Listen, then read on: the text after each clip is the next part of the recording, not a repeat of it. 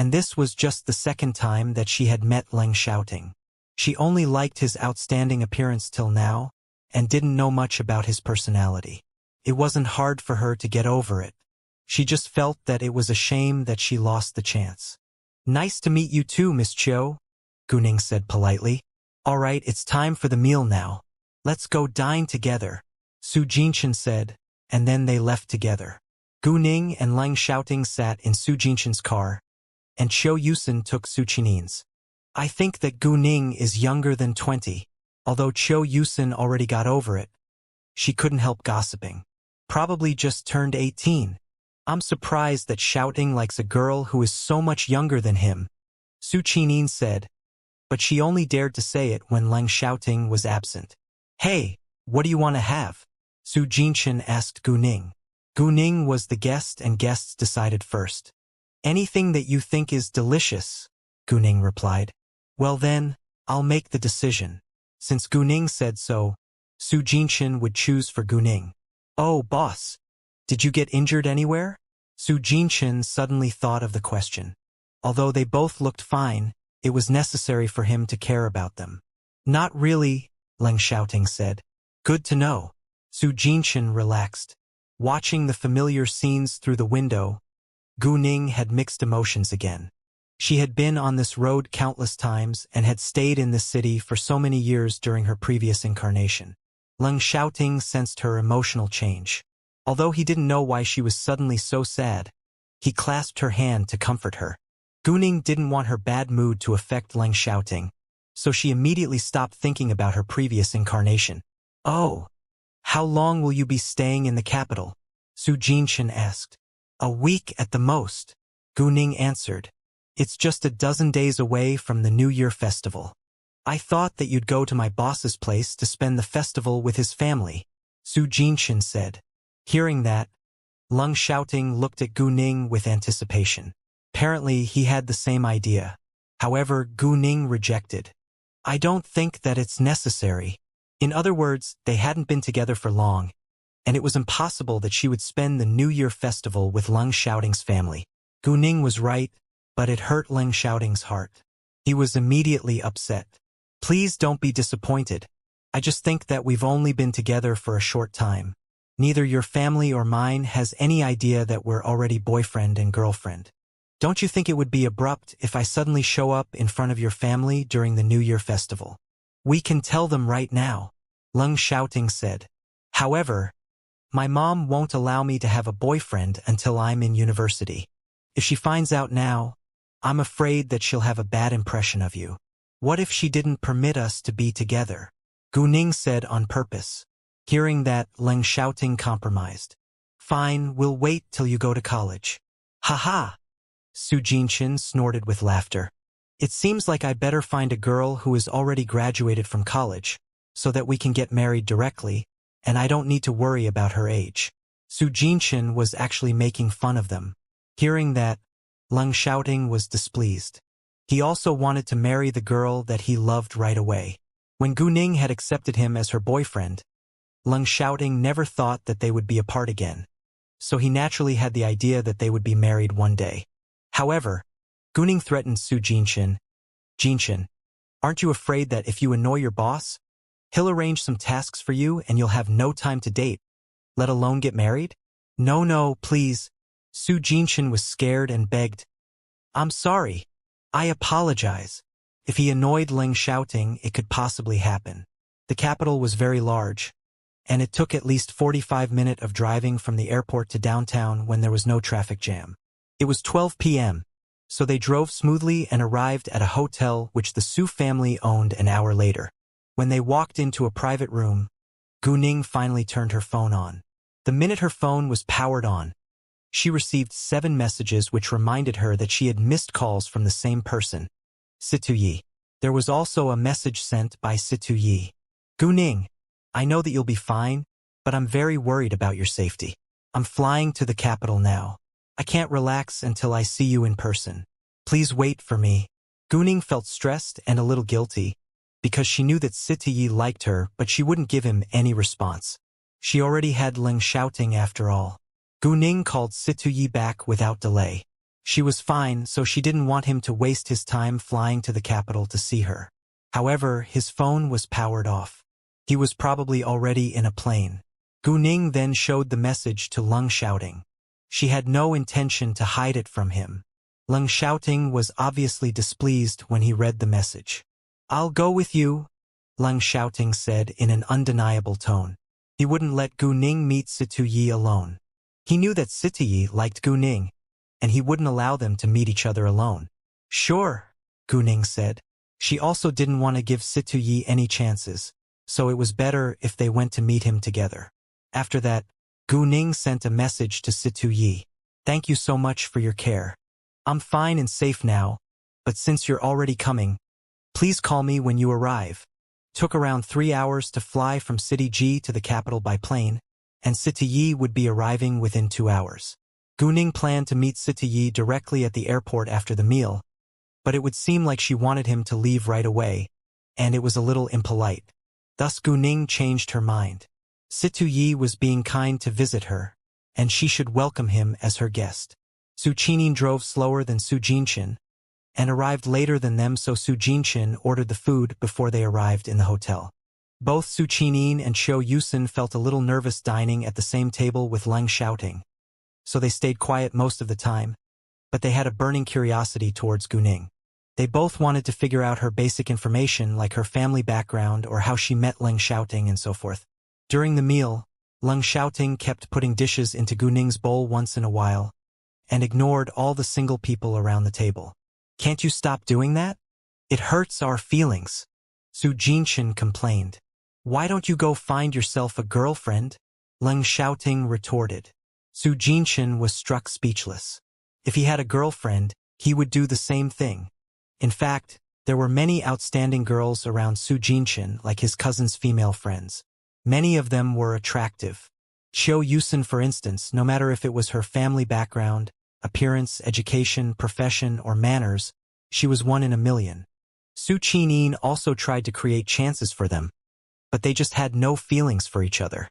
After the meal, Leng Xiaoting told Su Jinshin to go alone and leave the car for him. Su Jinshan was irritated and complained that his boss chose his girlfriend over his best friend. Su Jinshin had no intention to interrupt their date, but he was annoyed at Leng Xiaoting's attitude. Anyway, he had to follow his boss's order. However, before he left, Su Jinshan asked Leng Xiaoting, "Boss, want to hang out tonight? We can call our other brothers. They're still in the capital." "I'll see," Leng Xiaoting replied. He wasn't sure yet. "Fine," Su Jinshan said resignedly and left with Su Qinyin. Although Su Jinshan had to take Su Qinyin's car, he proposed that he drive, because he disliked the way that Su Qinyin drove. Once they left, Su Qinyin asked Su Jinshan without delay, "Jinshan, Gu Ning looks so young. Is she still a student?"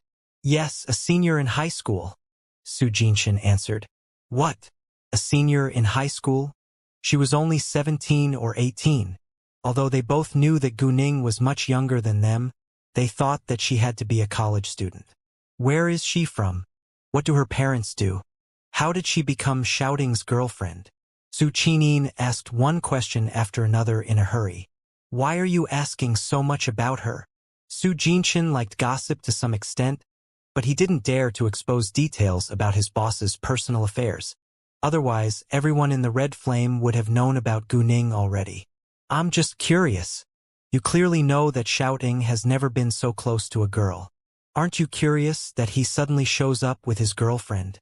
Su Qinyin argued. "I don't know the details, actually. If you want to know, go and ask him yourself." Su Jinshin shrugged. He indeed knew little about Leng Xiaoting and Gu Ning's relationship. "Fine. Forget it." Su Qinyin didn't have the courage to ask Leng Xiaoting in person. Otherwise, she wouldn't ask Su Jinshin now. "I am just kindly reminding you to be friendly to Gu Ning, or—" Su Jinshin purposely didn't finish his sentence. Su Qinyin was a nice person, but she was spoiled by her family, so she would show her dislike on her face and didn't care about others' feelings. Su Jinshin was worried that she might not get along well with Gu Ning and cause unnecessary trouble. "I will." Su Qinyin raised her voice. Even if she really couldn't get along with Gu Ning, She wouldn't act against her for Leng Xiaoting's sake. Of course, Gu Ning should be friendly to her first. She had a good impression of Gu Ning till now, but she didn't know much about her, so she had no idea whether they could be friends. Gu Ning and Leng Xiaoting went to a tea house waiting for Situ Yi. In the middle of waiting, Leng Xiaoting received his grandpa's call, but he didn't avoid Gu Ning and took it directly. "Grandpa," Leng Xiaoting answered. Although he sounded cold as usual, he had affection towards his grandpa. His grandpa was the only one who made him feel like he had a family, and Leng Xiaoting only cared about his grandpa among the Leng family. The minute that Leng Xiaoting finished his sentence, his grandpa roared into the phone. "Do you still know that I'm your grandpa? Why didn't you tell me anything after you went through such a terrible accident? Were you going to hide it from me forever?" His grandpa criticized loudly, and Gu Ning was able to hear it clearly. Master Leng was obviously worried about his grandson. Leng Xiaoting's profession was full of dangers and risks, and he was often involved in highly dangerous situations. His grandpa was aware of that, but it didn't mean that his grandpa didn't care about him. Instead, Master Leng was always concerned about Leng Xiaoting's safety. And this time when he found out that Leng Xiaoting could have died in the plane accident, he almost lost control of himself. "I'm fine now," Leng Xiaoting said. "Then why didn't you come back home?" Master Leng questioned. Leng Xiaoting had been in the capital for at least 2 hours, but he didn't go home. "I have something to deal with now, and I'll be back tonight," Leng Xiaoting replied. Master Leng knew that Leng Xiaoting was a mature and stable man, so he didn't force him to come back right now, but reminded him to be home at night before he hung up. After he hung up the call with his grandpa, Leng Xiaoting asked Gu Ning, "Do you want to meet my grandpa later?" "No, I'm not mentally prepared yet," Gu Ning rejected. Thinking of meeting his family, Gu Ning got nervous all of a sudden. Leng Xiaoting told her that he only cared about his grandpa among the Leng family, so Gu Ning valued his grandpa's opinion of her most, but she just thought that it wasn't the right time to meet his family. Leng Xiaoting didn't insist. "Then I'll first take you to where I live after we meet Situ Yi, and then I'll go back to the Leng family house." "Sure," Gu Ning replied. In fact, Gu Ning could stay in the Huangdeng Hotel for free, but she didn't want to turn Leng Xiaoting down. When the plane had just landed at the airport and was still moving, Situ Yi couldn't wait to turn his phone on. He knew that Gu Ning would definitely have replied to his message. He was right. Situ Yi called Gu Ning without delay after reading her message. "Gu Ning, where are you now?" Situ Yi asked. "I'm in the Jinlin Hotel. Have you arrived yet?" Gu Ning asked. "Yes, but I haven't gotten off the plane yet." "I'll be right there," Situ Yi said. "Great," Gu Ning said before she hung up.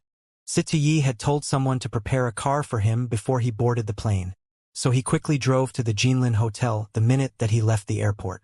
Even though he knew that Gu Ning was fine and safe, he was in a hurry to meet her. Thus he drove at a high speed, exceeding the speed limit along the way. Normally it would take at least 50 minutes to get there. He spent less than 30 minutes on the road. Once he got out of the car, Situ Yi called Gu Ning. Gu Ning told him the number of the private room, and Situ Yi ran to it without delay. "Come on in, please," Gu Ning said when Situ Yi knocked on the door. Situ Yi was excited to meet Gu Ning, but he was soon struck dumb when Leng Xiaoting appeared in his sight too. "It's you." Situ Yi had met Leng Xiaoting before in a fight, so he had a grudge against Leng Xiaoting. Leng Xiaoting only gave him a glance and stayed calm. "Hi!" Gu Ning immediately welcomed him. Although she was displeased that Situ Yi showed obvious dislike towards Leng Xiaoting, she didn't show it. She understood that there was an old grudge between them. Leng Xiaoting had ruined Situ Ye's plans before, so Situ Yi naturally hated Leng Xiaoting. However, as long as they didn't fight again, Gu Ning wouldn't interfere. Seeing Gu Ning, Situ Yi instantly changed his attitude and tone. "I'm so glad to see that you're fine. Thank you so much. I feel guilty that you flew all the way to visit me. If you don't mind, please stay and have dinner with us," Gu Ning said. "We're friends, and I should care more about you," Situ Yi said airily. At the same time, he was shocked to see that Gu Ning was with Leng Xiaoting. Is Leng Xiaoting Gu Ning's boyfriend? Thinking of that, Situ Yi was stunned. because there was a clear abyss between Leng Xiaoting and Gu Ning. It would be extremely shocking if they were a couple. Situyi was also worried that Gu Ning probably already knew his identity, although he wasn't sure it was highly possible. If Gu Ning knew his identity, why she was still willing to make friends with him, instead of keeping a distance away from him like everyone else. Maybe Leng Xiaoting didn't tell her the truth for her safety. No matter what, since Gu Ning didn't point it out, Situyi decided not to say it. He didn't ask about their relationship either, but had a plan in his mind. Of course I'm willing to dine with you. You've always promised to invite me to have a meal together, and now you finally fulfill your promise, Situyi said to Gu Ning. Gu Ning and Leng Xiaoting immediately sensed what was on his mind. Gu Ning didn't think it was a big deal, but Leng Xiaoting was greatly displeased. He met Situyi's eyes with strong hatred in his gaze. Well then, please have a rest in your room first. I've reserved a room for you, and we can have dinner around 6 p.m. tonight. We've had a long journey in the plane today, and we also need a rest, Gu Ning said. She intentionally made an excuse to separate the two men. Situyi was disappointed, but he understood that Gu Ning had had a long day today. When he left, Situyi gave Leng Xiaoting a meaningful and provocative glance. He had already made up his mind to compete with Leng Xiaoting for Gu Ning. Although Leng Xiaoting was Gu Ning's boyfriend now, they weren't married yet and the future was unpredictable. Gu Ning was too young to get married yet, so he still had several years to chase her. He challenged me, Leng Xiaoting complained after Situyi was gone. Ha ha! Gu Ning snorted with laughter seeing Leng Xiaoting's aggrieved face. She thought that it probably wasn't a good idea for her to have let the two men meet each other today. Nevertheless, it had already happened. So Gu Ning left it, but asked Leng Xiaoting, "Do you lack confidence in yourself? Or me?" Leng Xiaoting didn't answer her question, but suddenly hugged Gu Ning and kissed her. He indeed lacked confidence in both of them. They weren't married yet, and anything could happen before that. In fact, what worried Leng Xiaoting the most was that he could die during one of his tasks. It was the first time that he had been so terrified of death. If he died, he would lose Gu Ning forever. Leng Xiaoting vented his anxiety by kissing Gu Ning wildly. Gu Ning understood that Leng Xiaoting felt a sense of crisis now. Even though she promised that she would stay by his side, no one knew what would happen in the future. Situyi had already challenged Leng Xiaoting, so he had to do something now. If he still didn't say anything or do something, he wouldn't be a real man. As the kiss went on, Leng Xiaoting gradually wanted more. Gu Ning was always sexually attractive to him, but it wasn't an appropriate place for them to make love, so he was pushed away. Seeing Leng Xiaoting feeling so uncomfortable, Gu Ning flushed and felt a little guilty. It's just not appropriate. Leng Xiaoting understood that, so he tried his best to curb his sexual desire, but it was very hard. In the end, Leng Xiaoting pulled Gu Ning, walking to their room without delay. Leng Xiaoting reserved a room for him and Gu Ning too when he booked the room for Situyi. It was only 3 hours away from the dinner, and they could have a rest in the room. Unexpectedly, the room was of great use now. The minute that they walked into the room, Leng Xiaoting pressed Gu Ning on the bed. He didn't immediately thrust into her body, but touched and kissed her body step by step to turn her on. Although he was eager to fuck her, he cared about Gu Ning's feelings too. And Gu Ning wasn't a sexy toy in his eyes. Instead, he respected her a lot. Gu Ning's body was trembling slightly from sexual excitement, and soon they began to do what they both wanted. In another presidential suite, Situyi stood by the window thinking. He was thinking about his feelings towards Gu Ning and his identity. Could he make Gu Ning happy? There were countless people who wanted to kill him after all. And if Gu Ning really became his girlfriend one day, she would probably be in the same danger as him, which wasn't something that he wanted. However, he couldn't persuade himself to give up on chasing Gu Ning just because of that. As long as he could protect her, they would be safe and happy. Situyi smiled. As the head of the Qing gang, he was always mentally agile, but now he suddenly hesitated. He really had changed after he met Gu Ning. Since he refused to give up, then he would follow his heart. Situyi also understood that it would take skill to get the girl that he wanted. He didn't care about the fact that Gu Ning had been with Leng Xiaoting at all. All he cared about was the result. It was during the day, so Lung Xiaoting restricted himself. The two finished after half an hour, but Gu Ning was still exhausted, because Lung Xiaoting had been very fierce. "Do you feel uncomfortable?" Lung Xiaoting asked. He sounded worried. He knew that they were going out later, but he couldn't control himself. "I need a rest," Gu Ning said and turned her back against him. She wasn't mad, but they had always done it with the light off before, and she felt strange to be naked in front of him in the daylight. Lung Xiaoting noticed that Gu Ning wasn't mad, so he was relieved. He cuddled her from the back and lay in silence. They rested for an hour and got up at around 5:30 p.m. They dressed and went down to the private room before they called Situyi. The minute that the two men met each other, there was high tension in the air. Although they didn't argue or fight, Gu Ning felt uneasy and immediately broke the ice. "Hi, Situ. What do you want to have? Please order whatever you want to eat." Situyi wore a smile that he thought was charming and said to Gu Ning gently, "Sure, I will." After that, he sat down beside the table. In fact, Situyi was also a handsome man, and he had an attractive smile. If Gu Ning hadn't met Lung Xiaoting before him, she probably would have fallen in love with him.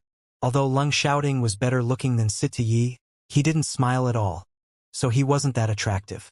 Situyi, on the other hand, was adept at showing his charm.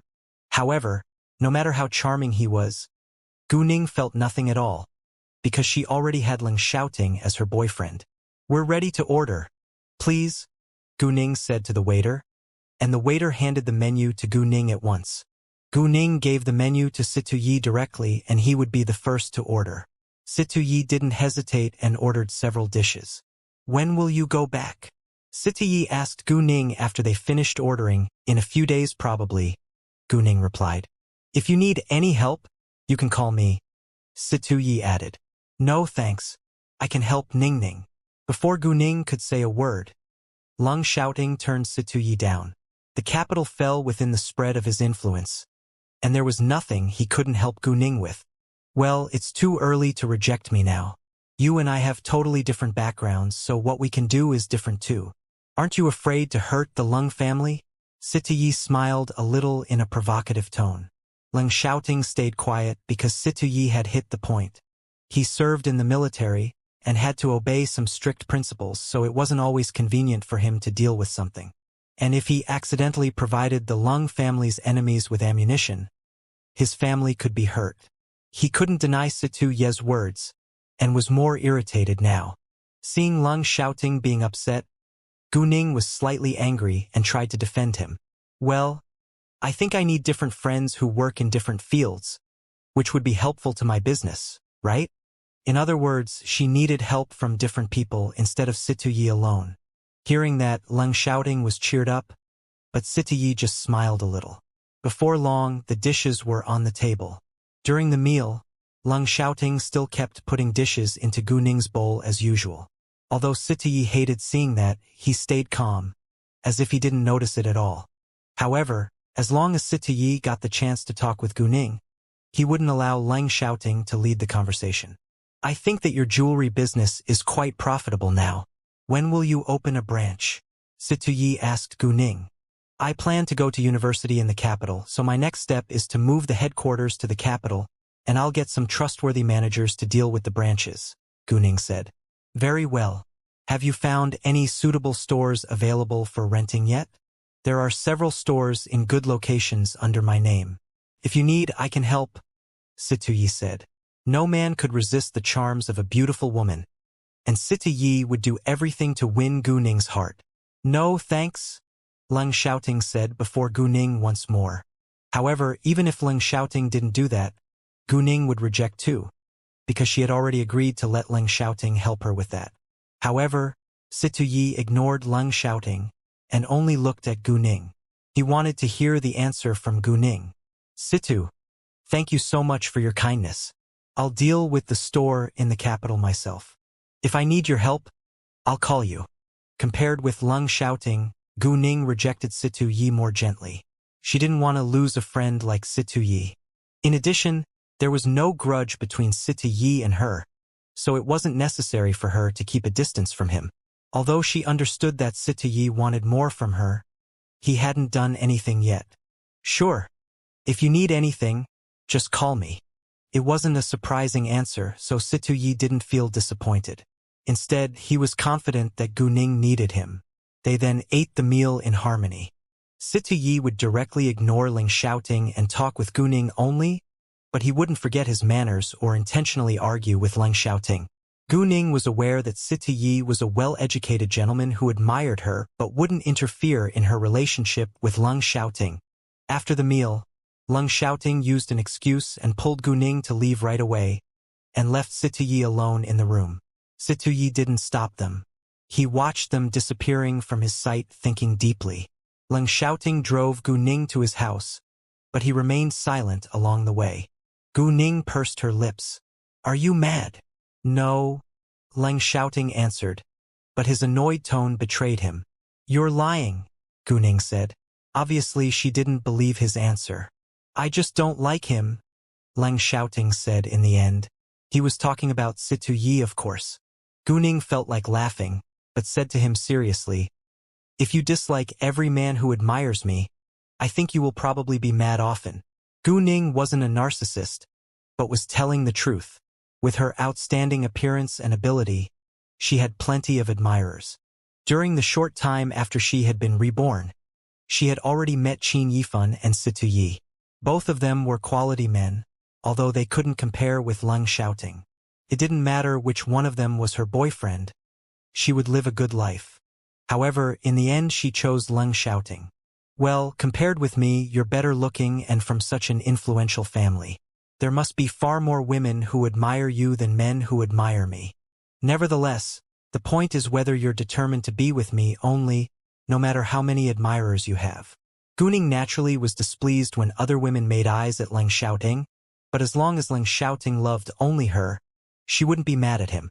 Actually, she wouldn't care about other men since she already had Leng shouting as her boyfriend, but Leng shouting couldn't tolerate that other men still tried to please her when he was present. Leng shouting immediately stopped the car at the roadside and looked to Guning with affection. I don't care how many women admire me. I only care about you. And you're my one and only love, and I will love you forever. Exactly. I don't care how many men admire me either. And I won't give them any chances. So please don't show me your angry face along the way. Guning complained. Leng shouting was struck dumb, but he agreed with Guning. He wasn't actually mad at Guning, but he did show his angry face often in front of her when they were alone together. I'm sorry, Ningning. It's all right. I'm not blaming you. Let's go ahead, Guning said. Leng shouting then relaxed. Within a short time, they arrived at a high-end housing area with a great environment. Leng shouting stopped in front of a house with a garden. Guning looked at it. The house was large and was about 200 square meters in size with a big garden that was about 100 square meters.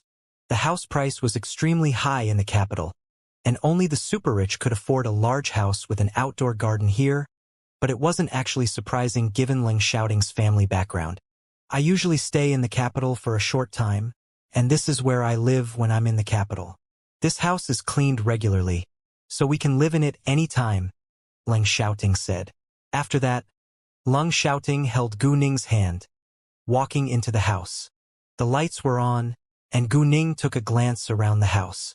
Its decoration was simple as well as elegant, and didn't show any hint of luxury, which matched Leng shouting's character really well. Although the house was furnished with the simplest essentials, there was everything they needed in it. You can leave if you're busy. I'll be fine here. Guning knew that Leng shouting had to go back to the Leng family's house, so she didn't want to waste his time. Leng shouting hugged Guning, pressing his head into her fragrant hair. Apparently, he didn't want to leave. After a long while, he finally said, "Wait for me, and I'll be right back." "Sure," Guning replied. Then Leng shouting pressed a light kiss on Guning's forehead before he left. The Leng family's house was a legacy from their ancestry and was built in the early 20th century. It had been rebuilt and repaired partially, but still kept the classic style. And all the members of Leng family lived in the same large quadrangle. In the living hall, Leng shouting's second aunt, Jiang Shuyuan, was criticizing Leng Xiaojia, who had been fooling around for half a year after her graduation. However, Leng Xiaojia didn't care what her mother was talking about. She was watching TV while eating snacks by herself.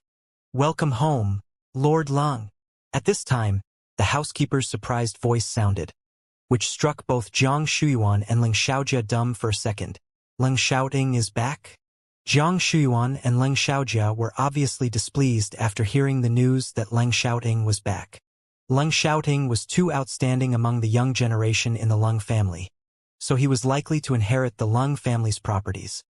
Thus Jiang Shuyuan and Leng Xiaojia were jealous of him. Because of Leng Xiaoting, Jiang Shuyuan's son, Leng Xiaomin, could lose the chance to inherit the Leng family properties. Although Leng Xiaoting was the oldest grandson of Master Leng and it was quite reasonable that he was Master Leng's successor, the other members in the Leng family held opposite opinions because his parents had passed away a long time ago. However, none of the members in the Leng family was clear about Leng Xiaoting's ability and influence. Even Master Leng knew no more than the others in their family. Only Master Leng was aware that Leng Xiaoting had some properties under his name. The other people in the Leng family just knew that he was a major general in the army. Even so, Leng Xiaoting was the youngest major general in history at only 25-year-old, which was enough to prove his outstanding ability. Leng Xiaoting had told Guning earlier that he only cared about his grandpa in the Leng family, and the rest were all unimportant. The housekeeper was named Leng Changji. He was a distant cousin of the Leng family and then became Leng Weihua's confidant. So he was also friendly to Leng Xiaoting, and Leng Xiaoting respected him as well. "Uncle Leng," Leng Xiaoting called him. "Master is in the study." Leng Changji smiled gently. "Great. I'll go meet him right now," Leng Xiaoting said, then walked inside directly. "Hi, Xiaoting." Even though Jiang Shuyuan disliked Leng Xiaoting, she still needed to pretend superficially. "Nice to meet you, Aunt Jiang," Leng Xiaoting said coldly. Leng Xiaojia, on the other hand, ignored Leng Xiaoting, but Leng Xiaoting didn't care at all. He walked straight upstairs. In the study on the second floor, Master Leng was sitting behind a desk reading a newspaper. Hearing someone knocking on the door, he opened his mouth. "Come in." Leng Xiaoting pushed the door open, walking inside. Seeing Leng Xiaoting, Master Leng immediately put the newspaper down and complained, "Why are you so late? I've been waiting for you. I wanted to come even later, but I thought that I can leave earlier if I come earlier," Leng Xiaoting said on purpose. Master Leng indeed turned angry. "What? You just arrived at the capital. Where are you going?" "My house," Leng Xiaoting answered. "You scarcely came back. Couldn't you stay here for a night?" Master Leng was apparently annoyed. He missed his eldest grandson so much, but it seemed like his eldest grandson didn't care about his feelings at all. He was normally busy and it was understandable that he wouldn't come home. But now since he was already home, why couldn't he stay? "It's inconvenient." Leng Xiaoting preferred to stay alone with Guning. "Why is it inconvenient? This is your family's place." Master Leng almost lost his temper. "I have a girlfriend." Leng Xiaoting didn't hide the truth. "What?" Hearing that, Master Leng rounded his eyes in shock and couldn't believe his ears. "What did you say? Say it again." "I have a girlfriend," Leng Xiaoting said with patience. Master Leng abruptly stood up from his chair. He was too surprised to believe that it was real. "Really? Do you really have a girlfriend?" "Yes." Leng Xiaoting gave his grandpa an affirmative nod. Master Leng was more than thrilled now. His grandson finally had a girlfriend. Leng Xiaoting was so handsome and charming, but never got close to any women. Master Leng had even doubted his grandson's sexual orientation, which was later proved to not be true. However, no matter how Master Leng persuaded Leng Xiaoting to date or have a girlfriend, Leng Xiaoting would reject him without hesitation. Although Leng Xiaoting was still young, and it was too early to get married now, Master Leng was worried that his grandson would probably be single and alone forever. Master Leng didn't care about family background. It would be better if Leng Xiaoting fell in love with a girl who came from a family at the same level as his. But Master Leng would also support Leng Xiaoting even if he chose a girl from an ordinary family in the end. Master Leng simply hoped for his grandson to be happy. Therefore, Master Leng didn't ask Leng Xiaoting about his girlfriend's family background. because he trusted Ling Xiaoting. "Where is your girlfriend from? When can you bring her to meet me?" Master Lung inquired anxiously. "She comes from City F. She won't see you until she finishes the National College entrance exam and goes to university in the capital." Gu Ning had told him that she wasn't mentally prepared yet, so she wasn't willing to meet his grandfather now. Moreover, it was already against Gu Ning's willingness that Ling Xiaoting told his grandfather information about her. The National College entrance exam? How old is she? Master Lung was shocked. 18. She's going to attend the National College entrance exam soon. Ling Xiaoting answered. 18? In other words, Ling Xiaoting was 7 years older than the girl. All of a sudden, Master Lung had a strange feeling because his grandson fancied a girl who was much younger than him, but at least an 18-year-old girl was already an adult. Ling Xiaoting checked the time on his phone and said, "Grandpa, if there isn't anything else, please allow me to leave now. I don't want to make her wait for me." Ling Xiaoting was talking about Gu Ning, of course. Now? Master Lung frowned with unhappiness. Ling Xiaoting had only stayed for a few minutes and he was already in a hurry to leave. "Fine, but do come to have breakfast with me tomorrow morning," Master Ling said. "Sorry, I have something else to deal with," Ling Xiaoting rejected. "How about dinner?" Master Ling asked again. "I probably won't be free then. If I come back, I'll tell you beforehand." "Oh, please don't send people to follow me or investigate her," Ling Xiaoting said before he turned around, leaving directly. "You?" Master Lung was furious. His grandson chose his girlfriend over him. However, Master Lung knew Ling Xiaoting's personality well. Since he didn't want him to do so, he better not do it. Otherwise, it would probably be a disaster. Ling Xiaoting then walked downstairs through the living hall. Jiang Shuyuan and Ling Xiaojia were already gone to avoid meeting Ling Xiaoting, but Ling Xiaoshuan, who was Ling Xiaoting's youngest uncle's son, came back just as Ling Xiaoting walked out. Seeing Ling Xiaoting, Ling Xiaoshuan was excited. He jumped in front of Ling Xiaoting and greeted him with great passion. "Hi, Xiaoting. Welcome home." Ling Xiaoshuan admired Ling Xiaoting very much and made up his mind to join the army and become a respected military officer one day like Ling Xiaoting. Therefore, when Ling Xiaoting was home, Ling Xiaoshuan would beg him to teach him fighting skills. Ling Xiaoting normally wouldn't reject his request. So Ling Xiaoshuan had learned a lot from Ling Xiaoting. Ling Xiaoting's youngest uncle's family didn't have special feelings towards Ling Xiaoting because he was always cold and stayed aloof from others. So they were like strangers without affection. Ling Xiaoshuan was an outgoing young man. In the beginning, he was scared of Ling Xiaoting, but as time went by he gradually grew to like him. As for Ling Xiaoshuan, Ling Xiaoting treated him like his younger cousin, although they weren't very close. "Hi," Ling Xiaoting said perfunctorily, and continued to walk outside. "Xiaoting, where are you going?" Ling Xiaoshuan asked. "I'm busy," Ling Xiaoting answered. "When will you be back to teach me kung fu?" Ling Xiaoshuan asked again. "When I'm free," Ling Xiaoting said and disappeared out the gate. Ling Xiaoshuan was a little disappointed, but he understood that Ling Xiaoting was always busy. The minute that Ling Xiaoting left the Lung family's house, he received Su Jinshan's call. "Hey boss, want to hang out at 8 p.m. tonight?" Su Jinshan asked. "Let me ask Ning Ning first." Ling Xiaoting had no interest in entertainment places. He would rather stay at home and have fun with Gu Ning alone. But if Gu Ning wanted to go, he would be her company. Su Jinshan felt hurt. He thought that his boss was showing off their sweet relationship in front of him, who was still single again. After hanging up with Su Jinshan, Ling Xiaoting called Gu Ning and asked her whether she was willing to hang out with his teammates. Gu Ning thought that it was boring to stay in the house all day, so she agreed. Ling Xiaoting then called Su Jinshan for the address before he went to pick Gu Ning up. King's Entertainment Club was a high-end entertainment place in the capital. And people who came here to have fun were either the rich or the authorities because ordinary people couldn't afford it. However, Su Jinshan didn't have to pay here because the Su family owned the King's Entertainment Club. When Ling Xiaoting along with Gu Ning arrived at King's Entertainment Club, it was almost 9:30 p.m.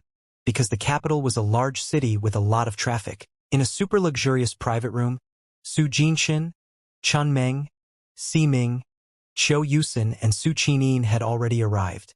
Su Qinin often hung out with Su Jinchen and was familiar with Chun Meng as well as Si Ming to some extent, so she was invited to this gathering. Qiu Yusin was Su Qinin's best friend, so she naturally came along with Su Qinin. However, Su Qinin only knew that Chang Meng and Si Ming were Su Jinchen and Ling Xiaoting's friends in the army. She didn't know that they were a team called the Red Flame. After drinking for a while, Ling Xiaoting was still absent. So Chun Meng asked Su Jinchen, "Jinchen, why hasn't Xiaoting arrived yet?"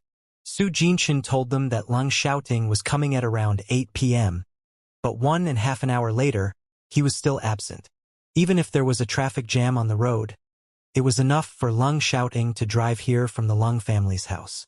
In order not to expose their identities, they would call Ling Xiaoting by his name instead of calling him their boss. He needed to pick someone up first, Su Jinchen said, but didn't tell them who the person was. Su Jinchen intentionally kept it a secret. He was curious about how they would react when Ling Xiaoting showed up with a girl all of a sudden. Su Qinin also had the same idea, so she remained quiet. Sometimes fate was really a wonderful thing. Qiu Yusin had just gotten over Ling Xiaoting, and then her heart skipped a beat when she saw Si Ming. The two had been talking throughout the night. Si Ming wasn't as handsome as Ling Xiaoting, but was also a good-looking and sexy man. Moreover, he was humorous and easily impressed girls.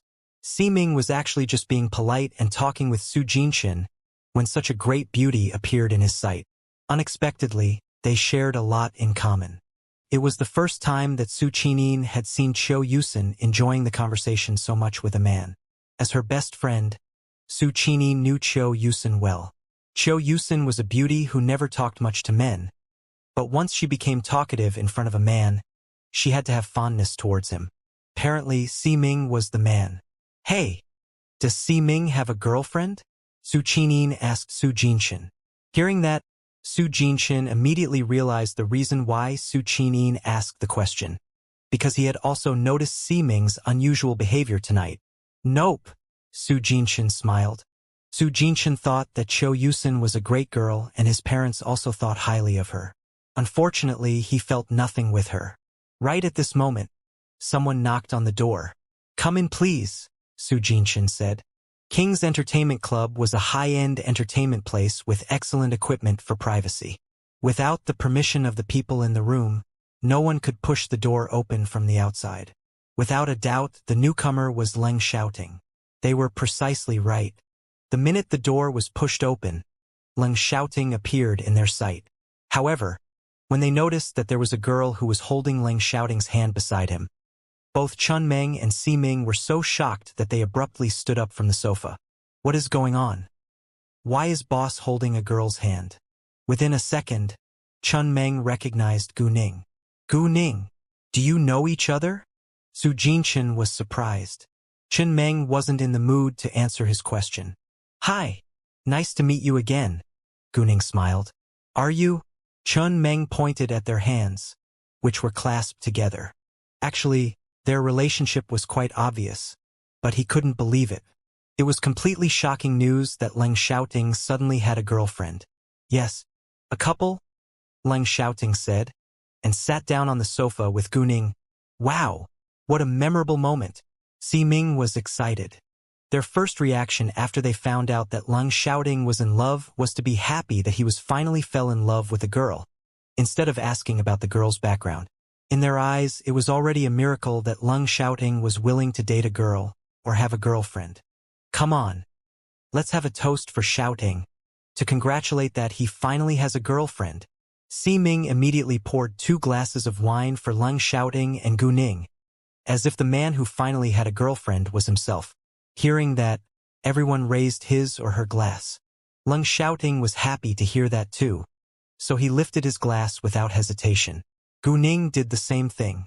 Ling Xiaoting asked her with care then, "Do you drink? If you don't need to do it." No, we must have a toast." Before Gu Ning could answer, Si Ming interrupted and sent Ling Xiaoting a wink. "Wine is a great thing to shorten the distance between a man and a woman." Ha ha, ha ha. Everyone burst into laughter. Gu Ning, instead, flushed slightly, while Ling Xiaoting was a little sexually excited. Although he had already slept with Gu Ning, he would love to give it a try when Gu Ning was drunk. Of course, Siming was just joking, and they had a toast and cheers. "Hi, my name's Siming. May I know your name?" Siming asked Gu Ning kindly after they sat down again. "My name's Gu Ning," Gu Ning replied. "How long have you been with shouting? He has kept it a secret for a long time, and we were all worried about him," Siming complained. "Well, just a short time, I think," Gu Ning said. On the other side of the room, Su Jinshin asked Chun Meng, "Meng, how did you know Gu Ning? Do you still remember that I told you that we met a girl in the middle of our task in City G before, and the girl killed 2 men by herself?" Chun Meng asked Su Jinshin. "Is she—" Su Jinshin was shocked. "Yes," Chun Meng said. "Jesus!" To Su Jinshin's astonishment, Gu Ning was so unbelievable. Leng Shouting drank with Gu Ning once in a while, which made Gu Ning think of what Siming had just said. She teased, "Are you trying to get me drunk?" Leng Shouting panicked a little. Obviously, Gu Ning had hit the point. Gu Ning smiled but didn't say anything further, and kept drinking with the others. When it was almost 12 a.m., they were about to leave. Gu Ning had drunk a lot, but she didn't seem drunk at all, which confused Leng Shouting. While they passed another private room, Gu Ning clearly heard someone shouting for help. The music was too loud and her voice was relatively low, so people would normally ignore it. Gu Ning instantly used her jade eyes and saw that a fat, greasy, middle-aged man pressed a young woman on a sofa. The man was going to rape her, and the woman was struggling. There were 2 men and 2 women beside them. The 2 men were also around 40 years old, while the 2 women were merely 25 years old and dressed in a sexy way. Both of them leaned against the men's bodies and allowed the men to touch their bodies casually. Apparently, they weren't ladies. They were drinking, watching, and cheering. When Gu Ning clearly saw the face of the woman who were pressed on the sofa, she was surprised, because she had met the woman once in the airport today. The woman was precisely the one who had followed Leng Shouting and complimented him behind them. If the woman was willing to sell her body, Gu Ning wouldn't be involved, but she seemed to be ashamed and in pain, so Gu Ning couldn't allow the tragedy to happen. Without a second thought, she ran over and kicked the door open. Leng Shouting's group and the people in the private room were both shocked by the loud sound. Leng Shouting and others didn't know why Gu Ning suddenly kicked the door open until they saw what was going on in the room. Before the people inside could react, Gu Ning strode ahead and lifted the man who was pressing on the woman up before throwing him away. Everyone present was amazed by Gu Ning's sudden movement. "Ouch!" The man moaned in pain. "Who are you? How dare you do that to me?" As the owner of this king's entertainment club, Su Jinshin naturally wouldn't tolerate the fat, greasy man's immoral behavior. He quickly walked inside and snapped at them. "How dare you do this in King's Entertainment Club?" The men and women in the private room were astonished. Su Jinshin was the owner of this club, and they didn't dare to annoy him. "What's going on here?" Gu Ning turned to the young woman and asked. "It's you." The woman was quite surprised when she recognized Gu Ning. "Do you know each other?" Su Jinshin asked her. "Not really, we just met at the airport today." The woman explained and felt embarrassed. "I remember you, and you said that you're a writer," Gu Ning said. The woman was surprised that Gu Ning had such a good memory, and felt flattered that Gu Ning still remembered her. However, thinking of what just happened, the woman wore an angry expression, pointing at the fat, greasy man and said in anger, "This man is Chen Hua, who is a TV director. He told me that he liked my novel and wanted to make it into a TV series, so we met here. However, he made advances at me, and promised to buy my novel as long as I had sex with him. I refused, so he used force." Hearing that, everyone was displeased. Although they knew that there were many unspoken rules in the entertainment industry, it was unacceptable that the man used violence, especially in the Su family's club. Suddenly, an idea dawned on Gu Ning. She had plans to be involved in the entertainment industry. Since the woman's novel impressed the director, it must be a profitable deal, and she could buy it herself. "Don't worry, I'll take you out of here safely," Gu Ning said. "Thank you so much," the woman said. "Let's call the police," Su Jinshin said. Chen Hua's group immediately begged him, Please don't call the police. It's all my fault, and I'll never do it again. Su Jinshin, instead, ignored them and told the manager of the club to handle it before they left. When they got outside, the woman noticed Cho Yusin and her eyes lit up at once. Cho Yusin was a well-known young model domestically, but she wasn't a household name yet because she had only been in this industry for 2 years. Seeing the woman being so excited, Cho Yusin gave her a friendly smile. The woman was thrilled, but didn't dare to talk to her. Where do you live? We can send you home, Gu Ning said to the woman. It was late and it could be dangerous if she went home alone. The woman seemed embarrassed. I live far away from here. I can take a taxi myself. Are you sure?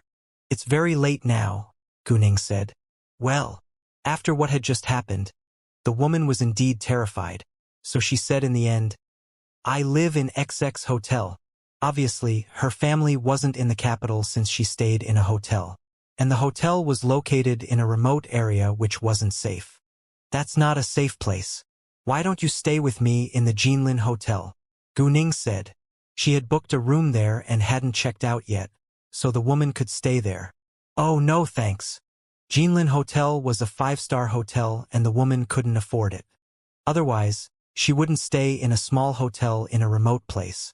Don't worry, I booked a room there, but I'm not staying there. It would be a waste if it's empty, Gu Ning explained.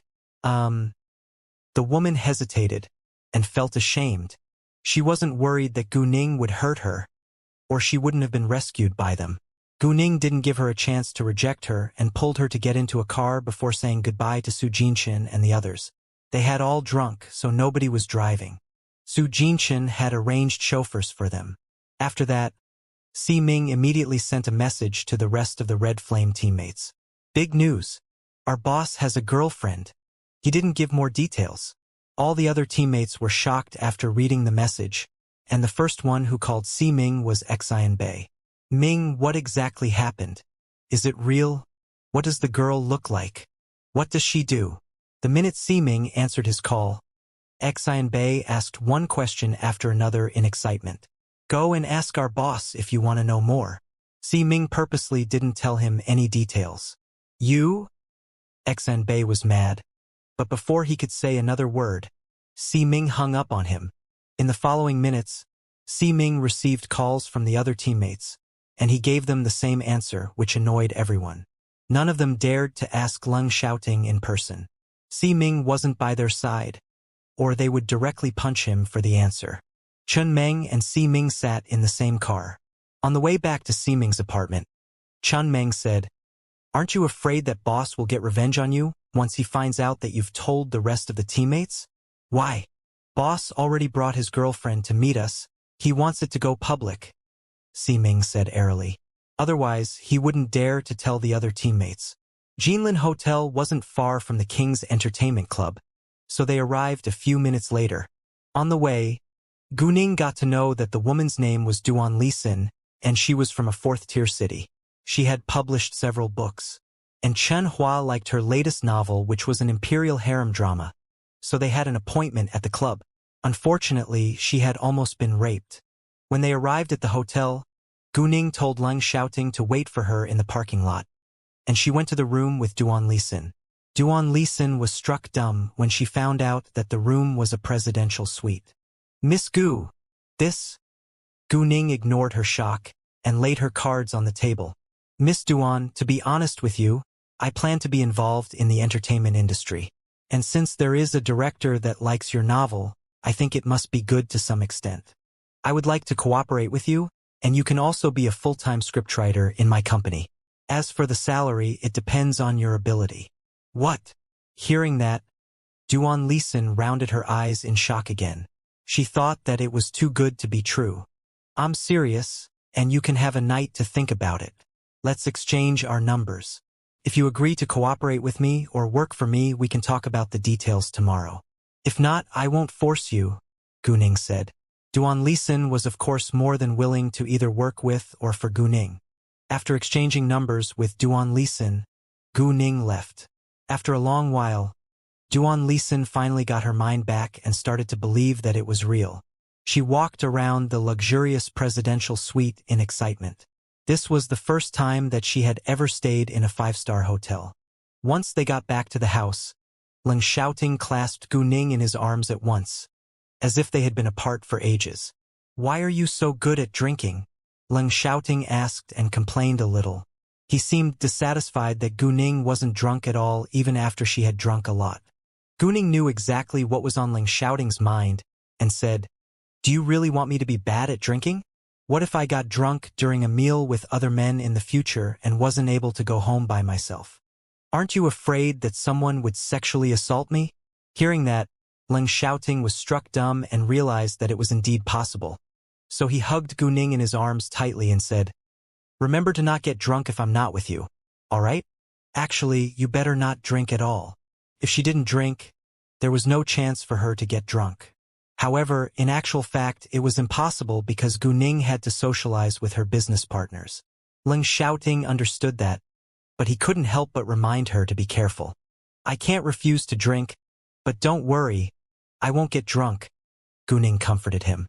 It was tiring having such a sensitive boyfriend, but Gu Ning enjoyed it. Leng Xiaoting was satisfied. "Do you plan to hug me in the living room forever?"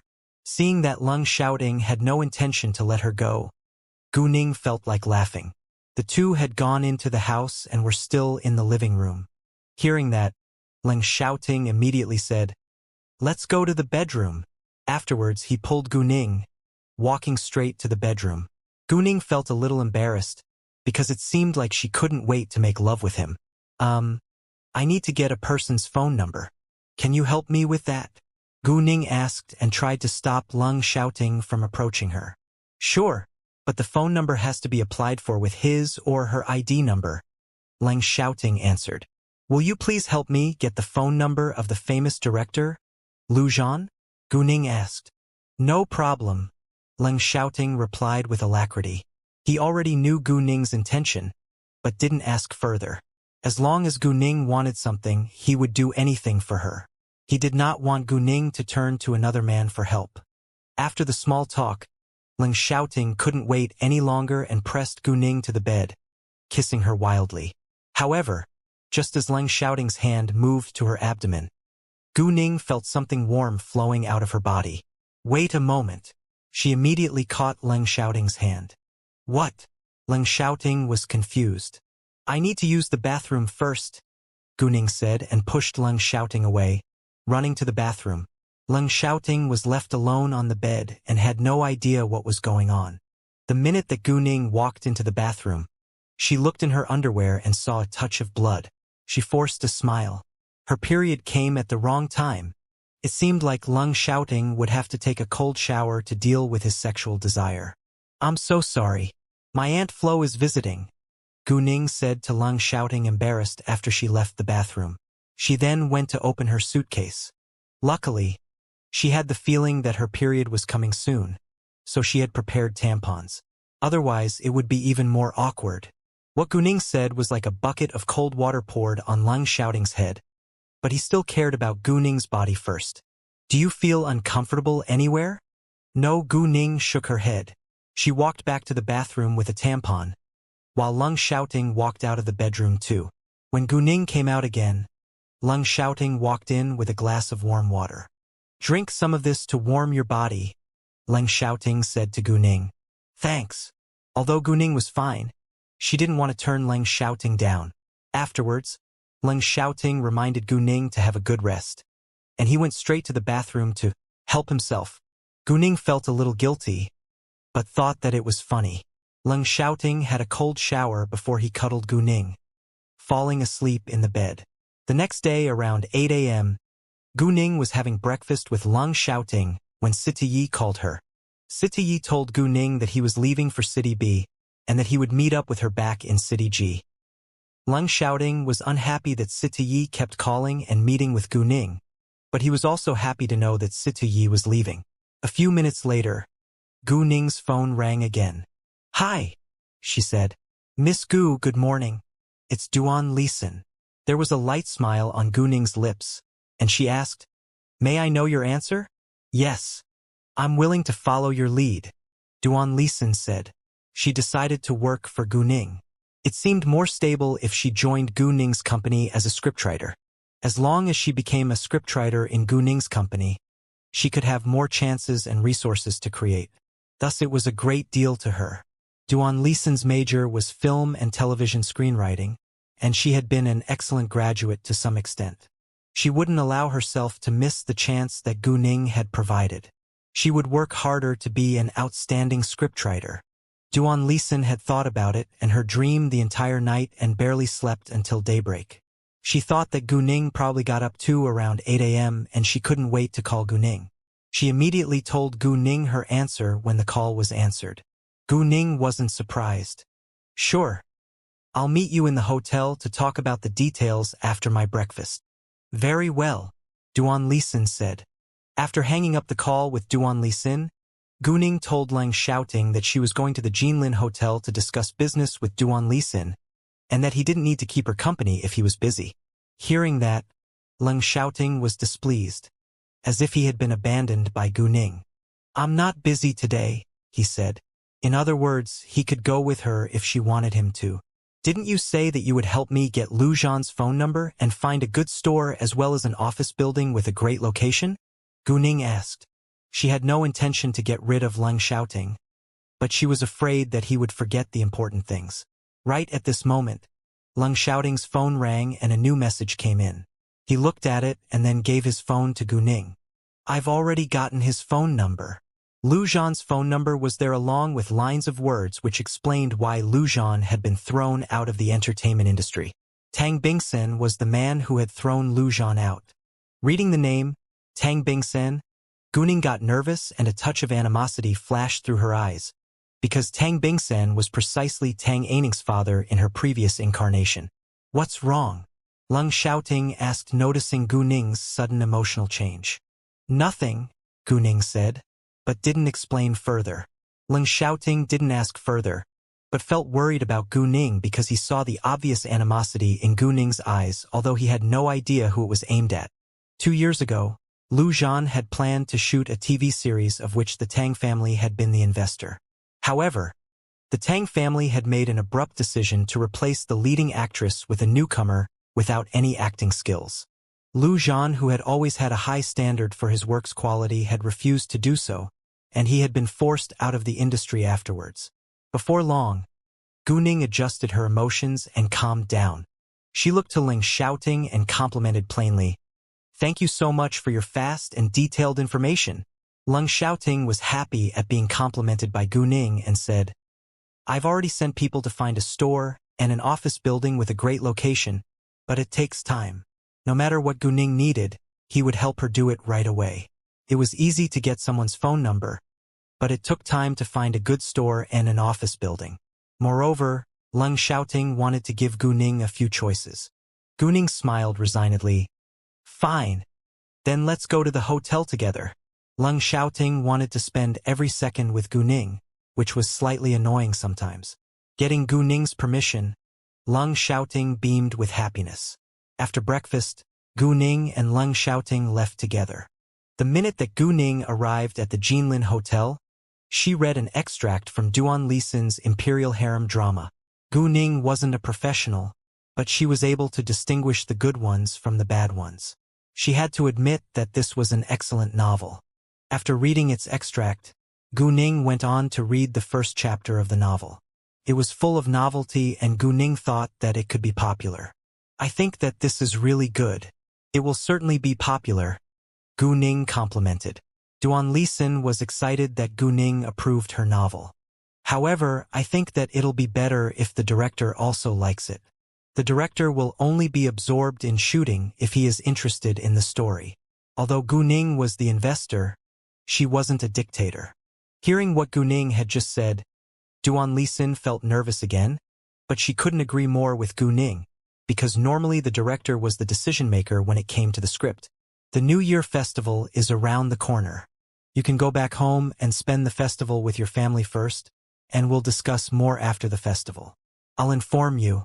You don't need to be worried, Gu Ning said. Of course I trust you, Miss Gu. Although Duan Lisan was anxious, she chose to believe Gu Ning.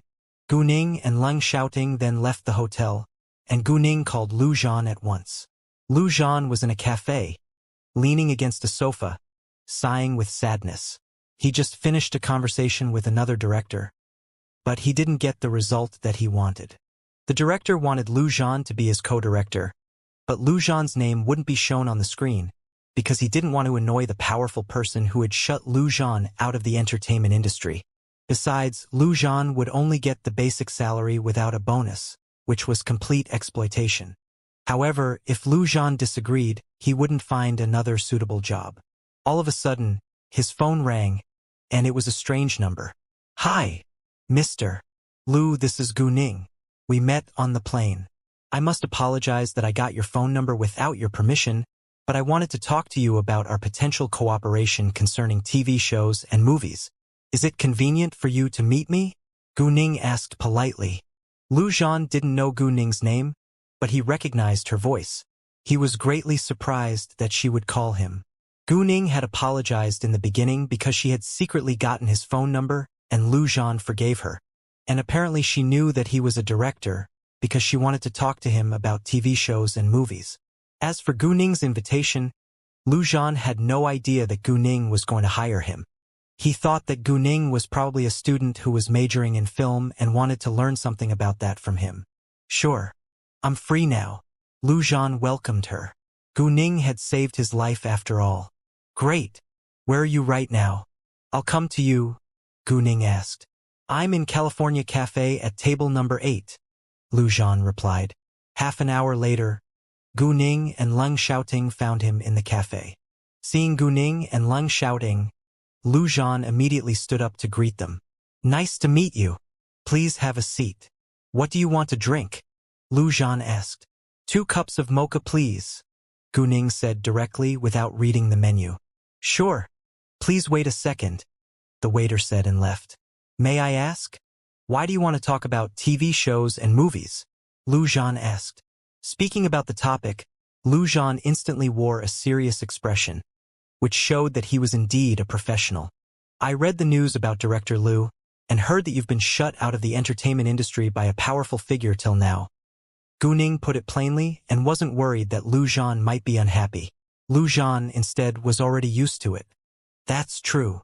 Gu Ning smiled and asked, "Then do you want to come back? Do you want to be famous again, or even more famous than 2 years ago?" Hearing that, Lu Zhan looked at Gu Ning with an astonished face.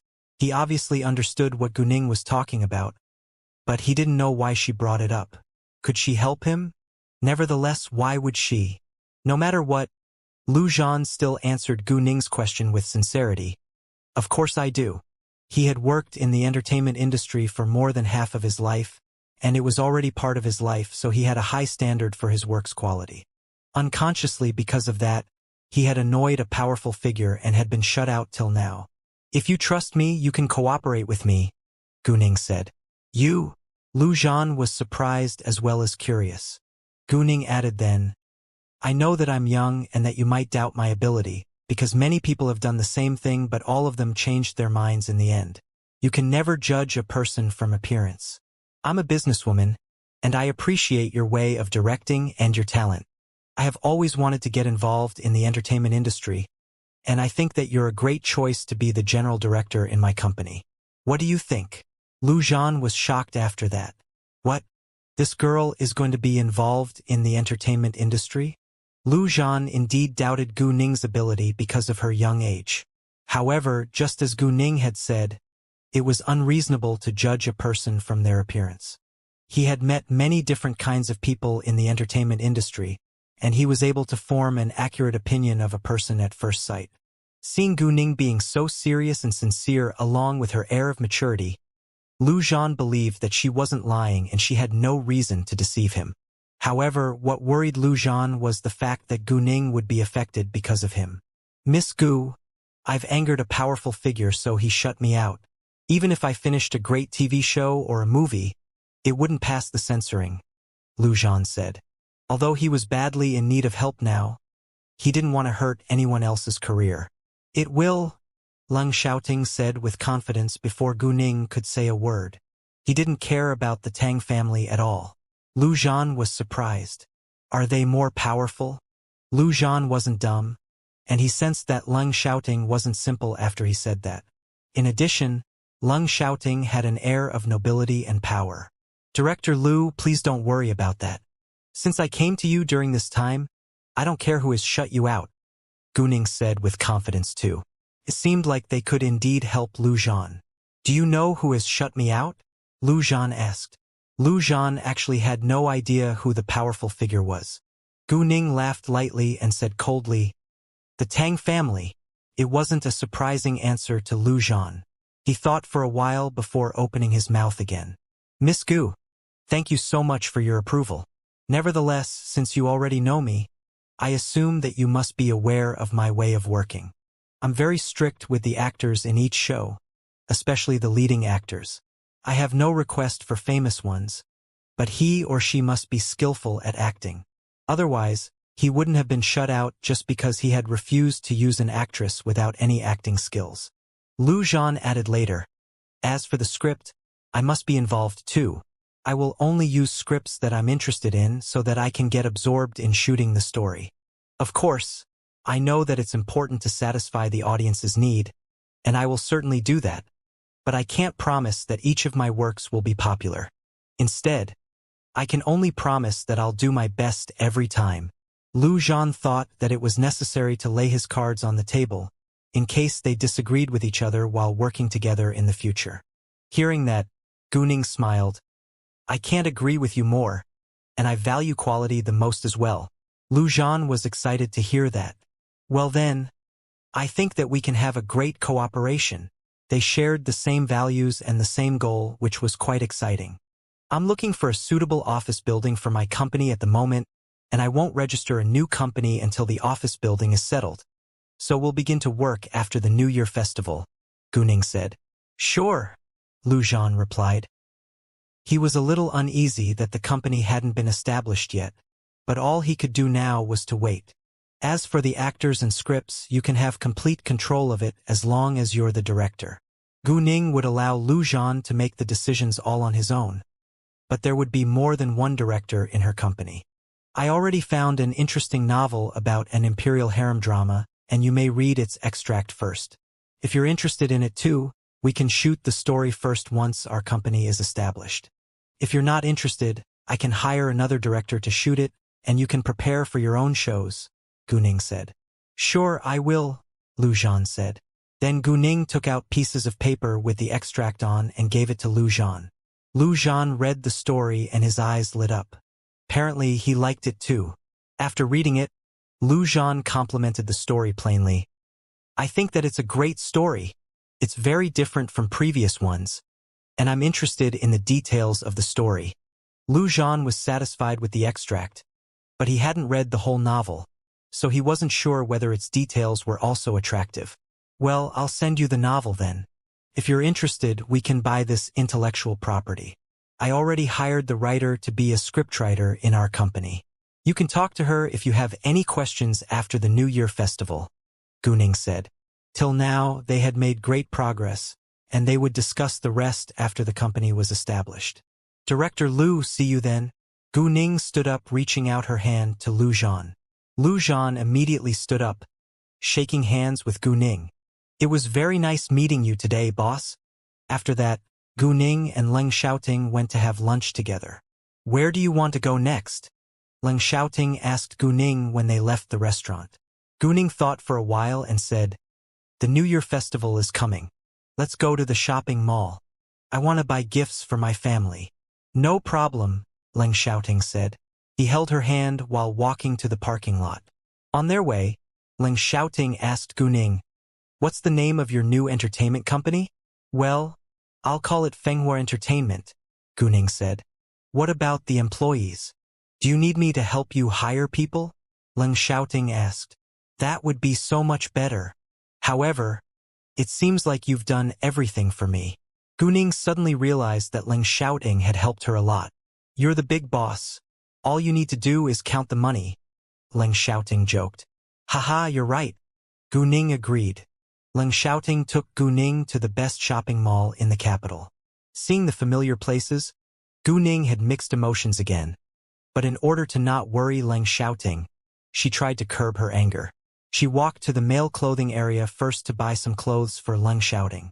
The minute that Leng Xiaoting and Guning walked inside, they attracted attention from people around them. To be specific, many people were surprised by Leng Xiaoting's extraordinarily handsome appearance. "Welcome!" A saleswoman walked over and greeted them with passion. "Nice to meet you, sir in Mississippi. You may try any pieces that you like." "Thanks," Guning said. She walked around, followed by Leng Xiaoting. With a glance, Guning chose a thick, linen coat and gave it to Leng Xiaoting. "Try it." Leng Xiaoting was surprised. Guning then explained, "The New Year festival is coming, and I want to buy my boyfriend a New Year gift." Hearing that, Leng Xiaoting was touched. This was Guning's gift for him, and he definitely wouldn't reject it, so he directly changed his coat with the new one. Leng Xiaoting always wore black clothes and had an air of coldness, which made people want to stay away from him, but now this linen coat animated him. Guning's eye lit up and she complimented him. "You look so great no matter what you're wearing. I'm glad that you like it." Leng Xiaoting stared at Guning with affection. He couldn't care less about his clothes or style of dressing. He only cared about Guning's opinions. "Well, we are definitely buying this coat." Guning was very satisfied. "I think we need a wool sweater, a pair of pants and shoes as well." After they shopped for a while, Leng Xiaoting was wearing a totally new outfit which animated him greatly. "Very nice. Let's go and pay the bill." Guning didn't bother to ask the price and took out her card to settle the account. The outfit cost nearly 100,000 yuan. Leng Xiaoting didn't pay the bill before Guning could, because it was Guning's gift to him. However, some people around them had the opposite idea. There were two women who had been shopping along with two men standing beside Guning, and the two women said acidly, "Gee, what an extraordinarily handsome man. It turns out that he is just a pretty boy." "Exactly. To think I was envious of that girl just now." Leng Xiaoting ignored them, but Guning was displeased. She looked to the two women coldly and said, "You don't know our relationship at all, so why did you call my boyfriend a pretty boy? Is there anything wrong with me wanting to buy a gift for my boyfriend? Or do you think that it's noble that you beg your men to buy you an expensive bag?" Guning had just heard those two women playing cute in front of the two men, so that the men would buy them designer bags and clothes. It was obvious that the two women were merely materialistic girls. "You?" Guning hit the point and the two women were embarrassed. However, the two men beside them had no intention to help. They stood aside to watch the drama, because they knew that the two women only loved their money. Of course, the two men were just playing with them too. They were willing to pay a limited amount of money for them. Although Guning hit the point, they were unwilling to admit it. The woman who was wearing a white feather coat criticized Guning. "What are you talking about? I love Haoshuan, not his money." Saying that, the woman held onto the man's arm like they were truly in love. She didn't notice that the man's face contorted with disdain, but Guning did. The woman was indeed a fool. "Exactly. I also love Ihua, not his money." The other woman who was wearing a black feather coat echoed. "Oh really?" Guning sneered. "Then why don't you pay your bills yourself?" "You?" The two women were mad, but didn't know how to argue back. In fact, they only loved the two men's money. Otherwise, with their outstanding appearances, they wouldn't end up with two rather plain men. "What? Why did you suddenly lose your confidence?" Guning asked provokingly. "It's none of your business." The woman in the black feather coat snapped in anger. "Well, I do agree with this, miss. True love won't care about material things," the man who was called Haoshuan said. "Right, honey?" He turned to the woman by his side. The woman's expression changed at once, but she couldn't deny it. "Baby, do you feel the same way?" The man called Ihua also asked the woman beside him. "Yes," the woman replied reluctantly. "Very well. I guess that we don't need to buy those expensive clothes, bags, and makeup, nor go to high-end restaurants and clubs anymore. True love has no price tag after all," Luo Ihua said. In fact, they had already had the idea to change the women by their side, and they planned to dump them after buying them some stuff and fucking them tonight, but it seemed like they could directly dump them right now and save a lot of money.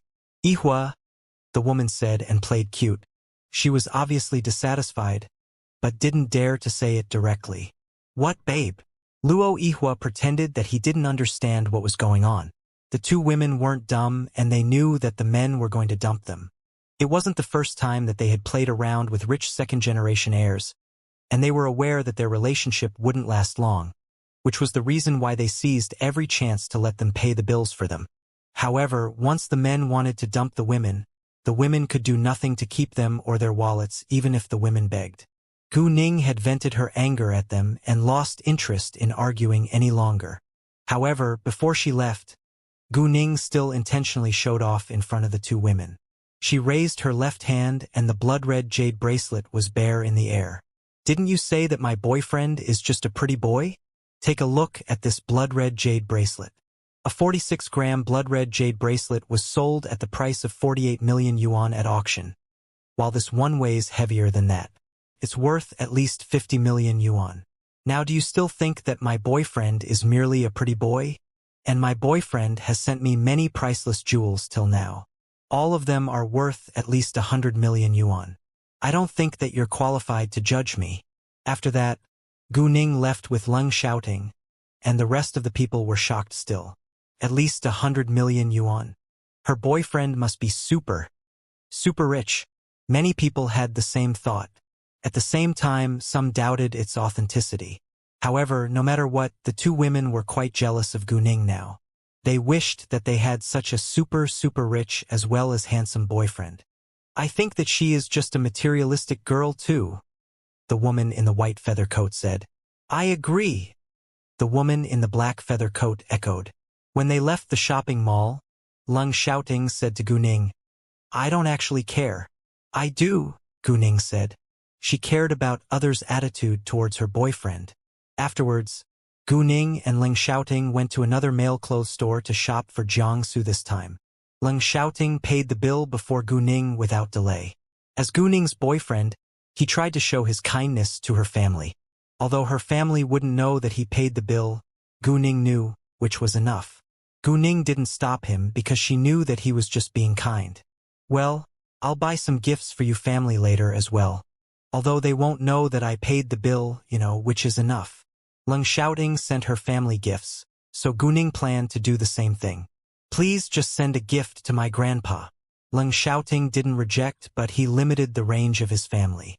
"Sure," Gu Ning answered.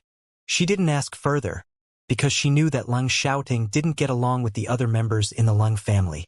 Gu Ning then thought for a while about the gift that she was going to send Leng Shouting's grandpa. She thought of the antiques in her telepathic eyes space. "Oh, does your grandpa like to collect antiques?" Gu Ning asked Leng Shouting. "Yes," Leng Shouting replied. "Does he like ancient objects, paintings, or calligraphy?" Gu Ning asked again. "Calligraphy and paintings," Leng Shouting answered. Gu Ning immediately made her decision to send the Luotian Fu, a piece of calligraphy written by Zhao Mingfu. During the following hours, they went to buy gifts for Gu Man, Gu Qing, Jiang Xinyue, and Gu Ning. Leng Shouting paid all the bills and carried the bags. Gu Ning was willing to carry the shopping bags on her own, but Leng Shouting insisted on helping her. It was said that men hate shopping with women because it was so boring. However, Leng Shouting didn't feel bored at all, and they didn't leave until Gu Ning had shopped for well over an hour. On their way home, they went to buy some food ingredients and planned to cook at home. It was only 4:30 p.m. when they got home, so they decided to have a rest before cooking. During the break, Gu Ning went to a bedroom and took out Luotian Fu from her telepathic eyes space. She handed the calligraphy to Leng Shouting. "I bought this from the antique street, and I think that it's a great New Year gift for your grandpa." "It's a great New Year gift for grandpa," Leng Shouting said, correcting Gu Ning's sentence. "What?" Gu Ning didn't understand why Leng Shouting repeated her sentence. "It's grandpa, not your grandpa," Leng Shouting explained. In other words, he hoped that she would call his grandpa her grandpa too. Gu Ning realized what was on Leng Shouting's mind now, but she was telling the truth. They weren't married yet after all. Nonetheless, Gu Ning believed that Leng Shouting was her Mr. Right, and his grandpa would be hers one day in the future if everything went well, so she didn't reject. "Fine, grandpa. Leng Xiaoting wore a satisfied smile, and his beautiful smile made Gu Ning's heart skip a beat. Leng Xiaoting didn't know much about ancient paintings and calligraphy, but he trusted Gu Ning's choice. After that, the two sat on the sofa watching TV. Gu Ning was on her period, so Leng Xiaoting didn't dare to kiss or touch her too often because he got turned on but couldn't have sex with her. Before long, Leng Xiaoting received an email with several choices for stores as well as office buildings written in it. Gu Ning immediately read the email. There were 5 choices for stores, and all of them had great locations. Its rent varied according to its location. Gu Ning liked the third one among the 5. In addition, she had 3 choices for office buildings. 2 of them were available for renting, and 1 was up for sale. However, the one which was for sale was a half-built, 18-story building that was 550 square meters in size. It was completely empty, without even having any doors or windows. The previous owner of that building had been found guilty of tax evasion, and had run away with all the money, so the government confiscated it in the end. The housing price in the capital was extremely high, and that half-built office building cost at least hundreds of millions of yuan. For those who were rich, they already had their own office buildings, so it wasn't necessary for them to buy another. And for those who wanted to buy it, they couldn't afford it. Therefore, that building had been in the market for at least half a year without a buyer. However, Gu Ning decided to buy it.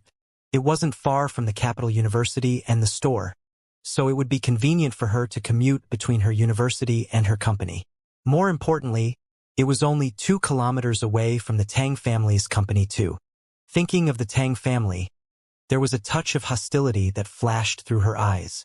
I think that the third store and this half-built office building are great, Gu Ning said to Leng Xiaoting.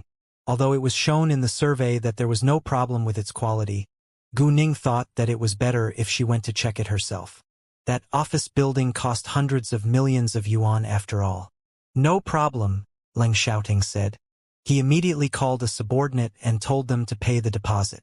Without much trouble, Gu Ning got the store and office building that she wanted, so she was in a good mood. Si Ming and Qiu Yusen both really thought that the other was a great partner, so they went to dine and watch a movie together this afternoon. They had just met, and it took time to get to know each other well. Neither of them knew whether they would still like each other after they got to know each other a bit better. They weren't teenagers who treated relationships like a game anymore, and their aim was marriage. Therefore, they both took it seriously, no matter what the end result might be. The next morning, Gu Ning and Leng Xiaoting went to look at the store and office building after breakfast. Gu Ning was satisfied with her choices, and they went to buy the office building and rent the store afterwards. With Leng Xiaoting's powerful network, Gu Ning only spent 200 million yuan on the office building, which was much lower than the market price. In fact, Gu Ning could also acquire a piece of land from the government and build an office building herself to save more money, but it was hard to find a good piece of land, and it took a long time to build an office building. After she got the office building and the store, Gu Ning went to register a new company. Its name was Fenghua Entertainment. With Leng Xiaoting's help, Gu Ning's problems were easily solved within days. I'm so lucky to have you as my boyfriend. You've helped me a lot, Gu Ning said. Leng Xiaoting was happy to be complimented by Gu Ning. I'm willing to help you. Don't you think that it's a bother? Gu Ning asked. Actually, she thought that Leng Xiaoting had helped her too much, and she felt slightly guilty. At the same time, she had to admit that she needed his help badly. I enjoy it, Leng Xiaoting said with sincerity. No matter how much of a bother it was, he enjoyed it as long as it could help Gu Ning. Gu Ning was deeply touched, and felt that she was blessed to meet Leng Xiaoting, who was so considerate and cared about her.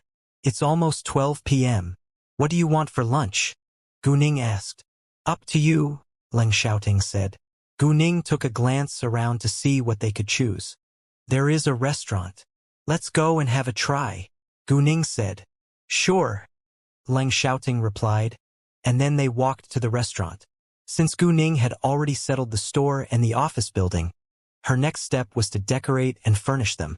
There was a decoration company under Shanghua Real Estate, so Gu Ning directly called in Guangyao and told him that she had acquired an office building as well as a store. After the New Year festival, and Guangyao would send people to decorate them. And Guangyao was greatly surprised by Gu Ning's efficiency. Luckily, and Guangyao had hired many employees earlier on, so he was able to send a group of people to be in charge of the decoration in the capital. However, before decorating, they had to measure the size of the building and the store. Thus, Guangyao would fly to the capital along with a designer tomorrow. Leng Xiaoting wanted to help Gu Ning, but Gu Ning could handle it herself, so he stayed quiet. After the meal, Gu Ning said to Leng Xiaoting, if you have anything to deal with, you can leave as you like. You don't need to keep my company all day. Leng Xiaoting was upset and felt hurt. Don't you want me to be with you? Gu Ning instantly explained, of course I do. I just don't want to waste your time in case you have something important to deal with. Hearing that, Leng Xiaoting relaxed. Don't worry. I'll leave if I really have business to deal with. But I'm free now. Great. Then let's go to the antique street later, Gu Ning said. The antique street in the capital was much bigger than that in City Tung, and it was highly possible for Gu Ning to get real antiques. After they left the restaurant, Gu Ning and Leng Xiaoting went straight to the antique street. The antique street in the capital was full of activity and visitors. Gu Ning walked around it and got 5 real antiques in the end. 2 of them were worth hundreds of thousands of yuan each, while another 2 was worth around 2 million yuan each, and the last one was worth over 10 million yuan. Let's go to the street of stone gambling now, Gu Ning said after they finished touring around the antique street. The street of stone gambling in the capital was also very large, but it was still barely comparable with that in City Tung, because City Tung was a base for jade raw materials anyway. Does Grandpa like jade? Gu Ning asked Leng Xiaoting. Yes, but he only likes high-level and top-level jade, Leng Xiaoting said plainly. Gu Ning beamed and said, very well. Then I'll send some top-level jade to him. Great! Leng Xiaoting understood that it was easy for Gu Ning to cut out high-quality jade, so he didn't stop her. Meanwhile, he felt proud of his girlfriend. Gu Ning visited many raw materials shops and finally found one with top-level jade inside. Other than that, she also got 2 raw materials which contained high-level jade. Although there were many pieces of top-level jade in her telepathic eye space, she couldn't take them out in front of Leng Xiaoting, so she could only search for some at the street of stone gambling. Gu Ning later requested a worker in the shop to cut out the raw material with the top-level jade inside. The raw material wasn't big. It was the size of a man's fist, but its outer layer was thin, and it only needed rubbing. Whenever there was a worker who was cutting out a raw material, there was a group of onlookers surrounded him. It's green inside. More people gathered around the worker after he announced that there was green in the raw material. Someone bid the minute that the green showed, but was stopped by Gu Ning. Sorry, I have no intention to sell this jade. It's a New Year gift for the older generation. Since the owner didn't want to sell it, others couldn't force her to do so. However, a woman suddenly said acidly, gee, a New Year gift for the older generation? It isn't certain that there is jade inside yet. Don't jump to conclusions. The woman was in her early 20s and dressed in designer brands, but did not look stylish at all. Gu Ning retorted, it's none of your business. So what? I've already said it, the woman said with disdain. However, the woman was immediately terrified when Leng Xiaoting gave her a cold, sharp glance. She shut her mouth without delay and didn't dare to utter another word. Gu Ning wasn't bored enough to argue with her, so she ignored the woman. The woman felt humiliated and played cute in front of a middle-aged man beside her. Honey! Honey? Gu Ning was surprised and realized their relationship at once. The middle-aged man must be the woman's sugar daddy. Everyone looked to the woman with disdain now, because she was a mistress at such a young age. Be quiet or you can just leave right now, the man snapped in anger. He actually didn't care about other people's opinions, but was displeased that the woman interrupted the process of cutting the raw material. The woman was struck speechless from fear. With its outer layer being removed little by little, the jade appeared in full scale. It was dark green and looked so beautiful. Jesus! It's the king's green! The worker raised his voice in excitement. Everyone around him also drew a long breath in and couldn't believe their eyes. The king's green was the king of jade. However, Gu Ning got a piece of it so easily. Everyone was jealous of her now, and they all wished that they could have the king's green. Gu Ning knew that there was top-level jade in it, but didn't know that it was the king's green, so she was also surprised to see it. Nevertheless, it was a perfect gift for Master Lung. Many people came to the shop after they heard the news, but they were all disappointed that Gu Ning wouldn't sell it. Gu Ning paid the fee for cutting the raw material and quickly left with Lung shouting. Everyone could only watch them disappearing from sight. The king's green was worth at least 100 million yuan. However, the news also attracted some bad people's attention. With the priceless jade in her hands, Gu Ning was in a dangerous situation.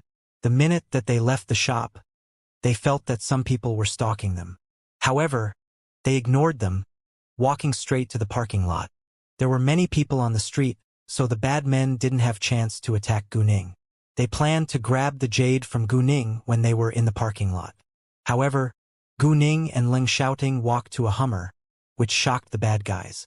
The car was extremely expensive, and its owner must be either super rich or powerful, so those bad guys hesitated.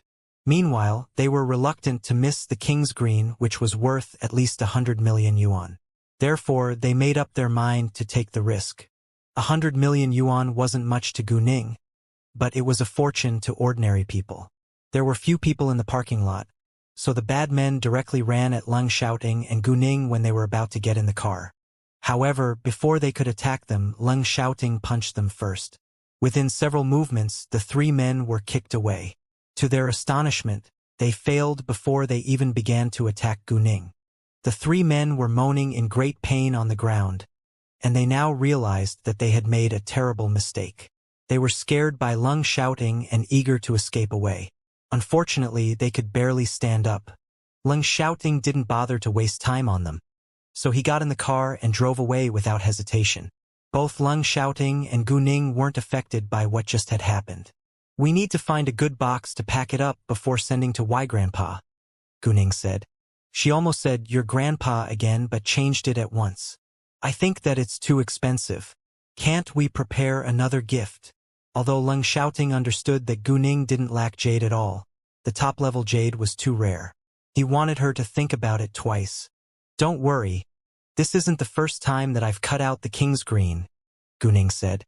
Since she promised that she would send his grandpa top-level jade, she would fulfill her promise. No matter how expensive it was, she was willing to send it to his grandpa. But Leng Xiaoting still hesitated. The king's green was too expensive after all. 100 million yuan was nothing to him either, but it was too much for a gift. "Well, if we get married one day, we'll share our properties and wealth. What is mine is yours," Gu Ning said. She had no intention to take Leng Xiaoting's properties as her own, but she wanted to comfort him. Hearing what Gu Ning had just said, Leng Xiaoting was cheered up at once. He didn't mind Gu Ning taking his properties as her own at all. "Well, then I'll take the gift on behalf of Grandpa." After that, they went back to the house. Before long, the news that someone had cut out the king's green went across the street of stone gambling. Many people were shocked as well as jealous. When it was time for dinner, Leng Xiaoting cooked for Gu Ning at the house. Gu Ning was on her period now, so Leng Xiaoting persuaded her to rest a bit more. Nevertheless, even if she wasn't on her period, he would still be willing to cook for her. Leng Xiaoting was a great cook, even better than Gu Ning. During the meal, Leng Xiaoting's phone rang all of a sudden. The caller was Su Jinshin. Su Jinshin invited them to attend an auction at 2 p.m. tomorrow afternoon. Gu Ning heard that and was excited. She asked Su Jinshin whether she would have a chance to put her objects up for the auction.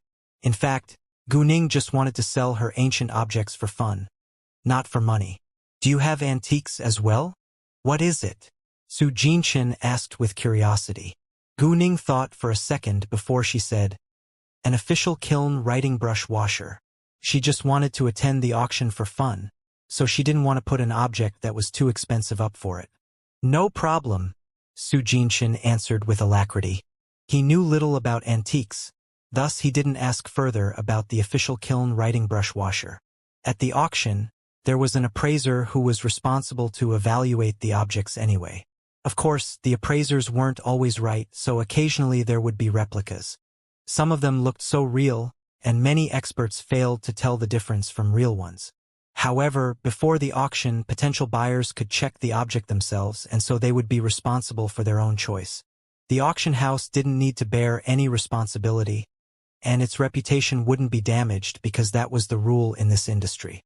A few minutes later, Master Lung called Lung shouting again, talking about the auction too.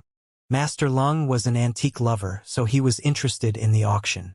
He asked Lung shouting whether he was free tomorrow to keep him company. There was one of Su Beihong's paintings at the auction, and he wanted to buy it. Lung shouting directly replied that he wasn't free tomorrow, because he was going to attend the auction with Gu Ning. However, he didn't tell his grandpa the reason. Otherwise, his grandpa would definitely come to meet them. To stop his grandpa from coming, Lung shouting said, "If you want the painting, I can buy it for you. It'll be crowded at the auction, so I think that it would be better if you stayed at home. I have to check it myself. What if it's fake? I don't want to waste money," Master Ling said. "Well, I can give you a better calligraphy than Su Beihong's painting, so you don't need to attend the auction," Lung shouting said. He was trying every method to stop Master Lung from coming. "Do you want Su Beihong's painting? Or Zhao Mingfu's Luo Xinfu?" Lung shouting asked. "What?" Master Lung was astonished and excited.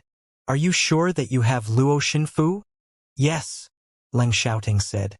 With Lung shouting's affirmative answer, Master Lung was more than excited now. He couldn't wait to get it. "Give it to me right now. I promise that I'll bring it to you later." Since Lung shouting mentioned Luo Xinfu, he planned to send the gift to his grandpa today. Lung shouting understood his grandpa's personality well. If he didn't get the calligraphy, he wouldn't sleep at night, and Lung shouting didn't want his grandpa to stay up late. His grandpa was elderly after all. "When?" "No, you must bring it to me as soon as possible," Master Lung demanded. "I'm eating now. I'll bring it to you after that." "Great. Don't waste your time eating and bring it to me as quickly as you can," Master Lung urged. Lung shouting hung up the call and told Gu Ning he was going to leave for a while. Gu Ning heard the conversation between them and didn't mind. After the meal, Lung shouting went back to the Lung family's house with the calligraphy and the king's green in his hands. Gu Ning then sent messages to Lu Zhan and Duan Li Xin, telling them that she had already settled the office building and the new company. Lu Zhan and Duan Li Xin both relaxed after reading Gu Ning's message. From now on, they would work for Fenghua Entertainment. Of course, they needed to sign contracts first. In the Lung family's house, Master Lung was anxiously waiting for Lung shouting, and told the housekeeper to check outside all the time to see whether Lung shouting was back home. It was past 7 p.m., so Lung Yuanxian's family and Lung Yuanjin's family were all in the house with Master Lung. They knew that Master Lung was restless because of Lung shouting, so Lung Yuanxian's family was displeased. In their eyes, Lung shouting was an outsider, even though he was Master Lung's eldest grandson. "Grandpa, shouting just visited you yesterday. Why are you so excited now?" Lung Xiaoshuan asked with curiosity. Not only Lung Xiaoshuan, but everyone else was also curious. They had never seen Master Lung being so restless with excitement just because Lung shouting was coming back. "Shouting is going to give me the Luo Xinfu. It's a priceless calligraphy," Master Lung replied with happiness. He also didn't hide his appreciation towards Lung shouting, which made Lung Yuanxian's family feel dissatisfied. However, they had to admit that Lung shouting was very able to get Zhao Mingfu's Luo Xinfu. They all knew that Master Lung was an antique lover, and everyone wanted to gain his favor. Unfortunately, it was so hard to find a real one nowadays even if you had enough money. "I don't think that it's a big deal. It's just a valueless piece of calligraphy," Ling Xiaojia said with disdain. She was obviously annoyed. "Xiaojia, mind your words," Lung Yuanxian criticized. They all knew that Master Lung was an antique lover, and her words would definitely anger Master Lung. Master Lung indeed was irritated, looking at Lung Xiaojia with strong dissatisfaction, and Lung Xiaojia immediately lowered her head in fear. She didn't dare to meet Master Lung's eyes. Master Lung had known about the attitude that the other members in the Lung family had towards Lung shouting the entire time, but as long as they stayed in harmony and didn't attack each other, Master Lung wouldn't interfere. However, If anyone showed his or her animosity against another in front of him, he wouldn't ignore it. Was it so hard for them to get along with each other in harmony like a family? Leng Xiaoxuan couldn't tolerate that Leng Xiaojia had picked on Leng Xiaoting, who he admired. Xiaojia, we all know that Grandpa loves antiques, paintings, and calligraphy. Why did you still say that it's valueless? Who are you aiming at, Xiaoting or Grandpa? Is something valueless if someone dislikes it? If so, then I think that your designs are valueless too. Leng Xiaojia was interested in clothing design. Although she was still unemployed at the moment, she had been designing clothes when she was not fooling around. Leng Xiaoxuan intentionally embarrassed Leng Xiaojia in front of their grandpa because Leng Xiaojia had found fault with Leng Xiaoting many times. Although she didn't dare to say it in front of Leng Xiaoting, she had often badmouthed him behind his back. You? Leng Xiaojia was mad, but couldn't say anything because of Master Leng's presence. In fact, Leng Yuanxian's family didn't get along with Leng Yuanxian's family either. Moreover, Leng Yuanxian's family believed that they should inherit the Leng family's wealth because Master Leng's eldest son had passed away. In that case, Leng Yuanxian's family was also a problem for Leng Yuanxian's family. Nevertheless, they all knew that a powerful family had to be a harmonious family. Thus, even though they didn't get along with each other, they would keep it a secret among them. Mind your words too. Leng Yuanxian criticized Leng Xiaoxuan. What Leng Xiaojia had said annoyed Master Leng, and he didn't want to see her anymore. Master Leng went back to his study and told Leng Chongji to guide Leng Xiaoting straight to his study when he got there. Leng Xiaoting got there when it was just past 8 p.m. He greeted several of the elder family members before he went upstairs. Xiaoting, may I go with you? Leng Xiaoxuan asked. He was curious about the calligraphy too. I have something to talk to Grandpa about. If you want to have a look, you can go look in a while. Leng Xiaoting didn't want Leng Xiaoxuan to know about his relationship with Gu Ning, so he rejected. Fine, Leng Xiaoxuan said. Leng Xiaoting knocked on the door of the study, and Master Leng immediately went to open it. Without saying a word, Master Leng directly grabbed the calligraphy from Leng Xiaoting, but he did it lightly because he didn't want to damage it. He walked back to his table and unrolled the calligraphy before he began to evaluate its authenticity. It wasn't because Master Leng didn't believe Leng Xiaoting, but it was just a habit. In addition, it wasn't uncommon to see replicas nowadays, and it was possible that Leng Xiaoting bought a fake one. However, with Master Leng's rich knowledge and experience, he came to the conclusion that this calligraphy was real. His hands were trembling in excitement. Ha ha, ha ha. It's real. I did not expect that I could still collect such a valuable piece of calligraphy in my lifetime. Master Leng was more than thrilled now. I must show it to my old friends. They will be so jealous of me. Oh, where did you get it? Master Leng asked with curiosity. Ningning bought it from an antique street by accident. It's your New Year gift, Leng Xiaoting said plainly. His grandpa already knew that he had a girlfriend, so there was nothing to hide. But his grandpa didn't know his girlfriend's background yet. Without asking, Master Leng immediately realized who Ningning was. It must be his grandson's young girlfriend. However, Master Leng was shocked that Gu Ning had bought it by accident. Your girlfriend is awesome, Master Leng complimented. There was a proud smile on Leng Xiaoting's lips when his grandpa complimented his girlfriend. Master Leng was amazed again to see Leng Xiaoting smiling because of Gu Ning. Master Leng understood that his grandson must have found his true love, so he was increasingly curious about his grandson's girlfriend now. At the same time, he had to admit that his grandson's girlfriend was very generous to send him such a valuable gift. Actually, Gu Ning's estimated price of Luotian Fu wasn't right. She thought that it was worth at least 8 million yuan, or over 10 million yuan at the most, but it was worth over 30 million yuan at least. If it was put up for auction, its price could be around 50 million yuan. Master Leng then hesitated. Nevertheless, I think that this gift is too expensive. He didn't think that Gu Ning was trying to gain his favor him by sending such a valuable gift, but he believed that Gu Ning must be a smart girl from a rich family. However, the gift was indeed too expensive, and he felt uneasy taking it. Actually, there is an even more expensive gift for you. Leng Xiaoting laid another gift on the table. Master Leng was struck dumb. A more expensive gift than Zhao Mingfu's calligraphy? What is it? Master Leng asked and reached out his hands to open it. Leng Xiaoting didn't answer his question, but let him find out for himself.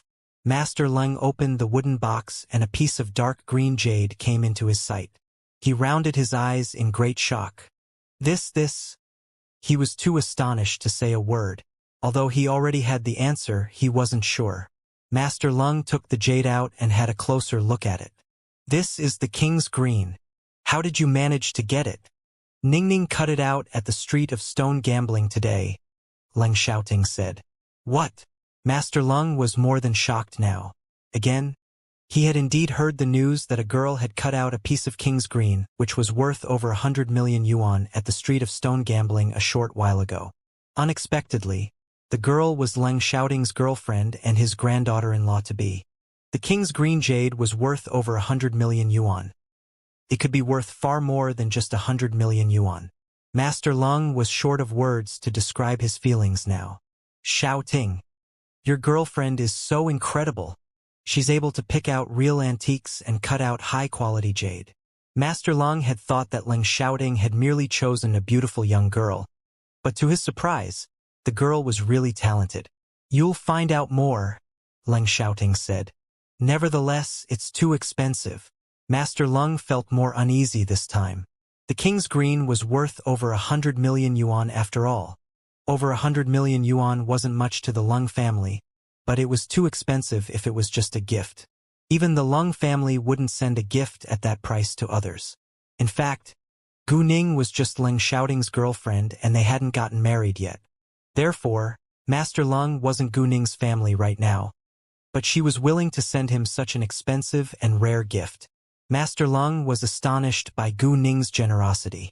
Please don't worry.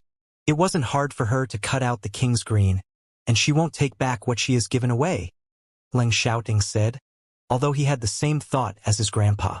Since Leng Xiaoting said so, Master Leng could only take the gifts.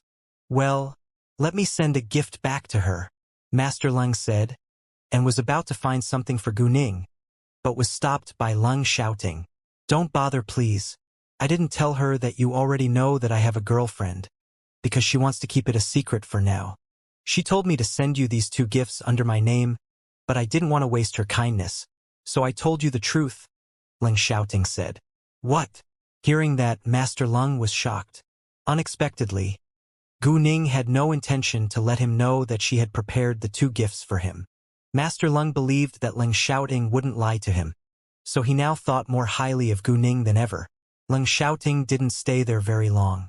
He left right after seeing Master Leng. It seemed like he really didn't take this house as his home. Other than Master Leng, who understood that Leng Xiaoting was in a hurry to get back to his girlfriend's side. The other members in the Leng family thought that he must be occupied with business in the military. Leng Xiaoting was an important figure in the military after all, and he must be busy especially at the end of the year. Leng Xiaoting didn't want anyone else in the Leng family to know that he had a girlfriend. So Master Leng promised to keep it between them. Master Leng was curious about Gu Ning, but Leng Xiaoting didn't allow him to investigate her, so he had to give up the idea. However, Leng Xiaoting even refused to tell him the girl's full name, which confused Master Leng, but if Leng Xiaoting didn't want to tell him, Master Leng couldn't force him to say it. After Leng Xiaoting left, Master Leng immediately called someone. Hi, Master Jiang. I just got Zhao Mingfu's Luo Xinfu. Why don't you come over and have a look tomorrow? Master Jiang's full name was Jiang Zhongyu. He was an old friend of Master Leng, and he had been the head of National Antiques Association before, so he naturally had great affection towards antiques. Although he was retired now, he was still influential in the antique industry. Hearing that, Jiang Zhongyu was excited. What? Zhao Mingfu's Luo Xinfu? Really? You're a bad person that you call me now, but tell me to visit you tomorrow. How will I be able to sleep tonight? No, I'm coming right away, and you must stay awake and wait for me. Jiang Zhongyu of course couldn't wait till tomorrow. He walked out of his room quickly and shouted upstairs, Jiang Ruining, get out here now. Jiang Zhongyu was already 70 but exercised a lot, so he was still full of energy. Within seconds, a handsome young man around 20 years old appeared at the stairs looking downwards. "Grandpa, what's wrong?" Jiang Zhongyu noticed that Jiang Ruining was still in his nightgown. "Change your clothes right now, and drive me to the Lung family's house." "It's so late now. Why are you going to the Lung family's house?" Jiang Ruining asked. "Stop asking questions. You have only 2 minutes," Jiang Zhongyu ordered. Jiang Ruining immediately went back to his room and got changed. A minute later, he walked out again. Luckily, the Jiang family's house was just 2 streets away from the Lung family's house. So Jiang Zhongyu arrived after a few minutes. Lung Changji was waiting for Master Jiang at the door. Thus, the minute that Jiang Zhongyu arrived, they went to Master Ling's study. Jiang Ruining had to admit that his grandpa was a complete antique addict. It was a winter night, and he still came here without hesitation. Jiang Ruining had to follow his grandpa. In the living room, there was only Lung Xiaoxuan. Seeing Jiang Zhongyu, Lung Xiaoxuan greeted him with respect, but was ignored. Lung Xiaoxuan was already used to it because he understood the reason why Jiang Zhongyu was here. Jiang Ruining had no interest in antiques at all, so he stayed in the living room watching TV with Lung Xiaoxuan. The New Year festival is around the corner. Will Xiaoting come back home? Jiang Ruining admired Lung Xiaoting as much as Lung Xiaoxuan did, and he had also been trained by Lung Xiaoting along with Lung Xiaoxuan. Although he couldn't compare with Lung Xiaoxuan, it wasn't difficult for him to defeat several ordinary men by himself. Xiaoting has come back these past 2 days, but he only stayed here for a few minutes. I have no idea why he's so busy. I think that he will probably come back home during the festival. Lung Xiaoxuan wasn't sure actually, because Lung Xiaoting didn't spend the New Year festival with them every year. In the study, Jiang Zhongyu asked Master Lung excitedly, "Where is Luo Shenfu? Let me have a look now." Saying that, Jiang Zhongyu went straight to the study desk and appreciated the Luo Shenfu placed on it. The next day, Guangyao and the others took the earliest flight at 7:20 a.m. and arrived at the capital around 10:30 a.m. Lung Xiaoting helped Gu Ning to arrange a car to pick them up, so Guangyao's group took the car and headed to Jinlin Hotel the moment that they left the airport. 50 minutes later, they arrived. Gu Ning was waiting for them in a private room, and they would dine together before going to the office building. Gu Ning and Lung Xiaoting were going to attend the auction at 2 p.m., so she ordered dishes beforehand. In that case, Guangyao's group could have the meal right when they arrived. "Nice to meet you, Miss Gu and Mr. Lung," Guangyao said. Because there were other people around, it wasn't convenient for Guangyao to call Gu Ning his boss. There was a secretary, Zhang Xuanjie, and a designer, Wu Mingkai, along with an assistant designer and 2 surveyors that came to the capital with Guangyao. "Miss Gu, Mr. Lung, it's so nice to meet you," the others greeted them. Gu Ning and Ling Xiaoting were their clients, so they had great respect and politeness towards them. Zhang Xuanjie, on the other hand, was aware that Gu Ning was their big boss, so he behaved himself the entire time. Gu Ning invited them to have a seat around the table afterwards. During the meal, they didn't discuss much about work. Gu Ning had already written down her thoughts and blueprints for the office building, and Guangyao would be in charge of the rest of the work. It was an 18-story office building, so the reception undoubtedly would be on the 1st floor, while the chairman's office would be on the 18th floor. As for departments, they were going to set up finance, human resources, marketing, information, and securities departments. The office building was 550 square meters in size, and there were 3 departments on each floor along with a bathroom and a pantry. The canteen would occupy a floor, while meeting rooms were on another. Fenghua Entertainment was directly set up at the headquarters of the group, occupying the 7th, 8th, and 9th floors. The 7th floor was to be a dance studio. The 8th floor was to be recording studios, and the 9th floor were the offices for Fenghua Entertainment staff. There would be plenty of empty space in the 18-story office building temporarily, because it wasn't the appropriate time for Gu Ning to merge all her companies. In that case, Gu Ning decided to decorate the floors as planned, and the rest of the empty space would wait till they were being used. And Guangyao was surprised to hear about Fenghua Entertainment.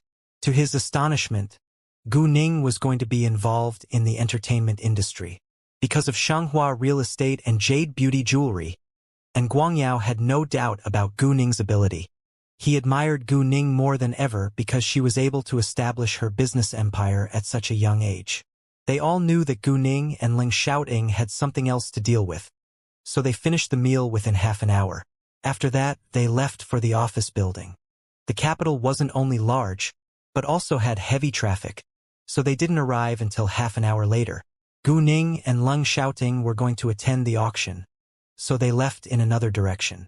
The auction was held in the downtown, and the host was the biggest auction company in the capital. Many celebrities were invited. Not every attendee was an antique lover. Many came here to expand their network, while some seized the chance to show off his wealth. At the same time, not everyone who had been invited would show up, because some had no interest and some of those with a higher social status didn't bother to come. When Gu Ning and Ling Xiaoting stopped the car in the parking lot, they met Su Jinshan's group who were waiting for them. Chun Meng, Si Ming, Qiu Yusin and Su Qinin came along with Su Jinshan. Hi Xiaoting, Gu Ning. They greeted Ling Xiaoting and Gu Ning. Gu Ning also greeted them politely, while Ling Xiaoting only nodded lightly. They were already used to Ling Xiaoting's style, so they didn't think that it was impolite. Gu Ning, I heard that you are putting up an antique for this auction. Could you please show it to us now? Chan Meng and the others were all surprised when they heard that Gu Ning was going to sell an antique. So Chun Meng couldn't wait to ask her when she came. Yes, but I am just selling it for fun. I'm not actually an antique lover, Gu Ning said, and took out the official kiln writing brush washer from her backpack. None of them knew much about antiques, so they couldn't tell how precious this washer was. They only came here because they were invited and wanted to gather together. Let's get inside now. It's about to begin. It was already 1:30 p.m. and Gu Ning had to take the official kiln writing brush washer to be appraised first, so it was time for them to go inside. In the hall, everyone was chatting and shaking hands with one another. However, when Ling Xiaoting and the others walked inside, they became the focus and attracted a lot of attention. Not because many people recognized them, but because of their outstanding appearance. Wow! Those men are so handsome. Yes, I think the beauties are attractive. I agree, especially the taller one. She has the perfect body. Both women and men in the hall were busy appreciating them. Ling Xiaoting and the other men were handsome as well as muscular. However, although Gu Ning's face was prettier than Qiu Yusin, her body and height couldn't compare with Qiu Yusin's. Qiu Yusin was a mature woman after all, and dressed in a sexy and stylish way. She was the most noticeable one among them, while Gu Ning looked like a student and didn't attract much attention. However, Gu Ning didn't care, and Ling Xiaoting didn't want other men to stare at his girlfriend either. Su Qinin was charming too, but still wasn't comparable with Qiu Yusin. Isn't she the daughter of the Su family? Do you mean the super-rich Su family? Yes. She's the daughter of Master Su's second son, and is called Su Qinin. And I think that I've seen the tall woman somewhere before. She looks so familiar. Must be on a magazine cover, because she's a well-known model domestically. Oh, it's her. Now I know why she looks so familiar. She's so sexy and even more beautiful than the pictures in the magazines. Both Qiu Yusin and Su Qinin were familiar faces to them. As a daughter of the Su family, Su Qinin had many opportunities to attend high-end events. And Qiu Yusin, who was a well-known model who was often shown on the screen, so many people were familiar with her face. Most of people around complimented them, but some had the opposite opinions. Even though she's beautiful and sexy, she's just selling her appearance for money, a woman said with disdain. Apparently, she was super jealous of Qiu Yusin.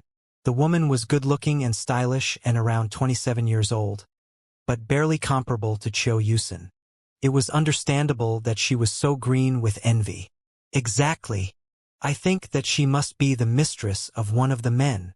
I agree, otherwise she wouldn't have the chance to be here. Two other women of the same age echoed to please the first woman. In fact, few people knew Qiu Yusin's family background. Otherwise, none of them would dare to badmouth her. Qiu Yusin didn't care about them, because she was already used to it. People who worked in the entertainment industry had to face attacks from onlookers. She had been through verbal attacks on the internet before, and wasn't afraid of those unkind comments. Si Ming, on the other hand, was displeased. He gave the three women a cold and sharp glance, and they were terrified at once. Do you have any proof of what you've just said? Or is it your manner to slander others in public? Do you know that according to the laws, you have to take responsibility if you damage a celebrity's reputation by slandering them? Si Ming said coldly. The three women's expressions changed with fear. Although Si Ming intentionally threatened them, he was telling the truth. In addition, those women were just jealous of Qiu Yusin and had no evidence of what they had just said. Si Ming didn't bother to waste time on them, because it wasn't a big deal after all. He had already warned them, and it wouldn't be appropriate if he continued in this public gathering. However, right at that moment, a woman said acidly, "Oh, since when has selling one's body been nobler than sell one's appearance?" Saying that, a woman who was about 34 years old walked over. She had an air of great elegance with a beautiful face. The alluring smile on her lips showed her special charm and attracted a lot of attention from the men around her. The woman seemed well-educated with good manners and was much more charming than those sexy or stylish women, because she was born elegant. However, what she had just said aroused people's curiosity. Apparently, she aimed at the woman who had badmouthed Qiu Yusin. Therefore, it was possible that the woman had sold her body for money. All of a sudden, people all looked at the woman differently. Although it wasn't uncommon that a woman sold her body for money among super-rich families, it was humiliating if the dirty secret was exposed in public. However, the woman wasn't in the mood to care about others' opinions towards her, because she was totally shocked by the woman who suddenly appeared in front of her eyes. "Are you Zhao Xiyuan?" It was so hard for her to believe that this elegant, charming woman was Zhao Xiyuan. Zhao Xiyuan had been a fat and ugly woman before, but now, although it was unbearable, the woman was sure that she had to be Zhao Xiyuan. She had to admit that Zhao Xiyuan was truly beautiful and stunning now, which made her feel jealous and uneasy. "What? We just haven't met for 2 years. So how come Miss Zhang fails to recognize me?" "Oh, Miss Zhang successfully stole my husband from me 2 years ago, so now I should call you Mrs. Yang, right?" Zhao Xiyuan said plainly. Everyone was shocked. The woman was indeed a mistress and had ruined Zhao Xiyuan's marriage. However, the woman was hardly comparable to Zhao Xiyuan, even though she was much younger. Zhao Xiyuan's ex-husband was Yang Jianping, who was the vice president of a famous company and had over 100 million yuan of wealth.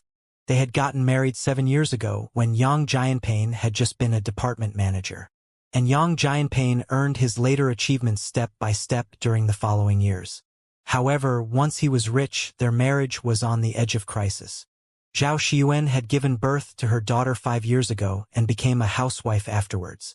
It was exhausting to take care of a baby, so she had no time to look after herself. When she had gained a lot of weight, her husband had abandoned her. Zhang Jijia had become Yang Jianping's mistress 3 years ago. Yang Jianping had then divorced Zhao Xiyuan 2 years ago. She had gotten 10 million yuan and her daughter. Zhao Xiyuan hadn't tried to save their marriage because she had been badly hurt. After the divorce, she had used the money to invest. Although she wasn't very rich now, she had earned enough money to live a good life. "You?" Zhang Jijia was greatly embarrassed and wanted to escape. Meanwhile, a man in a suit who was around 37 years old walked over. He was obviously stunned when he noticed Zhao Xiyuan and couldn't believe his eyes. "Zhao Xiyuan? It's been ages, my ex-husband." Zhao Xiyuan looked at the man with an elegant smile, but there was animosity in her eyes. The man had stabbed her deeply in her heart before. "You?" Yang Jianping opened his mouth, but didn't know what to say. Zhao Xiyuan already attracted all his attention. In fact, Zhao Xiyuan had always been a great beauty, but her body had changed just after she gave birth to a baby. Seeing that Yang Jianping was attracted to Zhao Xiyuan, Zhang Jijia was furious. She pulled Yang Jianping with great force, but was ignored, which made her really angry. Zhao Xiyuan wore a cold smile and said to Yang Jianping, "Sorry, I have something else to deal with." After that, Zhao Xiyuan left directly. "Xiyuan." Yang Jianping wanted to stop her, but was pulled back by Zhang Jijia. Zhao Xiyuan noticed that, but ignored them, walking straight backstage. "Yang Jianping, what are you doing?" Zhang Jijia was mad. Yang Jianpei knew that he shouldn't have acted like that, so he didn't argue with her. But he had to admit that Zhao Xiuan had stolen his heart. He and Zhao Xiuan had gotten married after they had been in love for 3 years, and they had affection towards each other, but men were visual animals. When Zhao Xiuan's appearance changed, he had been reluctant to bring her to attend all kinds of gatherings. Moreover, once he had become rich, he had entered a different social cycle. Many of the men around him had mistresses, and he had failed to resist the temptation, which resulted in the divorce with Zhao Xiuan. In the beginning, he had felt guilty, but every time that he saw Zhao Xiuan's fat body, he felt disgusted again. Gradually, he lost the sense of guilt. In fact, he had turned to Zhang Jijia just for fun. But he had gotten tired of arguing with Zhao Xiuan all the time, so he had finally made the decision to get divorced. After the drama, Chun Meng and the others found their seats and went to sit down, while Su Jinshan guided Gu Ning and Leng Xiaoting to the appraiser. After the appraisal, the official kiln writing brush washer was proved to be real, and it was qualified to be put up for the auction. However, it was brought in really late, so it would be the last thing to be shown at the auction. Gu Ning didn't care about that, because she just wanted to sell it for fun. When they went back to the hall, Gu Ning's gaze accidentally fell on a man and a woman.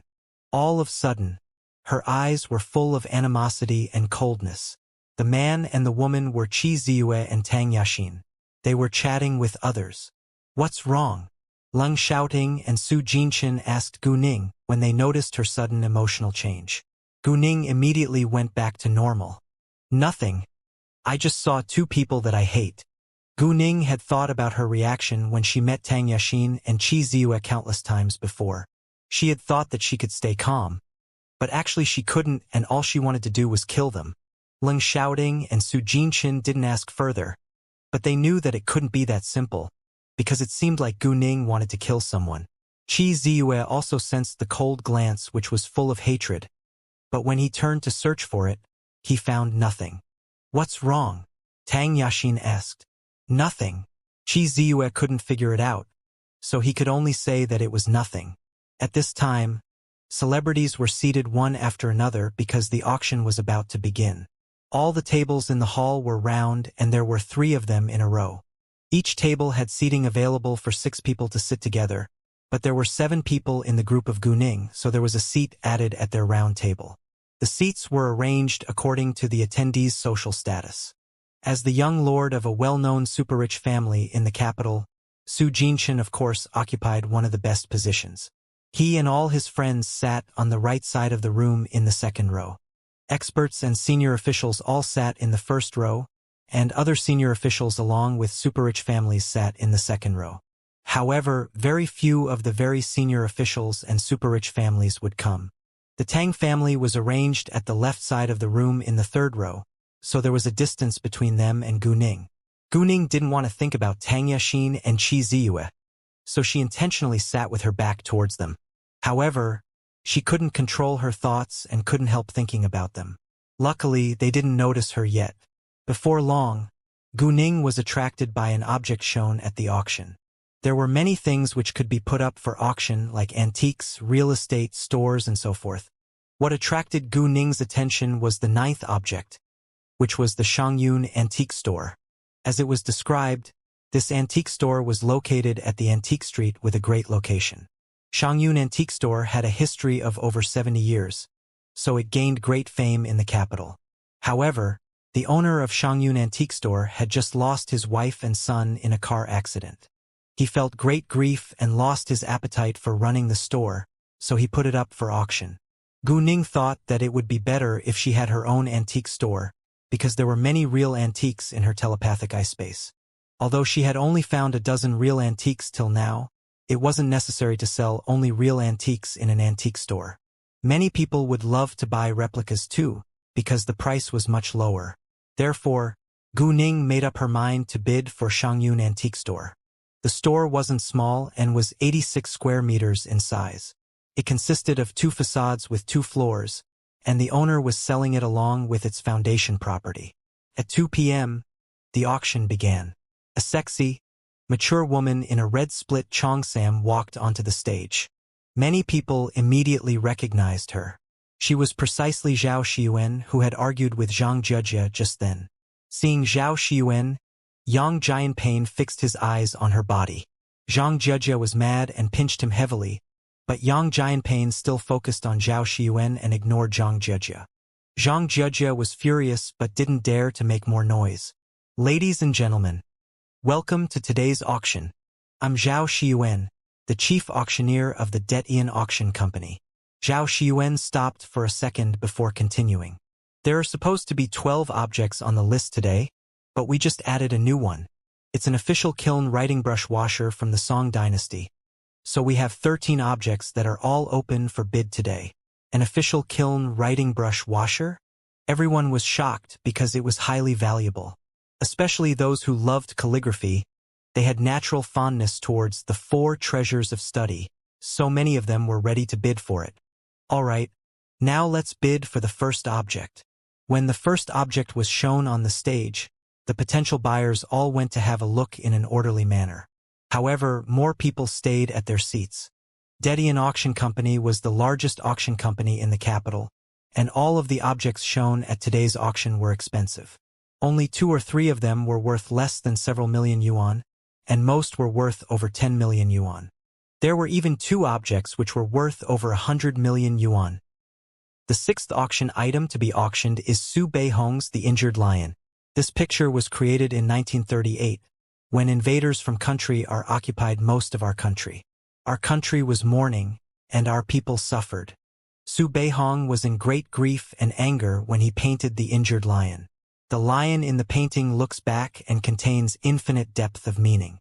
He wrote on the back of the painting, "When our country was in trouble, I met Mr. Lin Ruo and his guests. I painted this to express my sadness." This painting is a combination of realism and romanticism.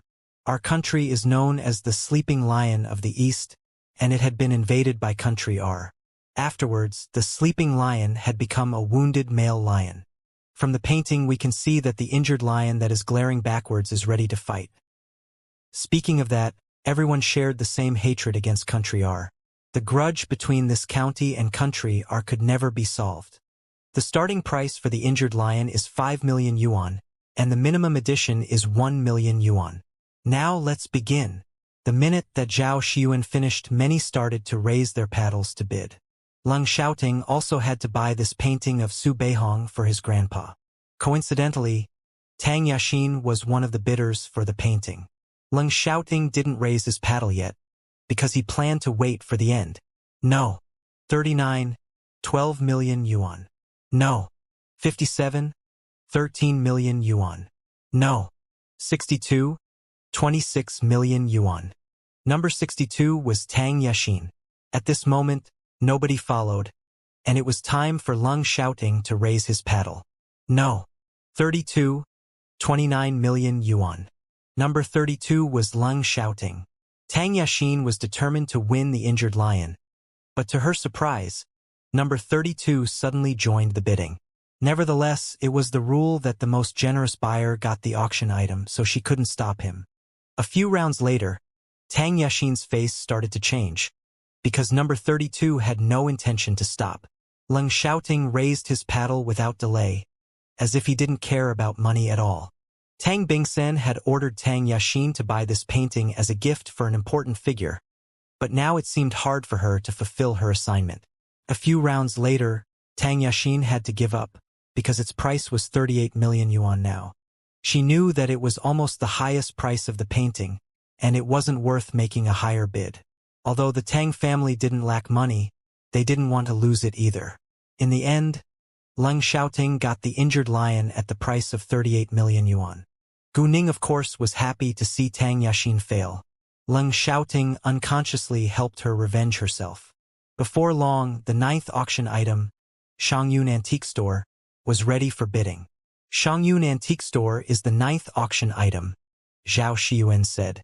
It's a well-known antique store with 70 years of history in the capital. If its owner's family hadn't been killed in a terrible accident, its owner wouldn't put it up for auction. In other words, accidents are unpredictable, so we have to cherish the ones we love.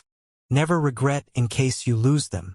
Saying that, Zhao Xiyuan stopped for a second, and there was sadness in the air. People were all touched by her description. Yang Jianping asked himself, "Do I regret?" He indeed regretted now, but he would probably make the same decision if he went back to 2 years ago, because he still disliked the Zhao Xiyuan from then. Soon, Zhao Xiyuan opened her mouth again. "All right, there are 583 objects in Shangyun Antique Store. 7 are real, 23 are replicas, and the rest are all crafts. Its starting price is 20 million yuan and the minimum edition is 1 million. Let's begin." The prices of the 7 real antiques in Shangyun Antique Store varied, but the foundation property of Shangyun Antique Store was worth at least 10 million yuan, so its starting price couldn't be low. No. 48. 21 million yuan. No. 62. 22 million yuan. Gu Ning would also wait for the end. No. 56. 33 million yuan. When nobody followed up, Gu Ning started to raise her paddle. When Gu Ning raised her paddle, Leng Xiaoting and the others looked at her confused, but no one asked why she did it. No. 31. 34 million yuan. No. 56. 35 million yuan. No. 31. 36 million yuan. No. 31. 46 million yuan. In the end, Gu Ning acquired Shangyun Antique Store at the price of 46 million yuan, and the auction went on. Finally, it was time to bid for the last auction item. All right, we've successfully sold the previous 12 auction items, and now it's time to show the last auction item, the official kiln writing brush washer from the Song Dynasty. The minute that Zhao Xiyuan finished, the official kiln writing brush washer was placed at the front. Great! Now it's time to bid for this official kiln writing brush washer from Song Dynasty. The starting price is 2 million yuan, and the minimum edition is 500,000 yuan. Let's begin. Many people raised their paddles without delay. No. 3. 2.5 million yuan. No. 26. 3 million yuan. No. 2. 12 million yuan. 12 million yuan going once. 12 million yuan going twice. Any more bids? 12 million yuan going thrice. Sold. Zhao Xiyuan announced, "Congratulations. Number 2 gets the washer." The official kiln writing brush washer wasn't one of the most expensive items among the auction items. The most expensive one was sold at the price of over 100 million yuan. The auction finished after Zhao Xiyuan made a short closing speech. "Come on, let's go dine at the Fenglin Mountain Villa. I already made the reservation yesterday," Su Jinshan said. There were many famous restaurants under the name of the Su family, but Su Jinshan wanted to take Gu Ning to a new place. In addition, Fenglin Mountain Villa was located halfway up the mountain and had a beautiful view. However, before they left, Gu Ning and Leng Xiaoting went backstage to finish the procedures first. "If you need any help, just tell me." Leng Xiaoting wouldn't ask Gu Ning about her history, but he was willing to help her whenever she needed it. "Thanks," Gu Ning said. After that, Leng Xiaoting received Master Leng's call. His grandpa asked him whether he had gotten the injured lion yet. Hearing that Leng Xiaoting had already bought it, Master Leng relaxed and reminded Leng Xiaoting to bring it to him once Leng Xiaoting was free. When Gu Ning and the others arrived at the parking lot, they watched another drama, in which a man was chasing a woman, while another woman was chasing the man.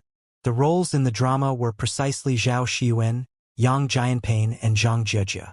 Yang Jianping was chasing Zhao Xiyuan, while Zhang Jie tried to pull Yang Jianping back, swearing loudly, "Yang Jianping, what the hell are you doing? Do you care about my feelings at all?" Because of Zhang Jie, Yang Jianping couldn't catch up to Zhao Xiyuan, and he was mad. "Zhang Jie, let me go." Zhang Jie was pushed away and almost fell, but Yang Jianping ignored her, which irritated her greatly. Yang Jianping. Without Zhang Jie pulling him back, Yang Jianping immediately ran to Zhao Xiyuan and stopped her, begging, "Xiyuan, can we talk?" "I don't think that there is anything for us to talk about," Zhao Xiyuan said. "Xiyuan." Yang Jianping was helpless. At this moment, he missed their good old days so much.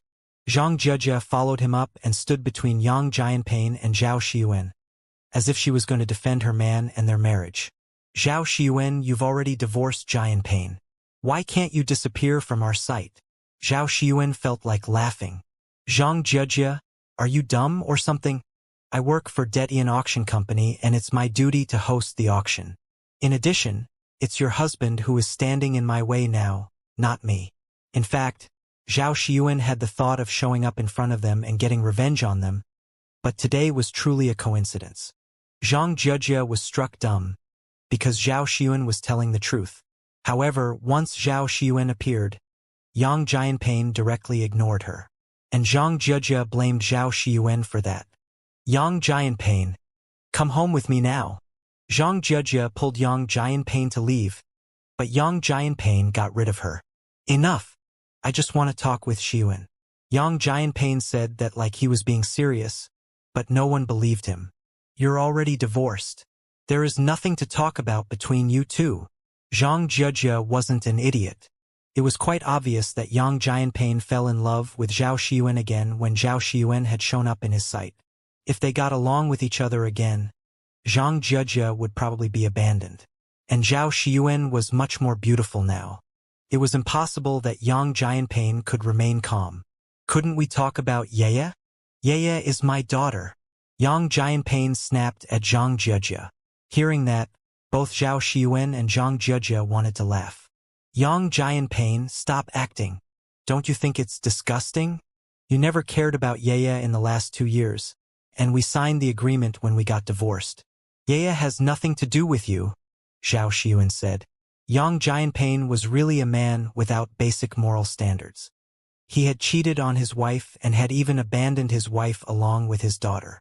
Xiuan, Yang Jianpain tried to defend himself but failed, because he also knew that Zhao Xiuan was telling the truth. I am warning you to not follow me anymore. Otherwise, I'll call the police. Zhao Xiuan turned around walking away. Xiuan. Yang Jianpain wanted to chase up, but was stopped by Zhang Jejia. Yang Jianpain, she doesn't want to talk to you. Why can't you stop being so shameless? With a loud sound, Yang Jianpain suddenly slapped Zhang Jejia in the face. His bloodshot eyes stared at Zhang Jejia, like she was his enemy. It's none of your business. After that, Yang Jianpain left Zhang Jejia alone, and went straight to his car. He made up his mind to contact Zhao Xiuan another day. Zhang Jejia was struck dumb by the slap. It was beyond her imagination that Yang Jianpain would beat her. Gu Ning and the others were standing aside watching the drama. They stayed not because they were bored, but because they were worried about Zhao Xiuan. Su Jinchen and the other men were all military officers with principles. They wouldn't allow innocent people to be hurt. Seeing that Zhao Xiuan handled it well herself, they didn't interfere, but they all felt great sympathy for her. After the drama, Siming said acidly, well, he is shameless enough for cheating on his wife and abandoning his wife along with his daughter, but he even slapped a woman just then. He's a shame to men. Are you sure that you wouldn't do the same things? Qiu Yusin asked with doubt. Hearing that, Siming got nervous and immediately said seriously, of course I wouldn't. Ha, nobody knows. People may change. Qiu Yusin wasn't finding fault with Siming, but she lacked confidence in men after she had seen a lot. However, it didn't mean that she refused to fall in love, get married, or give birth to babies. Instead, she wanted to try and live her life. Exactly, people may change, like shouting. Su Jinchen wanted to use Leng Shouting as an example because Leng Shouting had always stayed away from women, but he suddenly fell in love with Gu Ning and loved her a lot. However, before Su Jinchen could finish, Leng Shouting gave him a cold glance. Su Jinchen immediately changed what he wanted to say. I believe that Shouting would never do such immoral things, but I doubt that other men could be the same. Su Jinchen aimed at Siming on purpose. Siming was displeased and retorted, Su Jinchen, how could you say that? You must know me well since we've been close friends for so long. Exactly, because I know you so well, I can't promise that you won't do the same things. Su Jinchen deliberately annoyed Siming, then turned to others. All right, it's already 4:30 p.m. Let's leave for the Fenglin Mountain Villa. It's a bit far and it'll be terrible if we get caught by the rush hour. Su Jinchen, Si Ming was mad, but no one comforted him. Gu Ning and Leng Xiaoting drove in the same car. Si Ming and Chun Meng shared another one, and Su Jinchen, Su Qinin along with Qiu Yusin drove another one. Once they were in the car, Leng Xiaoting said seriously to Gu Ning, "Ning Ning, I promise I'll never cheat on you, or ever beat or abandon you." Gu Ning was struck dumb. They were just joking, but Leng Xiaoting took it seriously. Gu Ning wanted to comfort him, but suddenly changed her mind and teased him. "Who knows? You previously said that you have no interest in dating or a relationship, but now you have me as your girlfriend." Gu Ning said what Su Jinchen didn't dare to say previously. Leng Xiaoting immediately explained, "It's because you're the girl that I want." "Maybe you'll say the same thing to another girl," Gu Ning said. "I won't," Leng Xiaoting promised with determination. "How can you know that? You can't foresee the future," Gu Ning said. "I won't," Leng Xiaoting repeated with sincerity. Gu Ning didn't want to hurt him and she didn't want to make him unhappy. "Fine, I trust you for now, but if you dare to do it one day in the future, I'll make you pay for it." Gu Ning pretended to threaten him. "I'll prove it to you." Although Gu Ning just said that she trusted him for now, Leng Xiaoting was cheered up already. He also understood that it was impossible for a person to unconditionally trust another one, so he would prove it by his actions. Fonglin Mountain Villa was a little far from downtown. Normally, it took half an hour of driving to get there when there was no traffic jam. Luckily, they left early and avoided the rush hour, but they met many red lights on the way, so they spent 40 minutes on the road before they arrived at Fonglin Mountain Villa. Fonglin Mountain Villa was built halfway up the mountain in an ancient style, and there was a stream that was 1 or 2 meters wide around the outside of the mountain villa. The stream flowed down from the top of the mountain and then passed through the mountain villa. In the mountain villa, there was also a 10-meter-high waterfall. At the bottom of the waterfall was a pool about 10 square meters in size, and there was a spinning water wheel next to it. It felt like they transmigrated to ancient times the moment that they walked into Fonglin Mountain Villa. Fonglin Mountain Villa was very famous in the capital for its beautiful views and delicious food. Many rich people and the authorities were frequent visitors here. However, it wasn't very large, and there were only 18 private rooms and no dining hall.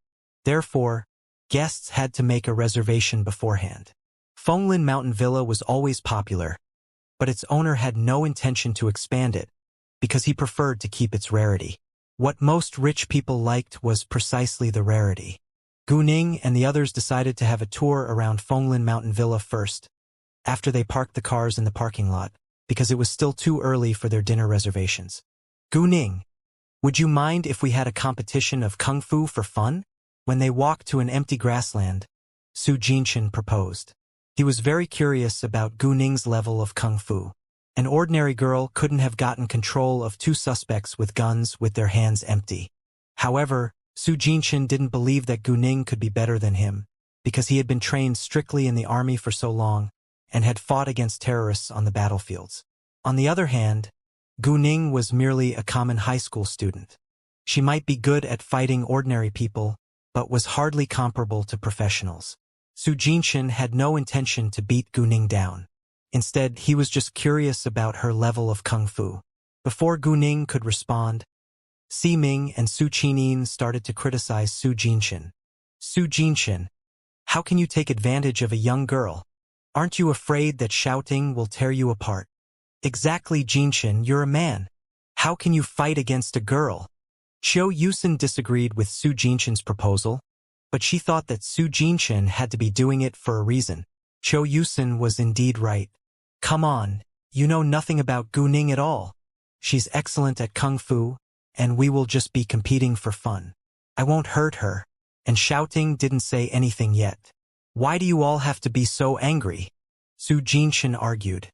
Hearing that, both Si Ming and Su Qinin looked at Gu Ning with surprise. Then they looked at Leng Xiaoting, who didn't seem like he was going to stop them. Gu Ning smiled and said, "I haven't fought in a long time, and I kind of miss it. Let's do it." Since Gu Ning agreed, Leng Xiaoting wouldn't stop her. Si Ming as well as Su Qinin remained quiet, while Chun Meng was full of anticipation. He was waiting to see Su Jinchen fail. Su Jinchen and Gu Ning then took off their coats. Do you want me to hold back some strength? Su Jinshin asked Guning in case she would be hurt. No thanks. Guning directly rejected. However, in case Su Jinshin would intentionally hold back his strength to protect her, Guning said to him, use your full strength please, or you probably won't win. Hearing that, everyone but Leng Xiaoting and Chen Meng were shocked. Aren't you afraid that I'll hurt you? Su Jinshin asked. Maybe Guning was much better than he had thought. Haha, you can try. Guning laughed a little. Very well, Su Jinshin replied. Let's begin now. After that, the competition began. In the beginning, neither of them used their full strength because they just did it for fun and didn't want to hurt each other. Su Jinshin had thought that he could easily get control of Guning within seconds. However, once Guning started to move and attack him, he felt her strength and realized that it seemed like she had received professional training. Su Jinshin didn't dare to underestimate Guning's ability now. As time went by, both of them increased the force of their attacks, but it was still even, which shocked Su Jinshin. Leng Xiaoting and Chen Meng were also astonished, because Guning had made a lot of progress within a short time. She was far better than before when she had competed with them. However, no one was more surprised than Ximing, Su Qinyin and Qiu Yusin. It was beyond their imagination that Guning was so good at fighting. Su Jinshin finally got frustrated, so he no longer treated Guning as a young girl, but his real opponent. Guning had improved herself a lot recently and she wasn't timid at all facing Su Jinshin's aggressiveness. She also started to use her full strength without the help of her power. It was very exciting for Su Jinshin to have the competition with Guning, just like he had done with other teammates in the Red Flame. People around them were also excited and enjoyed the show. Many were quite surprised by Guning's agility and powerful attack. Jesus! She is so unbelievable! Indeed, it was even, but they all only complimented Guning. Women were always thought to be weak when compared to men, but now a young girl was able to stay strong in the competition with a muscular man, which made people admire Guning.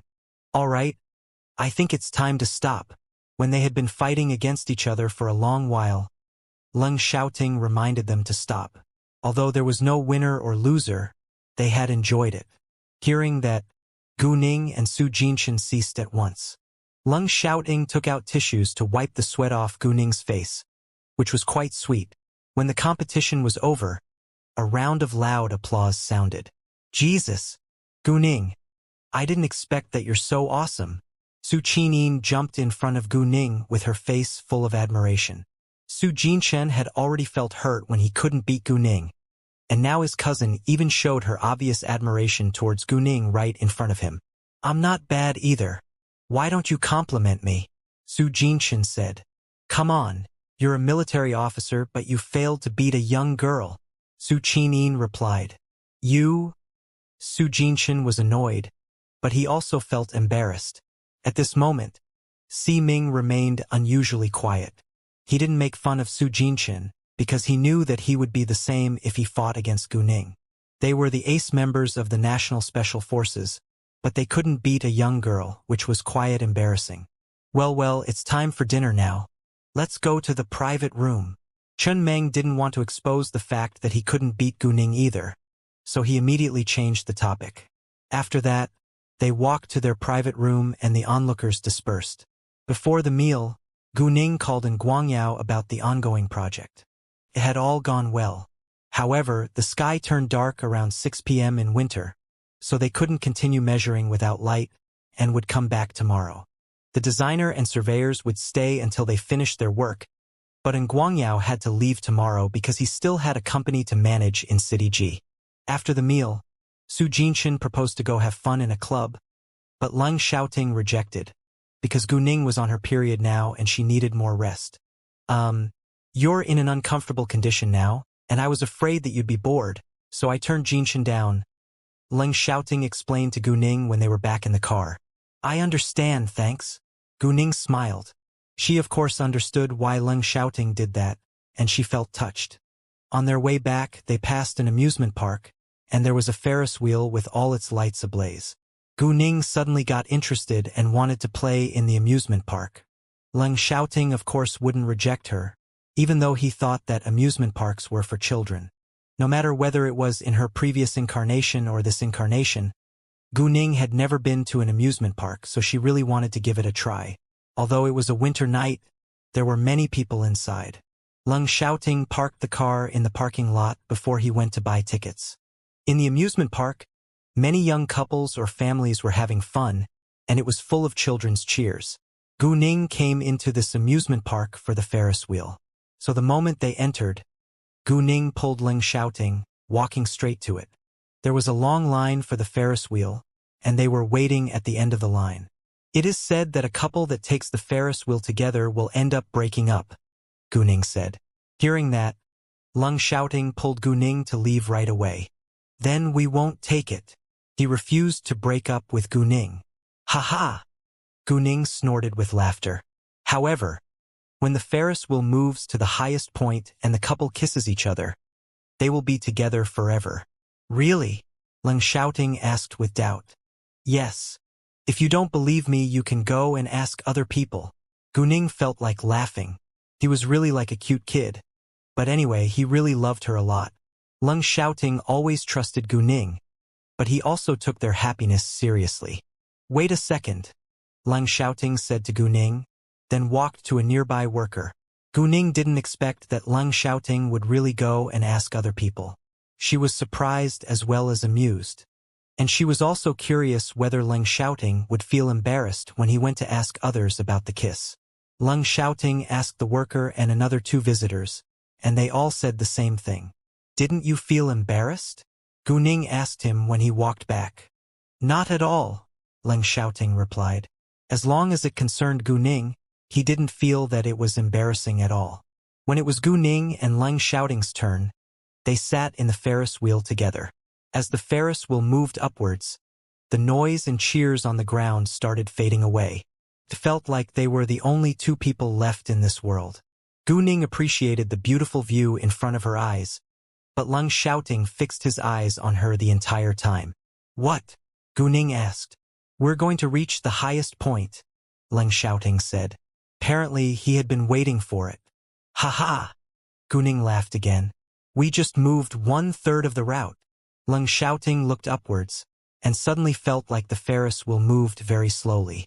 When they had almost reached the highest point, Leng Xiaoting's kiss fell on Gu Ning's lips. Not only Gu Ning and Leng Xiaoting, every couple started to kiss when they reached the highest point. It was said that the Ferris wheel was set for couples.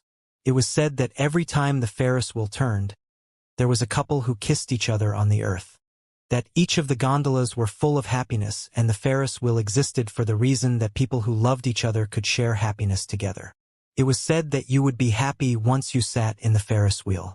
As the Ferris wheel moved upwards, you could get rid of the noise on the ground.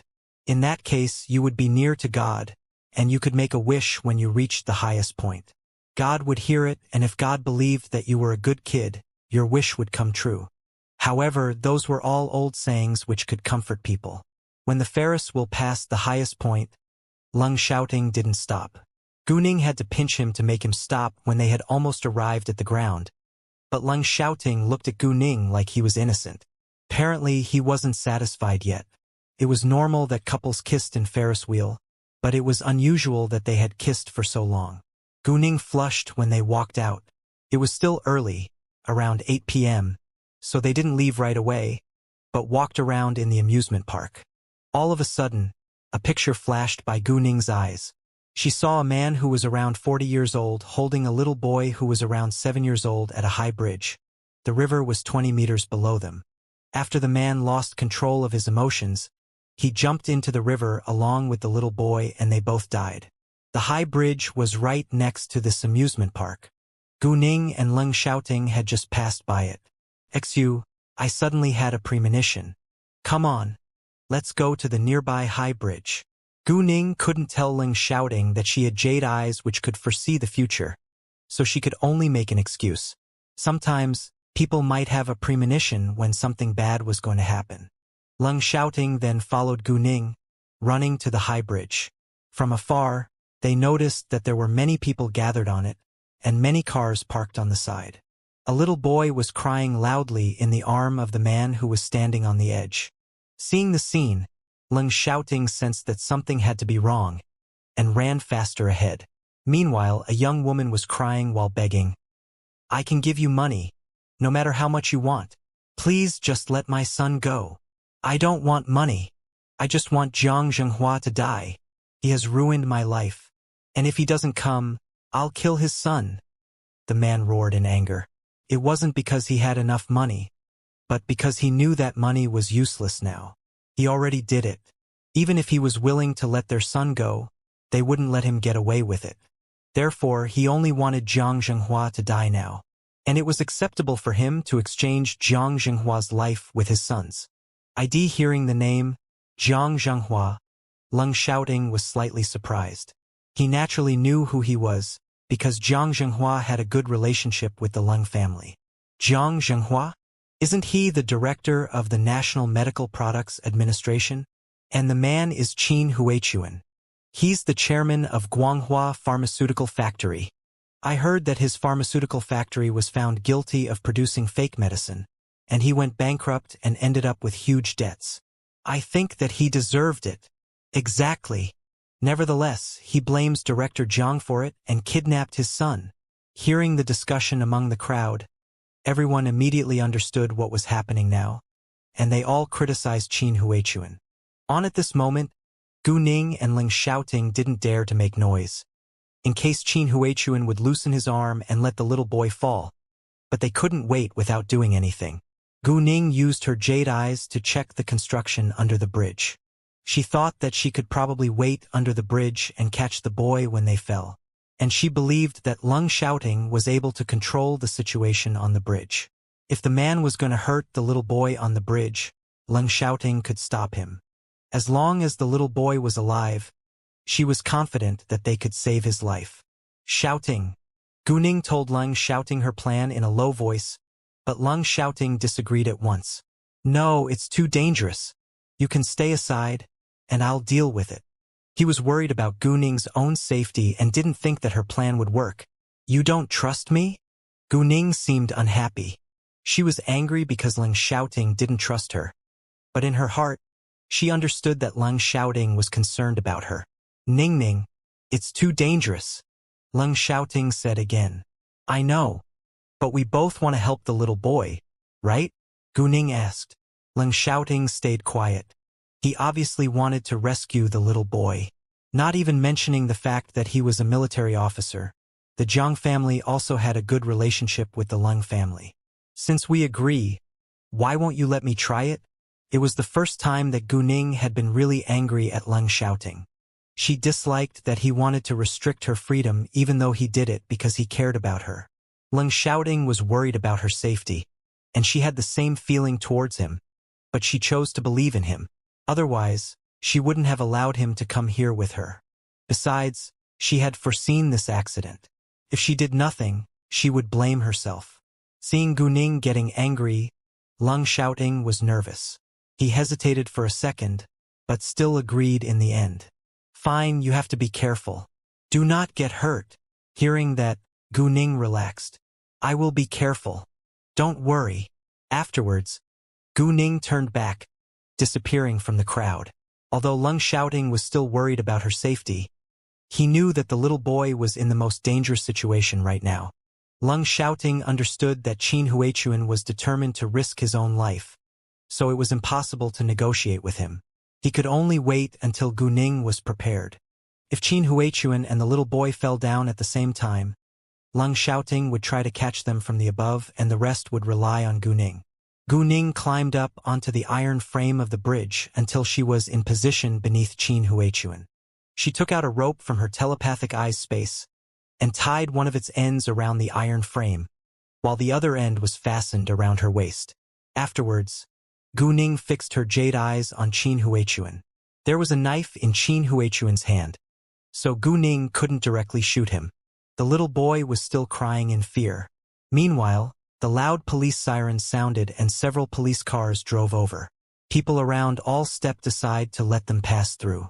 The police cars stopped in the middle, and policemen got out of the cars one after another. "Qin Huichuan, let the boy go and we'll consider giving you a lighter sentence," the leading policeman said to him. Bullshit. Do you think that I'd believe you? I don't care about the sentence. If Jiang Zhenghua doesn't die today, his son will. Qin Huichuan was furious. And, if you dare to come one step closer, I'll jump into the river with him. No, please don't do that. Jiang Zhenghua's wife, Shun Minfang, begged while crying. Because the little boy was an important official's son, the policeman didn't dare to take action, in case Qin Huichuan would lose his reason and hurt the little boy. Tell Jiang Zhenghua to meet me right now. He only has 5 minutes. If he can't arrive within 5 minutes, I'll jump down with his son. Qin Huichuan shouted. He knew that the longer it was delayed, the more it would be to his disadvantage, so he wanted to finish it as soon as possible. If Jiang Zhenghua was still absent within 5 minutes, he will kill himself along with Jiang Zhenghua's son. Jiang Zhenghua was actually on his way to the bridge, but he couldn't arrive soon. Gu Ning sudden thought of the fact that her sight could affect human bodies like what she had done to Chu Peihan and her other friends on Yuntai Mountain. Thus she looked at Qin Huichuan with her gaze filled with her power to see his reaction. All of a sudden, Qin Huichuan felt his body stiffen slightly. It dawned on Gu Ning that she was able to stiffen someone's body with her power on the condition of consuming a large amount of power. But it was an emergency. Gu Ning didn't care how much power it cost, as long as it could control Qin Huichuan. Therefore, Gu Ning kept attacking Qin Huichuan with her power to freeze his body. At the same time, she sent a message to Leng Xiaoting and told him to be prepared. Leng Xiaoting didn't know what Gu Ning was going to do next, but prepared himself. When Gu Ning thought that it was the right time, she abruptly jumped up from underneath the bridge and hit Qin Huichuan. Everyone was shocked by her sudden appearance. Reporters who had just arrived also caught the scene with cameras, but her face wasn't clear in the photos because of the long distance. Within seconds, Gu Ning got control of Qin Huichuan, while the little boy fell down onto the bridge. People were screaming in astonishment. Leng Xiaoting, on the other hand, dashed ahead to protect the little boy. Luckily, the little boy was safe and was back in his mother's arms. But he had just been through a terrible event, and was now crying in fear. Oh, my poor little son. Shin Minfang clasped her son, trembling in horror. As for Qin Huichuan, Gu Ning broke his arms like lightning. He couldn't resist anymore and was thrown directly onto the bridge by Gu Ning. After that, Gu Ning, who had consumed a lot of her power and energy, fell backwards. Oh! People screamed again. Ning Ming! Leng Xiaoting's heart was in his throat, and he immediately ran ahead to catch Gu Ning's hand. Although there was a rope fastened tightly around her waist, it would hurt her waist if she fell straight down like that. Leng Xiaoting was powerful and pulled Gu Ning up at once. Everyone around them admired their altruistic behavior. It was obvious that they were a team. Leng Xiaoting unfastened the rope around Gu Ning's waist and ran to an ambulance without delay. The ambulance had actually come here to help the little boy. However, unexpectedly, the little boy was safe, but Gu Ning was injured. I'm fine. I just run out of energy. I don't need to go to the hospital. Gu Ning didn't faint, but just lacked strength. Leng Xiaoting didn't answer her, but wore a cold expression. He was a little angry at Gu Ning right now because she had promised to be careful, but still hurt herself. Gu Ning understood why Leng Xiaoting was unhappy, so she didn't say anything else. Instead, she leaned against his chest, quietly like a baby. Although Leng Xiaoting was angry, he was more worried about her. Meanwhile, Jiang Zhenghua finally arrived. Seeing that his son was safe, he was greatly relieved and ran to hug his wife and son. Gu Ning went to get examined at the hospital. However, she indeed wasn't injured but only lacked energy. She could leave after she got a glucose injection. Leng Xiaoting couldn't wait and kissed Gu Ning wildly in the hospital to punish her. When Jiang Zhenghua heard that the person who had saved his son was admitted to the hospital, he immediately followed them to the hospital.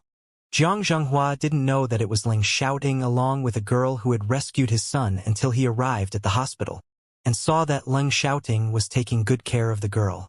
The scene in front of his eyes surprised Jiang Zhenghua, and he couldn't believe that the man was Leng Xiaoting. The man in his sight was totally different from the Leng Xiaoting that he had met before. Although he hadn't been in contact with Leng Xiaoting often, He knew that Leng Xiaoting was always cold, especially in front of girls. Master Leng had complained about it many times. However, what was happening in front of Jiang Zhenghua's eyes was really surprising. Jiang Zhenghua wondered whether Master Leng knew about it. If Master Leng knew, he had to be super happy. Jiang Zhenghua also understood that Leng Weihua didn't care about family background. As long as the girl was a good girl, and Leng Xiaoting liked her, Master Leng wouldn't interfere. Therefore, Jiang Zhenghua didn't think further about the girl's family background. "Hi, Director Jiang." Leng Xiaoting greeted Jiang Zhenghua. Although the Jiang family had a good relationship with the Leng family, Leng Xiaoting was used to keeping a distance from them. Thus it was already rare that he greeted Jiang Zhenghua on his own initiative. Hearing Leng Xiaoting's voice, Jiang Zhenghua finally got his mind back. He bowed deeply to Leng Xiaoting and Gu Ning. "Thank you so much for rescuing Hao Yang." Hao Yang was precisely Jiang Zhenghua's son, and his full name was Jiang Haoyang. "We're glad to help, Director Jiang," Leng Xiaoting said. "Well, then I won't bother you any longer." Jiang Zhenghua thanked Gu Ning again before he left. When Jiang Zhenghua was gone, Leng Xiaoting introduced him to Gu Ning. The Jiang family and the Leng family have known each other for generations. He's the youngest son of Master Jiang and the director of the National Medical Products Administration. His father is Jiang Zhongyu, who is the head of National Antiques Association. We can invite him to have a look around Shangyun Antique Store and help you do the business. "Ha ha!" Gu Ning snorted with laughter. "You're really good at making full use of your network." Jiang Zhongyu was a famous expert. If he went to visit Gu Ning's new store, many people would certainly follow. In that case, she didn't need to worry about the sales. What had happened to Jiang Zhenghua's son went viral on the internet within a short time. Many were shocked by the moment that Gu Ning abruptly jumped out from underneath. "Jesus! She must be a master of kung fu." "Exactly. And the man who protected the kid was so cool too. I think that they must be a team." "I agree. And she broke the criminal's arms like lightning. She's so incredible. What a pity that her face isn't clear. Otherwise, I would go to learn kung fu from her." "Agree." The video didn't show the part where Gu Ning fell from the bridge, so nobody knew what had happened to her. Anyway, the little boy was rescued and Qin Huichuan was arrested by the police, which was a good ending. Leng Xiaoxuan was the first one who discovered the news in the Leng family. He screamed in shock after reading it, and surprised everyone else around him. "Leng Xiaoxuan, what the hell are you reading?" Leng Xiaojia was displeased. Leng Xiaoxuan replied, "Uncle Zhang's son was seized by Qin Huichuan." "What?" Hearing that, several senior members of the Leng family were astonished. "What happened?" they asked Leng Xiaoxuan. "Uncle Zhang's son was seized by Qin Huichuan, but was rescued by a girl," Leng Xiaoxuan said. He looked at Gu Ning in the video with admiration. "This girl is so awesome. She jumped out all of a sudden and got control of Qin Huichuan like lightning." Not only Leng Xiaoxuan was shocked, all the others were also quite surprised. "Oh, I must tell Grandpa the news," Leng Xiaoxuan said, and ran upstairs. Master Leng was also shocked after hearing about the accident. He called Jiang Zhongyu at once. Luckily, Jiang Zhongyu's grandson was safe. "Why does this man look so familiar?" Leng Xiaoxuan asked after Master Leng hung up the call with Jiang Zhongyu. Hearing that, Master Leng took Leng Xiaoxuan's phone and had a closer look at the man in the video. He also found that the man looked familiar, but failed to recognize who he was. The screen of the phone was too small for an old man, and the video only showed the back of the man, so Master Leng couldn't recognize the man right away. "Grandpa, is it shouting?" Leng Xiaoxuan suddenly asked with surprise. "Shouting?" Hearing that, Master Leng immediately recognized that the man in the video was indeed his grandson, Leng Xiaoting. He then called Leng Xiaoting without delay and asked him directly. Leng Xiaoting admitted it, and also told Master Leng that he was fine and safe. Su Jinchen and his friends were drinking while singing in a club. Su Qinyin, on the other hand, was reading the news on the internet for fun, and she read the news. Within seconds, she recognized Gu Ning and Leng Xiaoting because of their clothes, and told the others the news. all of them were shocked by what Gu Ning had done. Although they knew that Leng Xiaoting was fine, they still called him to make sure that they were safe. After they went back to the house, Gu Ning regained much of her strength. She wanted to walk on her own, but Leng Xiaoting insisted on carrying her in his arms while walking back to the bedroom. Gu Ning was really exhausted today and soon fell asleep on the bed. Suddenly, she felt like something knocked her against forehead and it was cold. She opened her eyes, and there was a thick fog in her sight. Isn't this the telepathic eye space? She thought to herself. Because she was familiar with the space, she wasn't terrified. However, there were many small crystals the size of a pearl floating in the air. She was confused about what those crystals were, and suddenly there was a line of words that appeared in her mind. In fact, those crystals were a solid form of her power and could be used to cure diseases. In other words, she could directly use those power crystals to rescue people in the future. The amount of power crystals needed to cure diseases varied in different situations.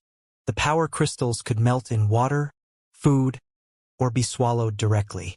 Suddenly, it dawned on Gu Ning that she could use those power crystals to make medicines or skincare products, which would be highly profitable. At the same time, she was able to help ill people, which was good too.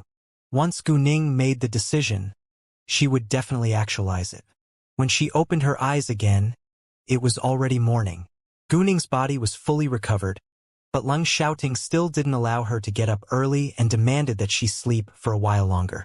He even prepared breakfast and let her eat on the bed. Gu Ning felt like laughing, but obeyed his order. Meanwhile, she kept thinking about her plan of producing medicines and skincare products. First, she had to build a professional team to produce medicines and skincare products. Then she needed to establish a factory and a company. After that, she could produce medicines and skincare products in the usual or common way but add her power crystals into them secretly to enhance the effect. Therefore, the prescriptions and materials of medicines and skincare products were the same as those of other medicine factories, but the effect was really different. After the medicines and skincare products were produced and certified, they could come onto the market. Gu Ning decided to sell her medicines and skincare products across the country. As long as her medicine and skincare products were of high quality, there was nothing else to worry about.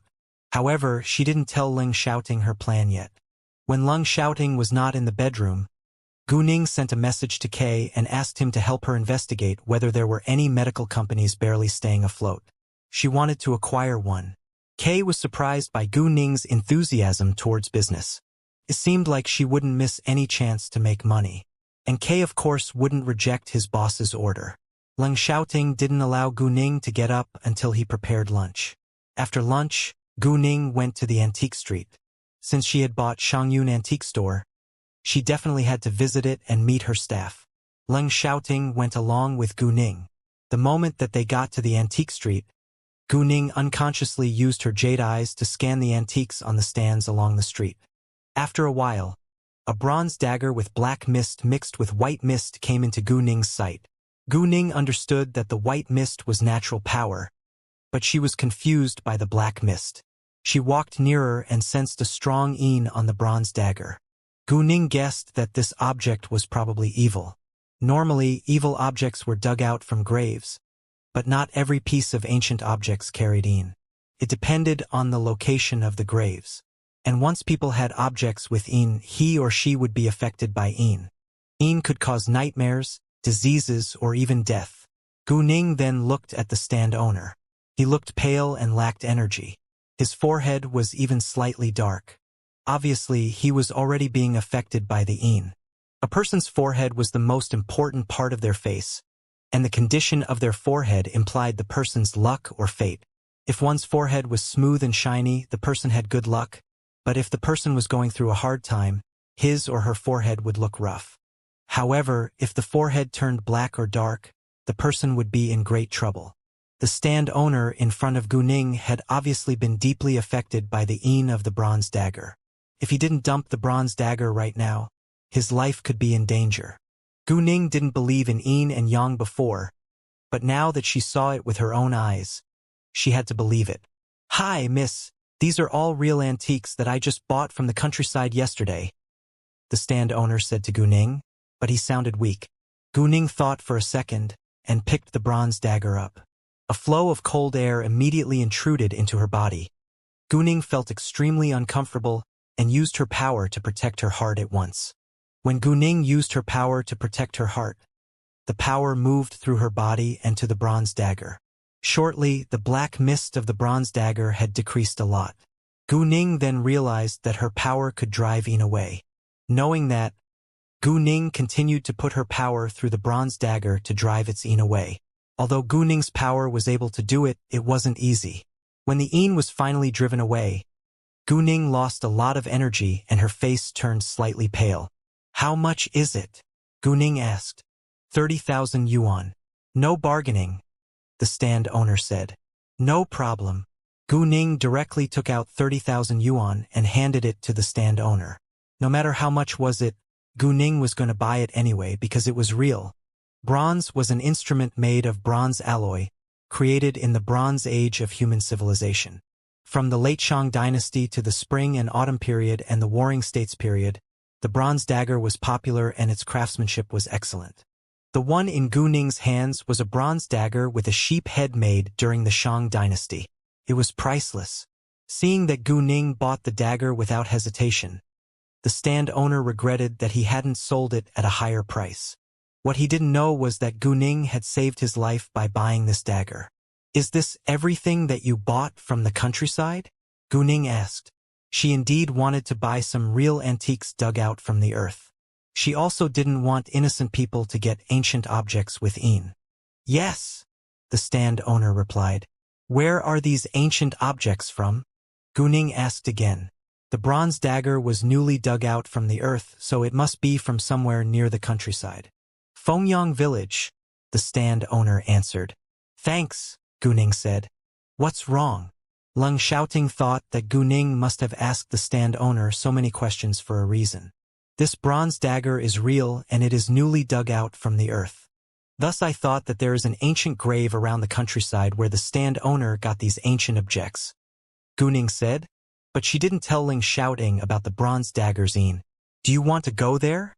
Leng Xiaoting asked. "Yes," Gu Ning replied. Although it was illegal to dig up an ancient grave, it was necessary for her to do so. Otherwise, more innocent people would be hurt. "I'll go with you," Leng Xiaoting said. "I'm going to dig up an ancient grave. You're a military officer who is supposed to stop me from doing so. But you propose to go with me," Gu Ning teased. "Since I'm willing to take the risk of going with you, aren't you supposed to reward me?" Leng Xiaoting looked straight at Gu Ning in an amorous way. Gu Ning of course understood what was on his mind, and gave him an angry look. "Since when have you been so good at flirting?" "Ever since I've been with you," Leng Xiaoting replied. It was true that Leng Xiaoting had become outgoing and talkative since Gu Ning became his girlfriend. Gu Ning flushed a little and glared at him, but she didn't seem mad at all. Instead, Leng Xiaoting was turned on by her slightly red, beautiful face. "Ning Ning, if you look at me like that for much longer, I'll lose control of myself." His voice was hoarse. Gu Ning felt like laughing. Why couldn't she look at him like that? She just gave him an angry look, and he got sexually excited because of it? Leng Xiaoting was really horny now. Gu Ning ignored him and walked quickly ahead to keep a distance away from him. There were 3 workers in all in Shangyun Antique Store. One was the store manager and the other 2 were salesmen. When Gu Ning and Leng Xiaoting got to the store, there was no guests inside. Seeing that they were coming in, a salesman welcomed them at once. "Welcome to our store. Please enjoy yourself." Gu Ning didn't expose her identity right away, but ambled around in the store. It seemed like she had no intention to buy anything. In fact, Gu Ning did it on purpose to test their attitude towards different guests.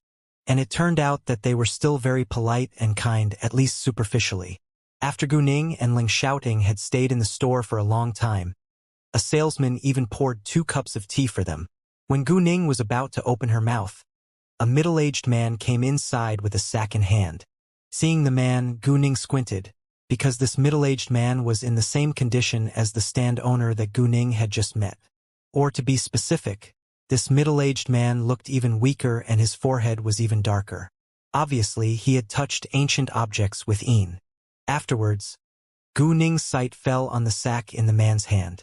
She used her jade eyes and saw that there was a pile of antiques inside, but most of them were fake. However, there were two real antiques. One was a bronze glass which was 14 cm tall, and the other was a bronze mirror that was 19.3 cm tall. Both of them were from Warring States period. Meanwhile, there was a mixture of white and black mist around the two real antiques. It seemed that the two ancient objects were from the same grave as the bronze dagger, and the grave had probably existed since the Warring States period or earlier. I just got a bunch of objects from the countryside. Do you want them? The man asked. Come on in. Let me check first, the store manager said to him. There were both real and fake antiques on sale in the store. As long as its style was good and its price wasn't high, they would buy it. Wait a second, Gu Ning said. The store manager stopped and looked at Gu Ning. May I help? Gu Ning took out her certificate and handed it to the store manager. The store manager was surprised to find out that their boss was such a young girl. Nice to meet you, boss. It was totally beyond their imagination that their new boss was so young. The other two salesmen immediately went over and greeted Gu Ning. Nice to meet you, boss. Gu Ning nodded lightly and said to the store manager, May I have a look of those objects too? The store manager was Chun Darong. He was in his early 40s and always worked hard.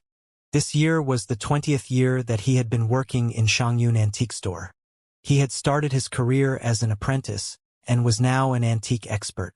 Sure, boss, Chindarong said. He didn't despise Gu Ning just because she was young. The fact that she was able to buy Shangyun Antique Store already proved her ability. Smart people would never judge a person from appearance. After that, Gu Ning and Leng Xiaoting followed Chindarong and the man and walked into a room. When they were in the room, the man put the sack down and opened it. Gu Ning pretended to choose among the pile of ancient objects before she picked the bronze mirror and the bronze glass up. I'll take these two. Uncle Chen, you can choose among the rest, Gu Ning said to Chun Darong. Gu Ning needed to drive the een of those two objects away before she put them in the store. Otherwise, all the people in the store would be affected. Chun Darong was surprised that Gu Ning called him Uncle Chun. It seemed like their new boss was quite pleasant. Sure, Chun Darong said. He didn't ask why Gu Ning took the two bronze objects. Since Gu Ning chose them, she was going to pay for them herself. The two objects cost her 10,000 yuan in all. The man didn't know that they were real antiques, so he sold them at the same price as the fake antiques. Some antique dealers would go to antique stores first when they got a lot of ancient objects from the countryside. If antique stores didn't want their objects, they would sell them on the antique street themselves. Where did you get these ancient objects? Gu Ning asked the man. From several villages like Fengyang Village, Daning Village, and so forth, the man replied. A question dawned on Gu Ning suddenly. These real antiques were newly dug out from graves. If the village citizens really dug them out from graves, they should know that they were real. Why did they still sell them at a low price to the antique dealers? Gu Ning couldn't figure it out. It seemed like she had to go to the village on her own to find out the truth. Later, Gu Ning used an excuse to use the bathroom and put the bronze mirror as well as the bronze glass in her telepathic eye space. There was a large amount of power in her telepathic eye space, so the two objects would be purified automatically. Gu Ning and Leng Xiaoting didn't stay in the store any longer and left for Fengyang Village. However, Gu Ning wasn't in a hurry to enter Fengyang Village in the day, because they were going to search for the grave. It was better if they slid into the village during the night, and they couldn't directly drive into the village, so they booked a room at a nearby hotel. They planned to park the car in the parking lot of the hotel before they walked to the village in the night. After their search, they found a small town 2 kilometers away from Fengyang Village. So Gu Ning decided to book a room and park their car there. Leng Xiaoting agreed with her after she told him her plan. Fengyang Village was located in an area near the capital, but because the capital was so large, it took at least an hour and a half of driving for them to get to the small town. And they still needed to walk for another 20 minutes to arrive at Fengyang Village from the small town. Therefore, Gu Ning prepared to leave at 4 p.m. It would be 5:30 p.m. when they arrived at the town, and it would be dinner time. In the winter, the sky went dark at 6 p.m., so it was a great time for them to discuss a plan after dinner. They still had 2 hours to prepare some food and tools before they left. There were mountains all around Fengyang village. It was impossible for them to find the ancient grave the moment they got there. It would probably take them hours or even days to find it. And in order to not attract attention, they couldn't ask the villagers. However, no matter whether they could find the ancient grave, they had to go back to the capital tomorrow night. There were a lot of tools in Gu Ning's telepathic eye space, but it wasn't convenient for her to take them out, because she still didn't want Ling Xiaoting to know her secret. For now, Gu Ning wasn't clear about the condition of the ancient grave. Had only a few found it, or had a majority already found it? However, since antiques dealers were able to sell those bronze objects, the ancient grave must not have been discovered by the government yet. If the government knew about it, it would shut its entrance and send an archaeological team to do the study. However, the ancient grave was full of Yin, and those archaeologists would be affected too. Gu Ning would give Ling Xiaoting her night luminescent pearl to protect him before they got into the ancient grave. But the most important first step was to find the ancient grave. 2 hours later, Gu Ning and Ling Xiaoting arrived at the small town which was the one nearest to Fengyang village. They booked a room and parked their car before they went to have dinner. After dinner, it was almost 6:30 p.m., and the sky was completely dark now. The two then set out on their adventure. Within 20 minutes, Gu Ning and Ling Xiaoting arrived at Fengyang village, which was completely dark. Even with her acute sight, Gu Ning could barely figure out where the road was. She looked at the surrounding mountains and had no idea where they should start. The mountains were too far. Even though it was hardly possible, Gu Ning still used her jade eyes to give it a try. However, unfortunately, her jade eyes were only effective within 200 meters, and she couldn't see the mountains at such a far distance. Right at this time, they heard a car driving over. In order to not be discovered, Gu Ning and Ling Xiaoting immediately hid in the grass at the roadside. A van stopped at the entrance of Fengyang village, and 4 men who each had a big backpack got out of it. "Come on. Be careful. Don't let anyone else find us," one of them said. Hearing that, Gu Ning and Ling Xiaoting understood that they came here for nothing good. They also thought that they could be grave diggers.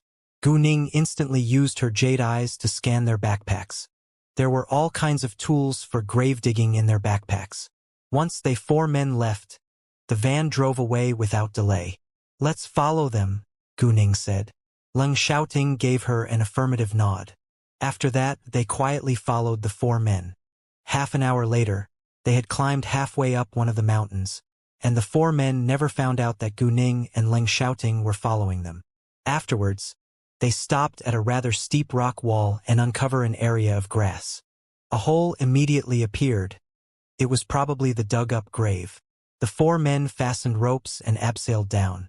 After the 4 men were in the ancient grave for a long while, Gu Ning and Ling Xiaoting approached the hole. However, they didn't get in right away.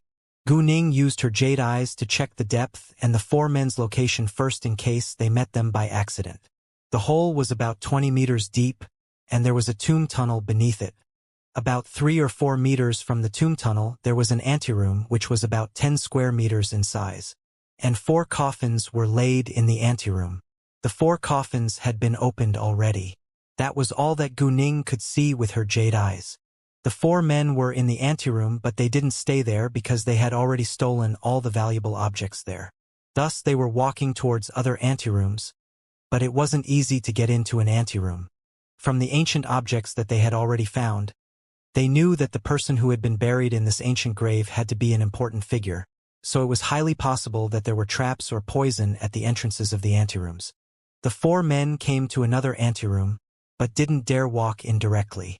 Instead, they checked the surroundings carefully and didn't walk inside until they were sure that there was no danger. Now was the time for Gu Ning and Ling Xiaoting to abseil down. Gu Ning took out her night luminescent pearl, but didn't reveal it fully because its light was very bright. "Here." Gu Ning gave the night luminescent pearl to Ling Xiaoting. "This is a night luminescent pearl. You can use it to light the way." It was too complicated for her to explain the Yin and her magical power, so she could only use the excuse. A night-luminescent pearl? Lung Shouting was quite surprised that Gu Ning had such a priceless jewel, but he didn't ask further, and took the night-luminescent pearl. Gu Ning also told Lung Shouting not to show its light fully in case the four men would find out. After that, they put on gloves and abseiled down.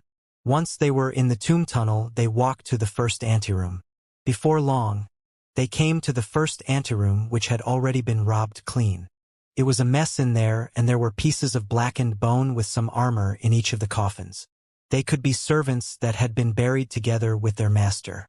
Right when Gu Ning was about to use her jade eyes to check the four men's location, they suddenly heard an agonized scream followed by messy footsteps.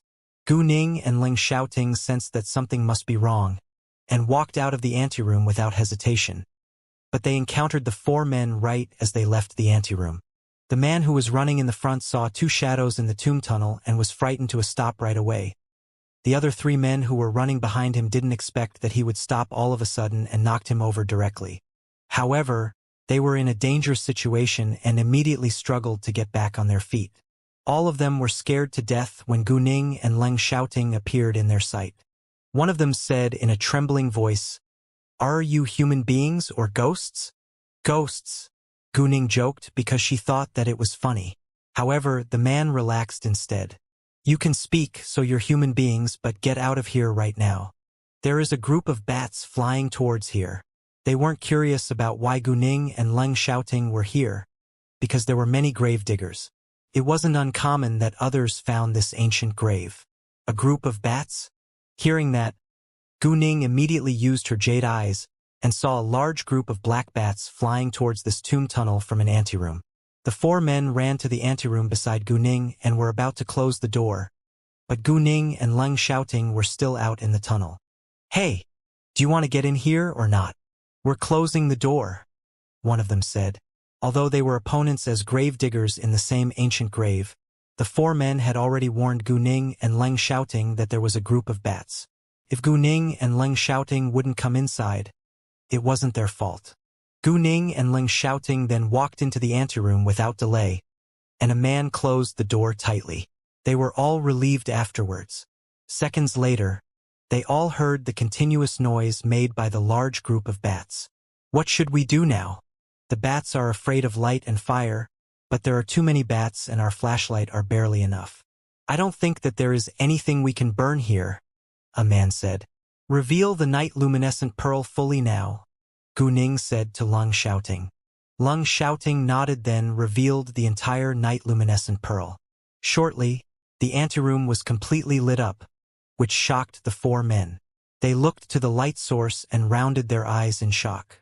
"An night-luminescent pearl." Gu Ning and Lung Shouting stayed calm, examining their faces. If they were kind people, Gu Ning wouldn't mind bringing them out, but if they dared to scheme against them for this night-luminescent pearl, Gu Ning wouldn't help them at all.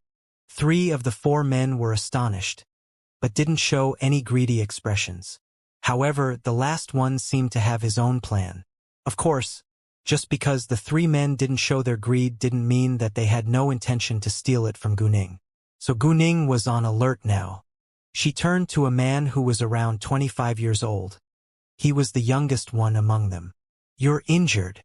Indeed, the man had been bitten by a bat and his face started to turn back, which was a sign of being poisoned. Hearing that, the other three men looked to the youngest man with one accord and asked nervously, "You're injured? Where?" I was bitten by a bat." The man hadn't felt the acute pain from the back of his hand until now. He was horrified, because they all knew that bats in ancient graves were extremely poisonous. Although he wouldn't die quickly, he would be dead after 1 or 2 hours if he hadn't been administered in time. "Oh, the antidote." Three of them immediately took off their backpacks searching for medicine. They were grave diggers and always carried all kinds of antidotes with them. They took out the antidote and covered the youngest man's hand with it. However, the antidote would only be effective after a long time. Besides, even if the poison in the youngest man's body was resolved, he would be weak in the following days, which would affect his later movements. Gu Ning walked to them and gave them a small porcelain bottle. "If you trust me, you can take this. It will be effective within seconds." In the porcelain bottle was medicine that Gu Ning had made with her power and water today. They gave Gu Ning a glance, but didn't take the porcelain bottle right away. It was hard for them to believe her. They had a suspicion that Gu Ning would kill them all and be in possession of all the antiques in this ancient grave. They had just met each other and they were opponents as grave diggers. Gu Ning understood why they hesitated, so she explained, "I'll take responsibility no matter what happens." Hearing that, they chose to believe her for now and took the medicine. They also knew that their antidote wouldn't be effective soon. Although the youngest man could be saved, their following actions would be greatly affected. The youngest man took Gu Ning's medicine at once. Once the medicine, which was actually just a mixture of Gu Ning's magical power and water, went into the youngest man's mouth, he felt a cold air and it was really comfortable. The cold air immediately flowed through his entire body. He didn't feel any more pain, and he stopped bleeding as well. Most surprisingly, he got his strength back like lightning.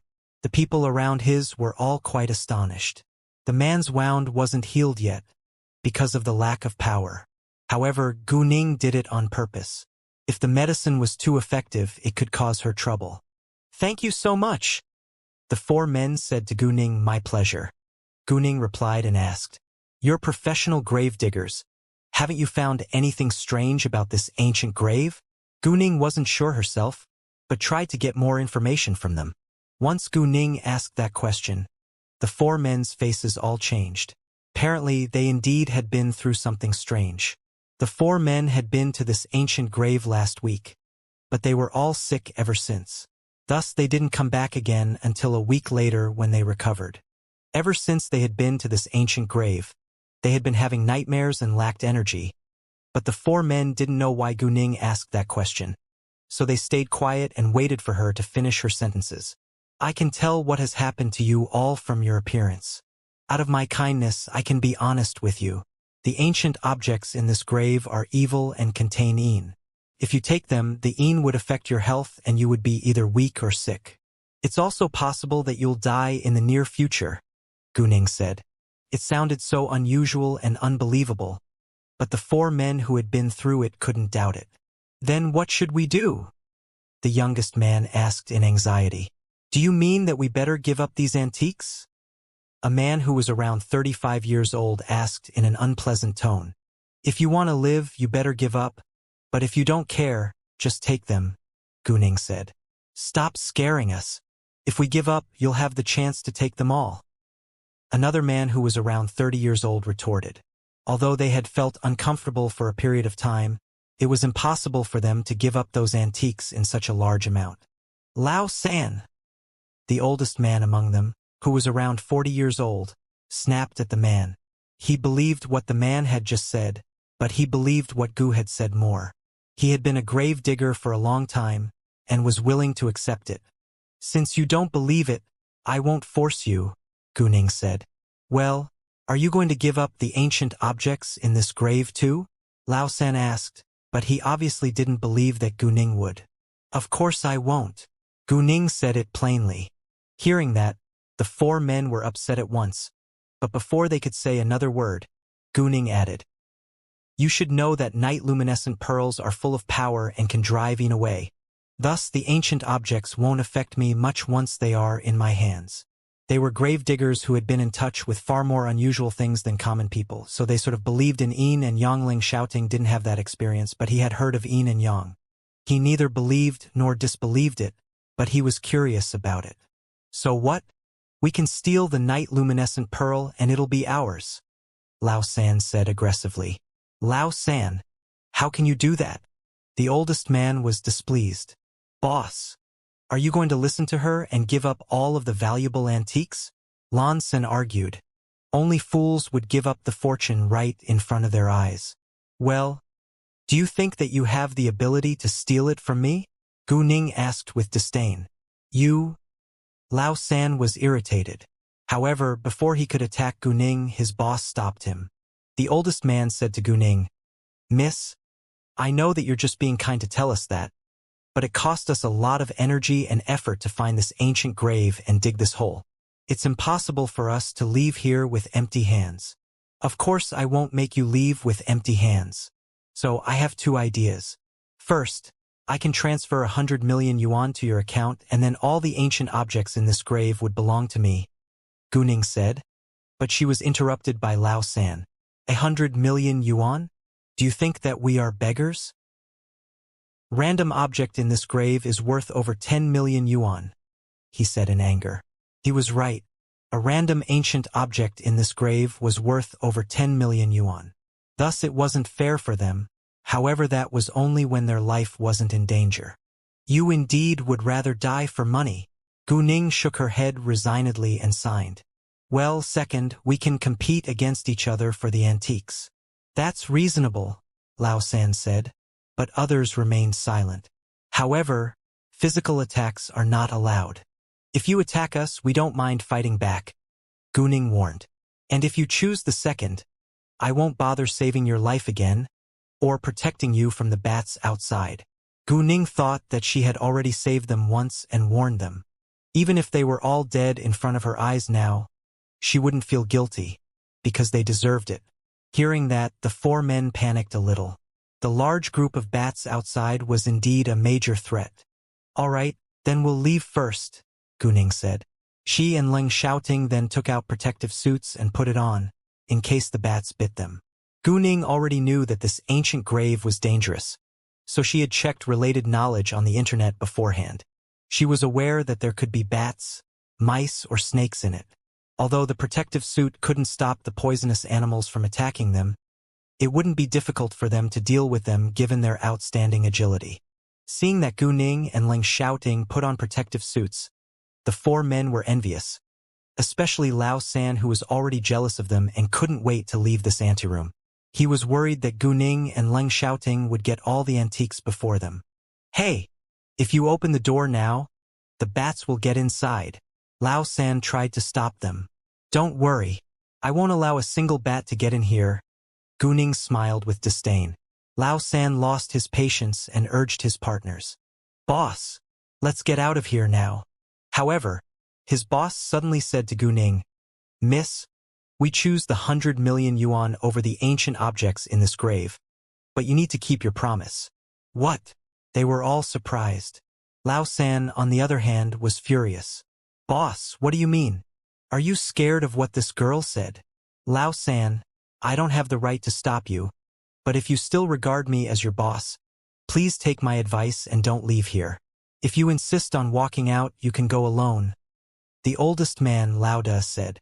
He wasn't scared of what Gu Ning had said, but he knew that Gu Ning had told them the truth. Although grave digging was always dangerous, he wasn't willing to die for money. What about you? Lao San asked, looking to Lao Er and Lao Yao. Although Lao Er and Lao Yao were reluctant to give up the priceless antiques, they always trusted Lao Da and chose to follow his lead as usual. We'll follow Lao Da. Lao Er and Lao Yao replied. Fine, very well. I'll go alone. Lao San was extremely mad and made up his mind to go out alone. He put on his mask and took out a burning torch. Gu Ning looked to Lao Da and others. Since we made an agreement, you can wait here for us. Once we're out of this grave, I'll transfer the money to you. I promise. Sure, Lao Da answered. He could only choose to trust her now. After that, Gu Ning said to Lao San, Tail, protect them, so you need to leave before us. I'm afraid that the bats will fly inside when you open the door. You? Lao San was angry that Gu Ning despised him. He snorted with anger and opened the door, walking out with the burning torch lifted in his hand. Nobody stopped him. Not because his partners didn't care about his life, but because he didn't value his own life. Because of the bright light of the night luminescent pearl, the large group of bats was just flying from left to right outside, but didn't dare to come inside. Before Gu Ning and Leng Xiaoting went out, she said to Lao Da and others in the anteroom, It's his own choice, and whether he can stay alive had nothing to do with me. Lao Da and the others also knew that even if Lao San died, they couldn't blame anyone. Once we're out, you need to immediately close the door, Gu Ning reminded them. The moment that Gu Ning and Leng Xiaoting were out, Lao Da closed the door and no bats had the chance to fly inside.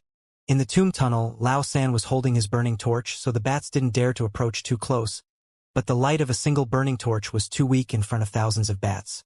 Thus some bats still attacked Lao San once in a while, which scared him. As for Gu Ning and Leng Shouting, they had the night luminescent pearl to protect them from the bats.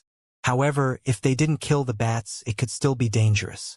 No one could promise that the bats wouldn't attack them or bite them by chance. At this time, Gu Ning heard Lao San's agonized shout. Obviously, he had been bitten by bats. Lao San used his antidote to stop the effects of bats' poison. And although he survived, he was much weaker. Let me ask you for the last time. Do you want the antiques or your life? Gu Ning still had her sympathy towards Lao San and gave him one last chance. It's none of your business, Lao San said in anger and continued to walk ahead. Since he said that, Gu Ning wouldn't persuade him anymore. She took out a flamethrower from her backpack and sprayed flame at the group of black bats behind them. The flamethrower emitted flames that were 2 meters long and 10 centimeters wide. Once the flame was sprayed out, a group of bats were ignited. They struggled, then died and fell. Lao San was so jealous of Gu Ning and Leng Shouting. He was eager to grab the night luminescent pearl and flamethrower from them, but was afraid that he couldn't beat them alone. After spraying flame 3 times, almost all the bats behind Gu Ning were dead. But it wasn't realistic to kill them all, because some of them hid away. As long as they weren't being threatening, Gu Ning wouldn't bother killing them. Gu Ning only killed the bats behind her, but there were a lot in front of Lao San. With a single burning torch, he could hardly escape from their attacks. Lao San went to the anteroom that they had opened before the bats flew out, but he couldn't get inside right away because the bats were precisely flying out of this anteroom. He cautiously looked inside. There were a lot less bats in it, but they all flew backwards seeing fire. Don't go inside. Gu Ning tried to stop Lao San, but he refused to listen to her. Lao San walked in directly and later screamed in horror and pain. When Gu Ning followed him, she saw Lao San lying on the ground with blood around his body. He was dead already, and there was a black moving body standing in front of Lao San. It was a zombie. Before they went into the anteroom, Gu Ning had used her jade eyes and saw the zombie. She was shocked to find that there really were zombies in this world. It was because she was so stunned that she failed to stop Lao San in time. But she had indeed warned Lao San to not go inside beforehand. If he had listened to her, he wouldn't have been killed. But the truth was that Lao San had died because he refused to listen to Gu Ning's advice. In the first anteroom, the 3 men heard Gu Ning's voice and Lao San's scream. They had a premonition that Lao San was in trouble. If Lao San was really in trouble, they would feel terrible too, because they had been working together for 2 years. However, Lao San valued money too high, and he would risk his life for it. Besides, Lao San had betrayed them for money, which Lauda kept a secret. That was the reason why he hadn't tried his best to stop Lao San. He had planned to dismiss Lao San after this time. Lao San had done a lot to discover this ancient grave after all. Boss, is Lao San in trouble? Lao Er asked. I have no idea, Lauda said. He wasn't sure either. Leng Shouting was terrified too when the black moving body appeared in his sight. What the hell is that? He had been through many dangerous situations and places, and he had fought in the Amazon rainforest, but he had never panicked in front of scary beasts or enemies. However, this black moving body was too strange and horrifying. It looked like a human being, but had black fur all over its body. Seemed to be a gorilla, but was obviously not. A zombie, Gu Ning said. It wasn't the normal zombies that they had seen in the horror films. This zombie smelt like rotten corpse, which was quite disgusting. What? A zombie? Hearing that, Leng Shouting was more than shocked. He had only heard of ghosts and monsters in tales. To his astonishment, there were really zombies in this world. His original views of this world started to change dramatically.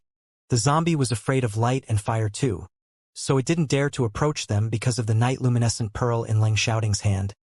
But a zombie was much more threatening to Gu Ning and Leng Shouting than a group of bats, because it was really strong and could use other things to attack them. Without hesitation, the zombie threw the heavy cover of a coffin at them. It happened too fast and suddenly, so Gu Ning and Leng Shouting were almost hit by it. However, the heavy cover hit between the 2 of them, so Gu Ning and Leng Shouting escaped in 2 different directions. However, that being the case, Gu Ning was out of the brightest light, and the zombie seized the chance, attacking Gu Ning with his sharp, black nails. Ning Ning! Leng Xiaoting was shocked. He ran to Gu Ning at once, but unexpectedly, the zombie moved much faster than him and got close to Gu Ning like lightning. Gu Ning wasn't weak either. She fought against the black moving body with her magical power, so it didn't hurt her. At the same time, Gu Ning said to Leng Xiaoting seriously, "Keep the night luminescent pearl bright and never let it leave your hand." Gu Ning was really worried that Leng Xiaoting would ignore the night luminescent pearl in order to help her. If the night luminescent pearl was covered, it would be a great advantage to the zombie. Besides, if Leng Xiaoting lost the protection of night luminescent pearl, he would be hurt by Yin. Seeing Gu Ning being so serious, Leng Xiaoting bore her words in mind. Luckily, the zombie wasn't able to hurt Gu Ning, and Leng Xiaoting was less concerned. However, he still wanted to help Gu Ning. Leng Xiaoting had to be cautious and couldn't move too fast in case the night luminescent pearl would fall. So he immediately took out his gun, shooting at the back of the zombie. However, the bullets failed to hurt it at all. Guns or knives are useless. It's only afraid of fire and light, Gu Ning said to Leng Xiaoting. The zombie abruptly turned around when it was shot in the back. It wanted to attack Leng Xiaoting, but was scared of the bright light. Thus it turned back right away and continued fighting with Gu Ning. During the 3 seconds when the zombie turned back, Gu Ning finally got a chance to pull out the flamethrower, spraying flame at it. Boom! The flamethrower sprayed out strong flames which burned the zombie. It screamed and jumped around in severe pain. Gu Ning immediately took out a bottle of gasoline and poured it over the zombie. The fuel immediately ignited even stronger flames. The zombie's agonized scream was quite horrifying and it smelt so acrid. The 3 men in the first anteroom all felt terrified by the horrifying scream, and it didn't sound like a human being's voice. What is the sound? I don't think a human being can make it. Lao Yao's face turned pale. He trembled in fear and hid behind Lauda. Is there any monsters? Lao Er was also scared and guessed. Lauda remained silent. Although he had the same idea, he didn't want to scare himself. They wanted to go out and check it themselves, but none of them dared to move a step. The zombie stopped struggling after 10 minutes of being burned in strong flame. It fell down on the ground, but it was still ablaze.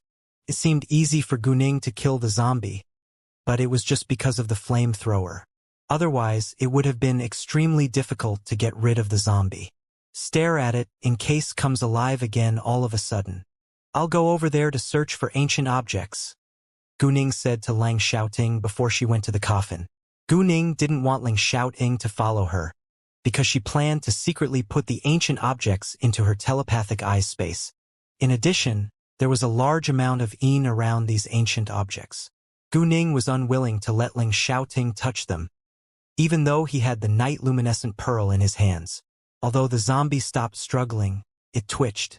Leng Xiaoting was also worried that it would regain its life suddenly, so he stayed at the same place fixing his eyes on it. Gu Ning went to the coffin, and even though there weren't many ancient objects in it, each piece of them was priceless. Most of them were made of bronze, which showed that this grave must have been built in the Warring States period. There were 12 pieces of bronze in the coffin, including a bronze sword, a bronze bird and beast pattern pot, an animal-shaped bronze statue, and so forth. Those ancient objects were completely covered by black mist, and there was no touch of white mist at all. The man who had been buried in the coffin had already turned into a zombie, so it was understandable that the ancient objects were so evil. Gu Ning put 5 pieces of bronze into her telepathic eye space, and the other 7 pieces of bronze were put into her backpack. She could easily put the ancient objects in her backpack into her telepathic eye space as long as she wanted. In fact, she put some pieces of bronze into her backpack for Leng Xiaoting's sake, in case he would think that it was strange that her backpack seemed the same after she had put so much stuff into it. After that, Gu Ning went back to Leng Xiaoting's side. The black moving body was still twitching, so they couldn't leave yet. During this time, Gu Ning used her jade eyes to look into another closed anteroom. There was no coffin in it, but a wooden box and a set of bronze chimes. Seeing the bronze chimes, Gu Ning was greatly surprised. because she knew that they had to be extremely priceless. There were 65 pieces of bronze chimes in all, which were divided into 3 layers and 9 groups according to size, hanging on the clock frame. There was a fu bell and 45 yong bells divided into 5 groups in the middle and lower layers of the clock frame. Bells hanging in the middle layer had a bright sound, while those hanging in the lower layer had a low sound. Other than the fu bell and yong bells, there were also 19 yo bells, which was smaller than yong bells, hanging on the upper layer of the clock frame in 3 groups. In 19XX, in the tomb of the Eastern Zhou dynasty, 2 sets of bronze chimes were unearthed. One group was made up of 9 pieces, while the other was 7. The bronze chimes were exquisitely decorated and well-made. According to the textual research, they were the court instruments of Wu Gua in the late spring and autumn period. Even after being buried in the earth for 2,500 years, the 2 sets of bronze chimes were still able to make clear and beautiful sounds. Unfortunately, the set of bronze chimes which consisted of 3 layers and 9 groups were still missing. If this set of bronze chimes in this ancient grave was discovered, it would cause a great sensation in music, art, and antique industries. Many famous museums would fight for it. Moreover, the whole set was worth at least several billion yuan, which was quite exciting. And in the wooden box were other ancient objects. To Gu Ning's surprise, all the ancient objects in this anteroom were purely covered with natural power. Gu Ning thought for a while and figured it out. The ancient objects that she had just discovered were buried with a man, who must have been tortured before he had been killed. Thus those ancient objects were affected by his deep hatred. And this anteroom where the set of bronze chimes was placed was separated from that one. So there was no yin in it. It wasn't hard to take the ancient objects in the wooden box, but the set of bronze chimes was too heavy to carry. In that case, Gu Ning had to put it into her telepathic eye space, and she had to avoid Leng shouting. Therefore, Gu Ning said to Leng shouting, "You can stay here and I'll go out to have a look. If you're worried about me, you can stand at the door of this anteroom, staring at this zombie and keeping an eye on me." Hearing that, Leng shouting was of course worried about Gu Ning's safety, but he compromised in the end. The anteroom that Gu Ning was leaving for wasn't far away. There was only a short distance of 4 meters. Leng shouting stood at the door, staring at the zombie which was still burning, and kept an eye on Gu Ning at the same time. Gu Ning went to the anteroom and used her jade eyes to check its door. Luckily, there were no traps or poison powder. She opened the door, which astonished Leng shouting. He was concerned that there could be more bats or another zombie inside. "Ning Ning," Leng shouting called Gu Ning worriedly. "It's fine," Gu Ning comforted him, then directly pushed the door open. Seeing that there wasn't anything strange coming out, Leng shouting relaxed. Gu Ning used a flashlight to light the anteroom and said to Leng shouting, "There's nothing terrifying in it, just pieces of bronze." Hearing that, Leng shouting was relieved. Afterwards, Gu Ning walked inside. She immediately put the set of bronze chimes into her telepathic eye space and opened the wooden box. There was a lot of bronze in it because bronze was quite popular during the Warring States period. Gu Ning carried the wooden box out and put it down at the door. She then went back to check on the zombie which had finally stopped twitching and was almost burned into ashes. It was impossible for it to come alive again. "I think we're done here. Let's go back now," Gu Ning said. "Sure," Leng shouting replied. He then went to carry the wooden box. Although it was heavy, Leng shouting was able to lift it. They stopped at the first anteroom again, and Gu Ning said loudly, "You can come out now." The 3 men in it couldn't wait to leave. Once they heard Gu Ning's voice, they immediately opened the door and walked out. Lao Yao asked, "What was the terrifying scream just then?" "I was so scared." "A zombie," Gu Ning said directly. If they didn't know the truth, they would probably think that it was easy to get the ancient objects in this grave. "What?" Hearing that, they were all shocked. They obviously knew what a zombie was, but they had only heard of it from the older generation story. None of them had ever seen one in reality. What happened to the zombie?" Lao Yao asked again. "I burned it to death, but Lao San was killed by it," Gu Ning answered. Although the 3 men were mentally prepared, It was still unpleasant to hear the terrible news. After a few seconds of mourning, Lao sighed and said, "Let's move Lao San's body out of here." Although Lao San had betrayed them, they were close friends after all. Besides, he was dead now, and they felt that it was necessary to bury him well. Wait! Before they could act, Gu Ning stopped them. Lao San was killed by the zombie, and his body has already been poisoned. If you try to move his body, you might be affected by the deadly body poison and die in the near future. One can never be too careful. Besides, if he becomes a zombie later, a simple grave can't stop him. Thus I think that it's better to leave him here. Gu Ning wasn't threatening them, but it was possible, even if barely. Hearing that, the three men were all shocked. No matter if it was true or not, they didn't dare to bring Lao San's body back, or to have a look of the zombie. Nevertheless, they didn't doubt what Gu Ning had just told them. Although they didn't see the black moving body with their own eyes, they had heard the strange scream, which a human being couldn't make. Well, I think that we better leave now.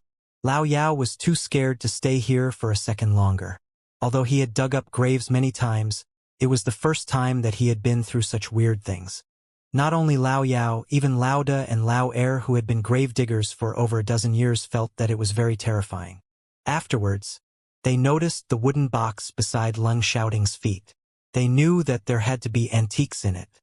If they didn't know that there was a zombie, they would be reluctant to miss those antiques. But now they only felt that they were lucky. If they had been greedy and risked their lives for fortune, they would have been killed too.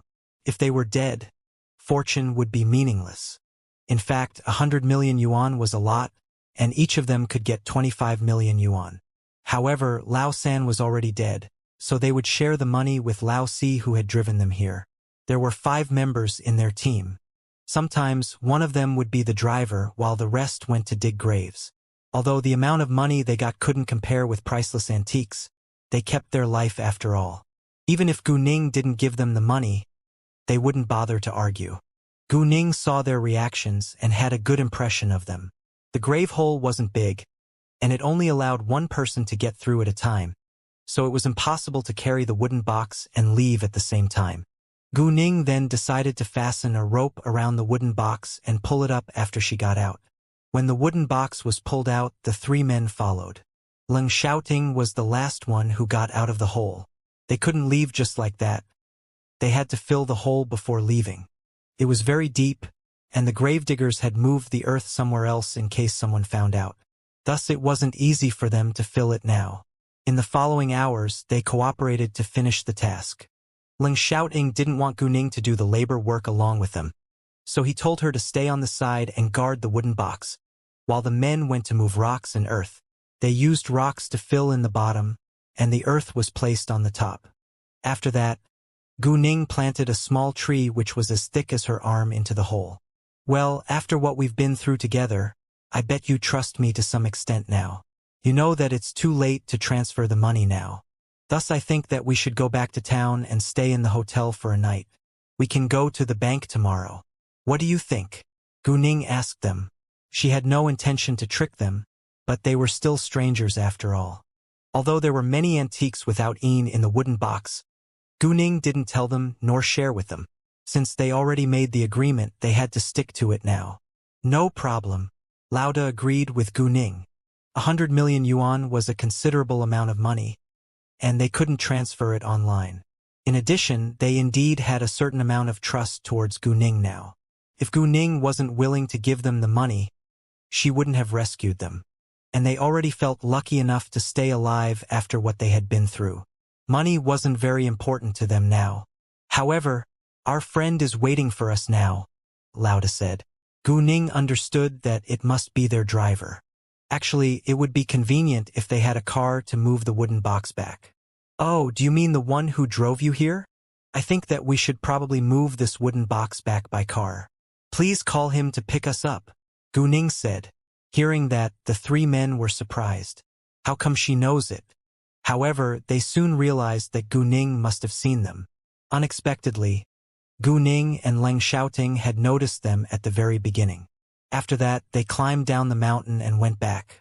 It was around 12 a.m. when they left.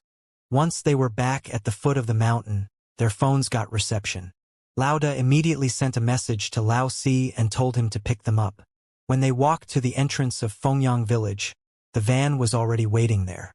When the man in the car saw Guning and Leng shouting, he was surprised. Lauda, who are they? And where is Lao San? Lao San's dead, and these two are our lifesavers. All right, we better leave right now, and I'll tell you that details when we get back, Lauda said. What? Lao San is dead. The man, who was called Lao Si, was astonished.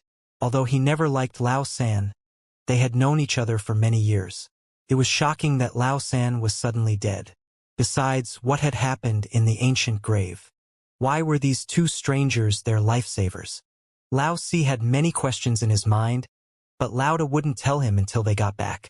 They all got in the car and drove to the small town. On the way, they introduced themselves to each other. Lauda's full name was Li Maosong. He was 42 years old. Lao Er was Sun Chao, who was 38 years old. Lao Si was Zhao Jiangquan, who was 29 years old, and Lao Yao was Guoyang, who was just 26 years old. Guning introduced herself to them too, but she didn't tell them Leng Shouting's full name. She just told them that Leng Shouting's family name was Leng. Other than that, she also told them that she and Leng Shouting were a couple. Li Maosong and Guning exchanged phone numbers so that Li Maosong could contact her. About 10 minutes later, they arrived at the parking lot and stopped beside Leng Shouting's car. Leng Shouting got out and moved the wooden box to the trunk of his car. They had prepared a big suitcase in the trunk. Leng Shouting placed the ancient objects into the big suitcase and then carried it back to their room in the hotel. It would be too noticeable if they carried the wooden box. Guning ordered 2 rooms for the 4 men, and the 2 rooms were right next to the one where Guning and Leng Shouting stayed. Guning did it on purpose to calm the 4 men's worries. After that, Guning and Leng Shouting went back to their room, while Li Maosong and the others went into the same room, because they had a lot to discuss. What did you get?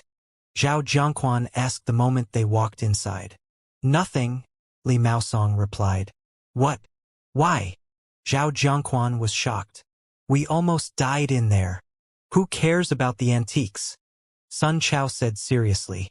He then told Zhao Jiangquan what they had been through in the ancient grave. Zhao Jiangquan rounded his eyes in shock and felt terrified. A zombie? Jesus, it is real? And the zombie killed Lao San? Zhao Jiangquan didn't blame them because they had made the deal with Guning, because he would have done the same thing. Life was more valuable than money after all. Lao San had risked his life for money, and had been killed in the end. Nevertheless, can we trust them? Zhao Jiangquan asked.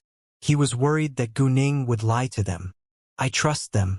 If they didn't want to give us the 100 million yuan, they could have just abandoned us in the grave. Moreover, she did rescue us after all. If she is unwilling to give us the money, we won't say anything, Li Maosong said. All right, it's useless to think further about it. Let's have a rest now. They knew that it was meaningless to think about it right now, and they all agreed with Li Maosong, so they stopped discussing it. Lao Er and Lao Si left for another room afterwards. That night, Guning and Leng Shouting slept like babies, but the 4 men could barely sleep. Although it was useless to be worried, they couldn't help doing it. The next morning around 7 a.m., the 4 men got up and gathered together in a room, waiting for Guning. Guning and Leng Shouting made it a habit to get up early, so they were both awake at 7 a.m. Guning understood that Li Maosong and his friends had to be anxious throughout the whole night. Thus she didn't want to let them wait any longer, and called Li Maosong once she was prepared. However, it was too early, and the bank wasn't open yet. Therefore, they had to wait till 9 a.m.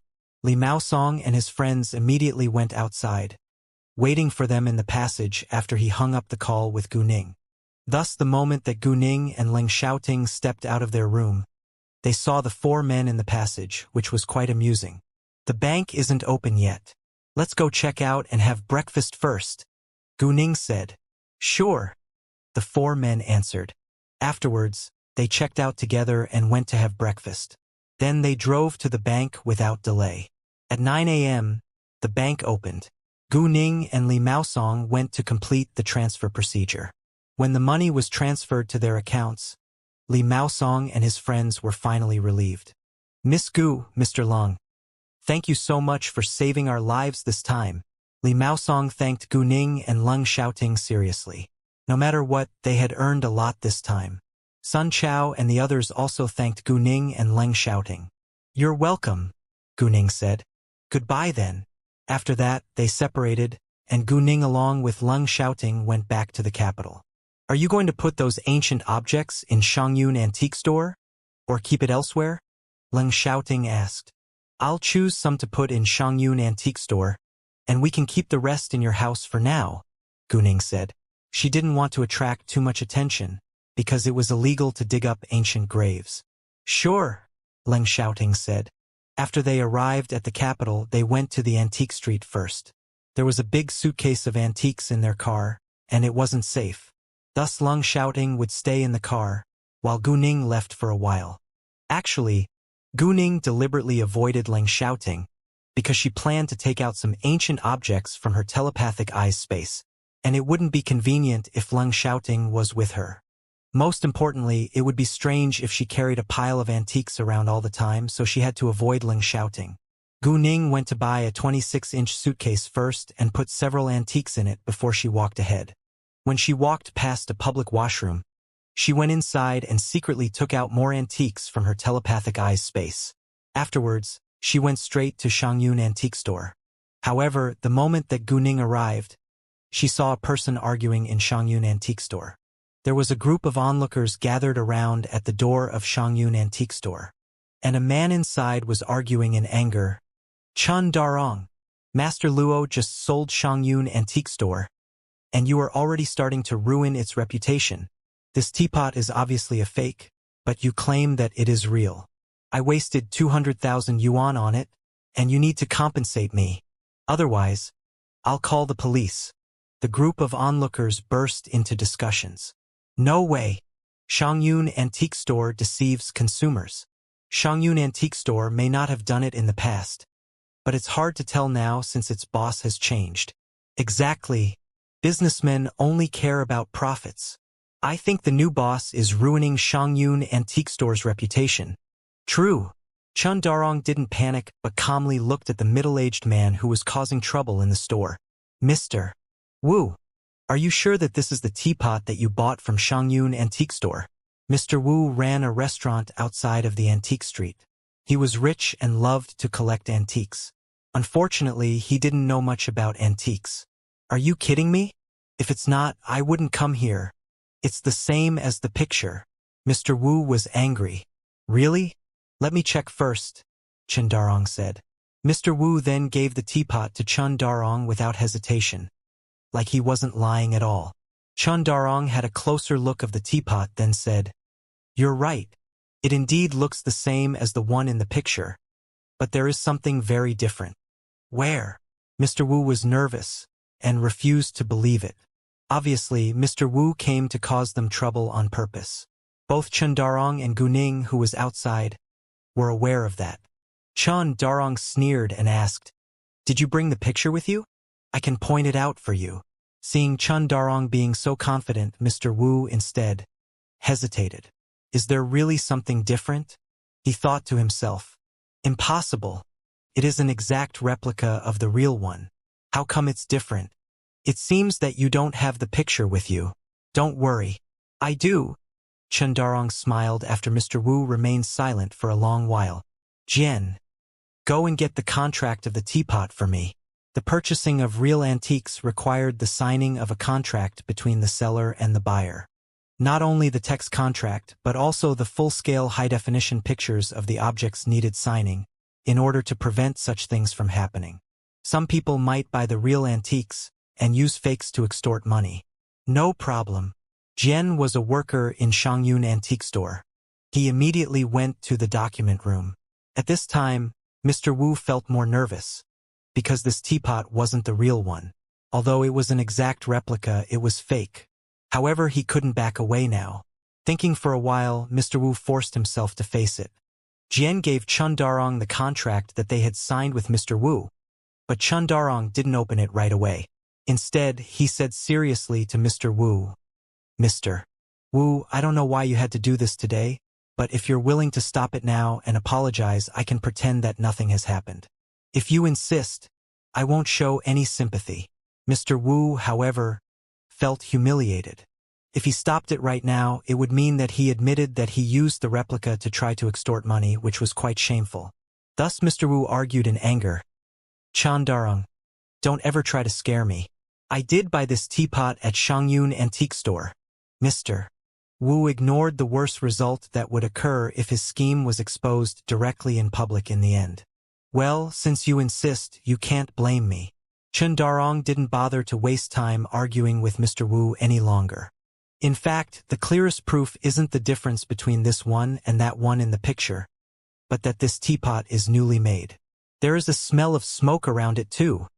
Saying that, Chandarong looked straight at Mr. Wu. Mr. Wu, I think that you're too impatient and stupid. Hearing that, everyone was surprised. What? It's fake. I knew Shangyun Antique Store wouldn't do such a thing. Exactly. I think Mr. Wu is so shameless to try to trap Shangyun Antique Store. I agree. Most of the people chose to believe Shangyun Antique Store, so they all defended Chandarong.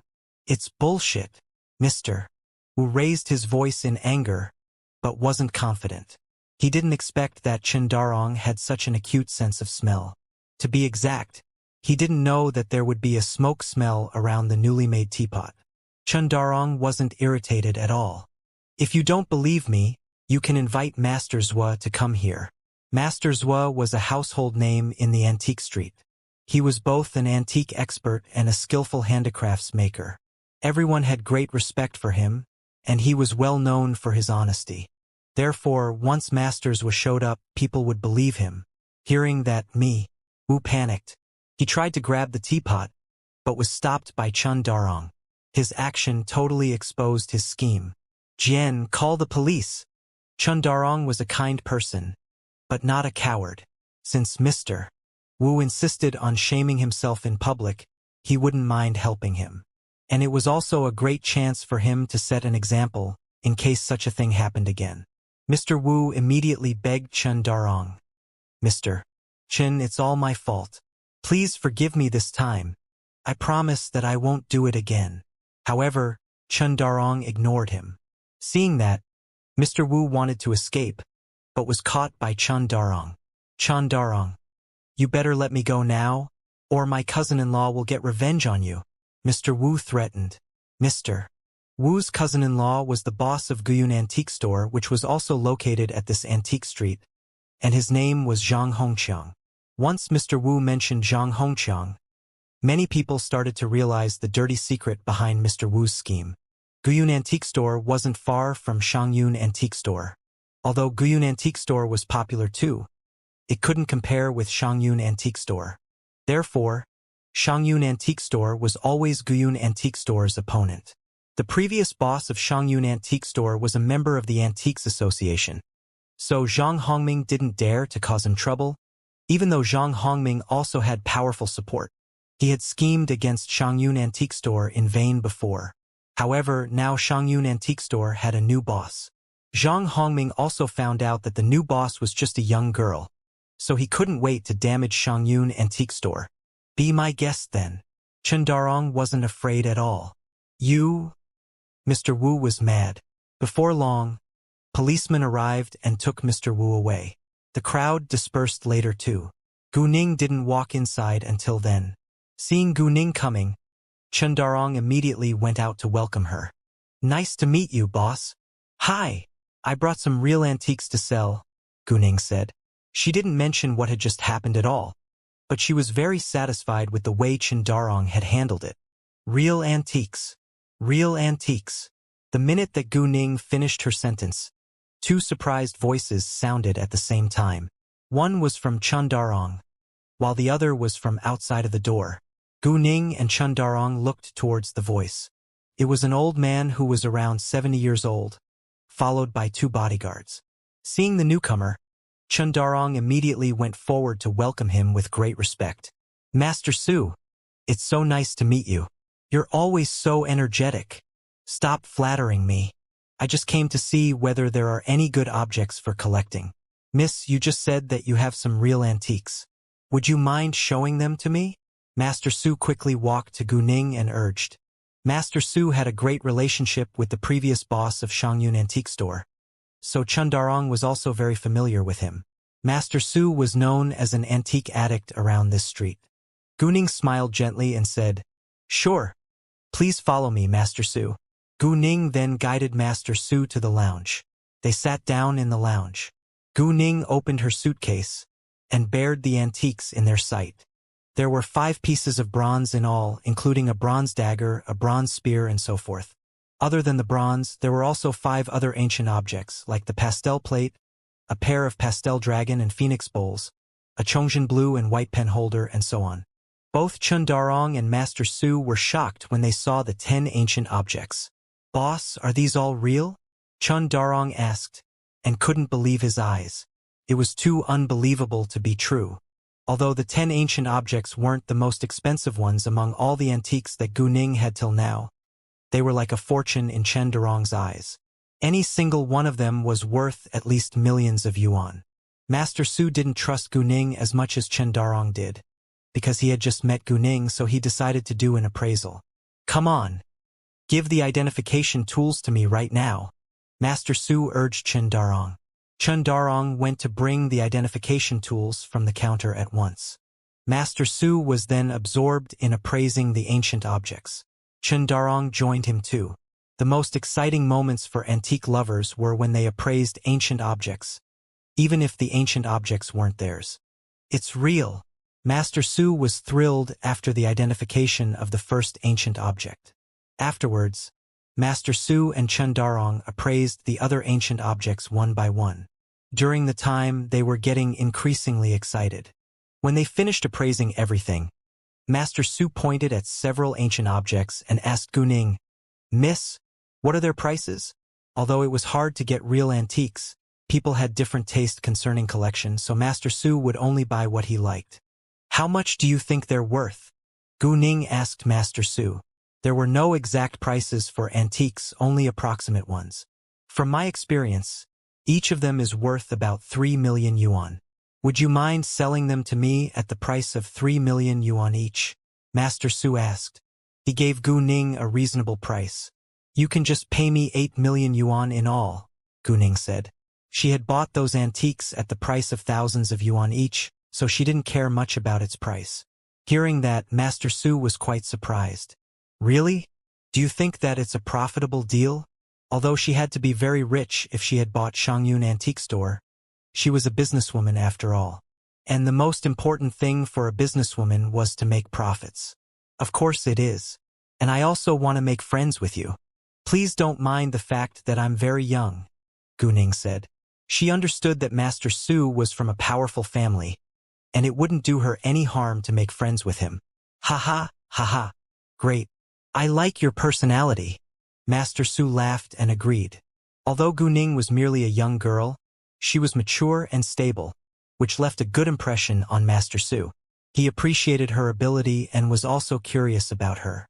Well, I personally like porcelain, but one of my old friends takes bronze. Let me call him now and tell him to have a look here.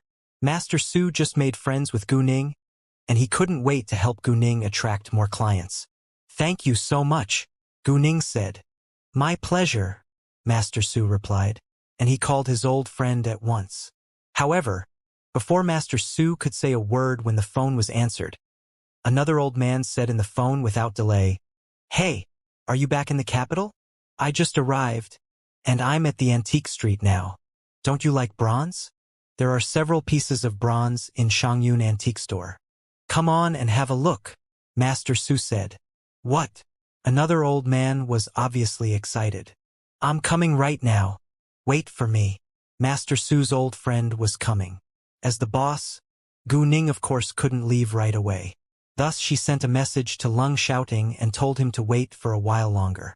Gu Ning was busy with her business, so Leng Xiaoting didn't mind waiting for her. Around 40 minutes later, Master Su's old friend arrived. He called Master Su loudly before he even walked inside. Su! Come here, Master Su replied, and an old man who was around 70 years old immediately came over. If Ling Shouting had been here, he would have recognized this old man, because the old man was exactly Zhang Zhongyu, who had been the head of the National Antiques Association. However, Gu Ning failed to recognize Zhang Zhongyu. Zhang Zhongyu was also followed by 2 bodyguards. Most of the people in the antique industry knew Zhang Zhongyu, so they were all surprised to see Zhang Zhongyu walking into Shangyun Antique Store. And the moment that Zhang Zhongyu entered Shangyun Antique Store, many people followed him. When they saw that Master Su was also there, they were surprised again. Master Zhang, nice to meet you. Qian Darong greeted Zhang Zhongyu, but Zhang Zhongyu was in a hurry to see the bronze, so his sight fell straight on the suitcase which was laid on the table. He came to the suitcase and immediately started to appraise the bronze. Although Master Su had already done the appraisal and Zhang Zhongyu believed his judgment, he still preferred to do it again because he enjoyed it. After the appraisal, Zhang Zhongyu also thought that they were real antiques. Wow! It's so hard to get real bronze antiques nowadays. It wasn't because bronze antiques were really rare, but because many ancient graves with historical value had already been dug up and all the unearthed ancient objects were placed in the National Museum. Thus it was very rare to see them in the market. The bronze antiques exhibited in the National Museum were only available for viewing, and antique lovers could only collect bronze in the market if there were any available. When the crowd heard that all the ancient objects were real, they were astonished. Although it wasn't uncommon that there were real antiques in an antique store, it was unusual to see so many. In addition, Master Zhang came here to do the appraisal in person. If the news went abroad, many buyers would come to acquire the antiques which had been appraised by Master Zhang. Sometimes, people collected an antique not because it was real, but because of the appraisal's influence. It was an honor for an antique collector to have an antique which had been appraised by a famous expert. What do you think? Master Su asked. I like this bronze dagger very much, but unfortunately, it's not my favorite bronze. Zhang Zhongyu wasn't disappointed, but felt that it was a shame. What kind of bronze do you want, Master Zhang? Gu Ning asked. She carried many kinds of bronze antiques with her. Maybe she had what Zhang Zhongyu wanted. If there was a bronze antique that Zhang Zhongyu wanted very much, Gu Ning was willing to take it out. Zhang Zhongyu looked to Gu Ning. Seeing that she was a young girl, he thought that Gu Ning came here with Master Su, so he turned to ask Master Su, "This is?" "Oh, she's the new boss of Shangyun Antique Store." "Gu Ning," Master Su replied. "Oh, it's you." Zhang Zhongyu was surprised. Although he had heard that the new boss of Shangyun Antique Store was a young girl, he didn't expect that she was so young.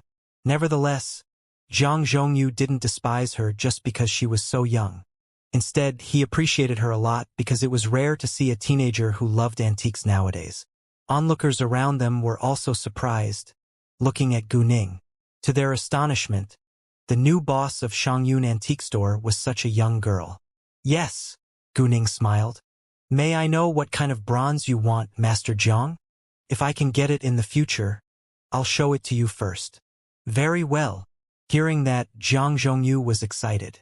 "I just want a bronze sword, but it's so hard to find one." Gu Ning coincidentally had a bronze sword in her telepathic eye space. The bronze sword was taken out of the coffin. It had been covered with yin, but now had been purified after a day in her telepathic eye space. However, Gu Ning wasn't sure whether Zhang Zhongyu would like the bronze sword, because it wasn't famous. Gu Ning smiled. "It seems that Master Zhang is quite lucky today. I indeed have a bronze sword, but I'm not certain that you'll like it." "Really? Please show me right now." Zhang Zhongyu was thrilled and urged. "Of course, but please allow me to get it. It's in my car which is parked in the parking lot," Gu Ning said, standing up. Everyone was surprised that Gu Ning would leave a real antique in her car. Wasn't she afraid that it would be stolen? Zhang Zhongyu nervously chided her. "You left it in the parking lot? Aren't you afraid that it'll be stolen?" Gu Ning smiled and explained, "It's guarded by someone, so it'll be safe." Hearing that, Zhang Zhongyu relaxed. "Then go get it now," he urged again. "Sure," Gu Ning said. However, when she had only walked a few steps ahead, Master Zhang called her again. "Wait a second. Did you put the bronze sword away because you need it for something else?" Although Jiang Zhongyu wanted to own a bronze sword, he didn't want to grab it from Guning. No, I didn't carry it here because the suitcase can't accommodate that many antiques, Guning explained. Hearing that, Jiang Zhongyu was relieved, and he urged once more, "That's great. Please go get it right now." Guning left, but she didn't go to the parking lot. Instead, when she was sure that there was nobody following her, she went to the washroom again and took the bronze sword out of her telepathic eye space. She wrapped it with cloth, then went back to Shangyun Antique Store. Right after Guning left, several antique lovers who admired Jiang Zhongyu came to Shangyun Antique Store and bought two antiques. One was the pastel plate and the other was a bronze glass. They were sold at the price of 6.6 million yuan in total. Including the transaction with Master Su, Shangyun Antique Store made 14.6 million yuan today, which was the highest daily profits that Shangyun Antique Store had ever achieved. They had made over 10 million yuan in a day before, but it was still less than today's profits. Moreover, today wasn't finished yet. Master Jiang was likely to buy the bronze sword which Guning was bringing. After about 10 minutes, Guning was back. The crowd immediately stepped aside to let her pass, in case they accidentally damaged the valuable antique in her hands. Jiang Zhongyu went to welcome Guning the moment she appeared in his sight. He couldn't wait to see the bronze sword, but no matter how excited he was, he didn't take it right out of Guning's hands. He didn't go ahead to appraise it until Guning put it on the table and unwrapped the cloth. The ridge of the sword was straight and sharp. The front sill was narrow and the sword was relatively thin. It was perfectly cast and well preserved. Jiang Zhongyu's hands were trembling with excitement. People around him were also nervous. Master Jiang later asked Guning, "Miss, how much is this bronze sword and the bronze dagger?" Although Jiang Zhongyu liked the bronze sword more, he didn't want to miss the bronze dagger either. "What's your opinion?" Guning asked. "Both of this bronze sword and the bronze dagger are delicately made, especially this bronze sword. There is a Hetian jade set on the hilt, so its owner must have been a nobleman. I think it's worth at least 40 million yuan, and the bronze dagger is worth around 10 million yuan, Jiang Zhongyu said. Actually, no matter how much these two bronze antiques were, he would buy them anyway. Everyone around them drew a long breath in after they heard the price. It was a fortune. They were all envious of Guning now. Even Chun Darong couldn't believe his ears. After this deal was settled, they would indeed reach the all-time record for profits within a day. Chun Darong now thought highly of his new boss, who was able to strike big deals continuously. "Well, it's my honor that Master Jiang came to my store today. I think that you can just pay me 40 million yuan for these two bronze antiques," Guning said to Master Jiang. "What? 40 million yuan? That was directly 10 million yuan off." Everyone was shocked by her generosity. "What did you say?" Jiang Zhongyu couldn't believe it. 40 million yuan. Guning said affirmatively. "Are you insane?" Jiang Zhongyu blurted out. He didn't mean to humiliate Guning, but just couldn't believe it. Businessmen always wanted to earn as much as possible, but Guning was being so generous. 10 million yuan was a lot. Guning felt like laughing, but she knew that what she had done was truly unbelievable, so she explained with patience, "Master Jiang, I'm not insane. You can just pay me 40 million yuan. And let me be honest with you, I am already making a fortune from the deal." Seeing Guning being so certain, Jiang Zhongyu didn't hesitate anymore. In addition, 40 million yuan wasn't a low price after all. She could make a lot of money while he could save a lot of money, which was a win-win. "Great, I owe you then. No matter what kind of trouble you encounter in this antique street, feel free to ask me for help," Jiang Zhongyu said to Guning. He really liked Guning's personality and generosity, so he would love to help her. After that, he took out his name card and gave it to Guning. "This is my name card." Everyone was jealous of Guning now. With Master Jiang's support, nobody would dare to cause Shangyun Antique Store trouble anymore. "Thank you so much." Guning of course wouldn't reject. However, when she saw the name on the card, she was astonished. To her surprise, this Master Jiang was precisely Jiang Zhongyu, who was Leng Xiaoting's grandpa's old friend. It seemed that they were meant to meet each other. Ling Xiaoting had told her that he planned to invite Jiang Zhongyu to visit Shangyun Antique Store someday. Unexpectedly, Master Jiang came here today on his own. That also explained why so many people followed him in coming to Shangyun Antique Store. He was an important figure in the antique industry. Master Jiang indeed was influential. In the following minutes, they went to sign a contract and transfer the money. Because the amount of money of this transaction was relatively large, they couldn't swipe a card and could only transfer the money. When they had finished all of this, Gu Ning walked Master Su and Master Jiang to the door. Before they left, Master Jiang said to Gu Ning, "Miss, I have an old friend who loves paintings and calligraphy very much. If you have any famous paintings or calligraphy, would you mind telling me?" Hearing that, Gu Ning immediately realized that Jiang Zhongyu's old friend had to be Ling Xiaoting's grandpa, Leng Weihua. "Sure, I will," Gu Ning smiled. Afterwards, Master Su and Jiang Zhongyu walked away happily. "Su, let's go visit Leng now. You've been to Hainan for months, and we haven't gathered together for so long," Jiang Zhongyu said, like he really missed their gathering, but actually he just wanted to show off. "Stop acting. I know what's in your mind. You simply want to show off in front of Ling." Master Su rolled his eyes and hit the point without hesitation. They had been old friends for dozens of years, and they couldn't hide secrets from one another. However, they indeed hadn't gathered together in a long time, and they would love to meet and chat with one another. "Ha!" Jiang Zhongyu didn't feel embarrassed at all. "He showed off in front of me the other day. Why can't I do the same thing? I'm so envious that he got Zhao Mingfu's Luo Shenfu." Although Jiang Zhongyu had a preference for bronze, he also liked other collectibles, especially Zhao Mingfu's Luo Shenfu. He would definitely buy it if he saw it. Leng Weihua preferred paintings and calligraphy, and Master Su liked porcelain, but both of them wouldn't miss any collectibles. Ha! Master Su was amused. Jiang Zhongyu and Leng Weihua were like little kids. Master Su was also aware of the Luo Shenfu because Leng Weihua had purposely called him that night. Master Su was also envious of him, but he wasn't as excited as Jiang Zhongyu and Leng Weihua. After Master Su and Jiang Zhongyu left, Gu Ning talked with Chun Darong in a room. Gu Ning said, "The New Year festival is around the corner. Both of the salesmen can have year-end bonus of 100,000 yuan, and yours is 200,000 yuan. Hearing that, Chun Darong rounded his eyes in shock. Normally, they only had a year-end bonus of 10 or 20,000 yuan, which was quite a lot to them. "Uncle Chun, as long as you're loyal to me, I promise that you'll get a reasonable bonus." Gu Ning took out a contract handing to Chun Darong.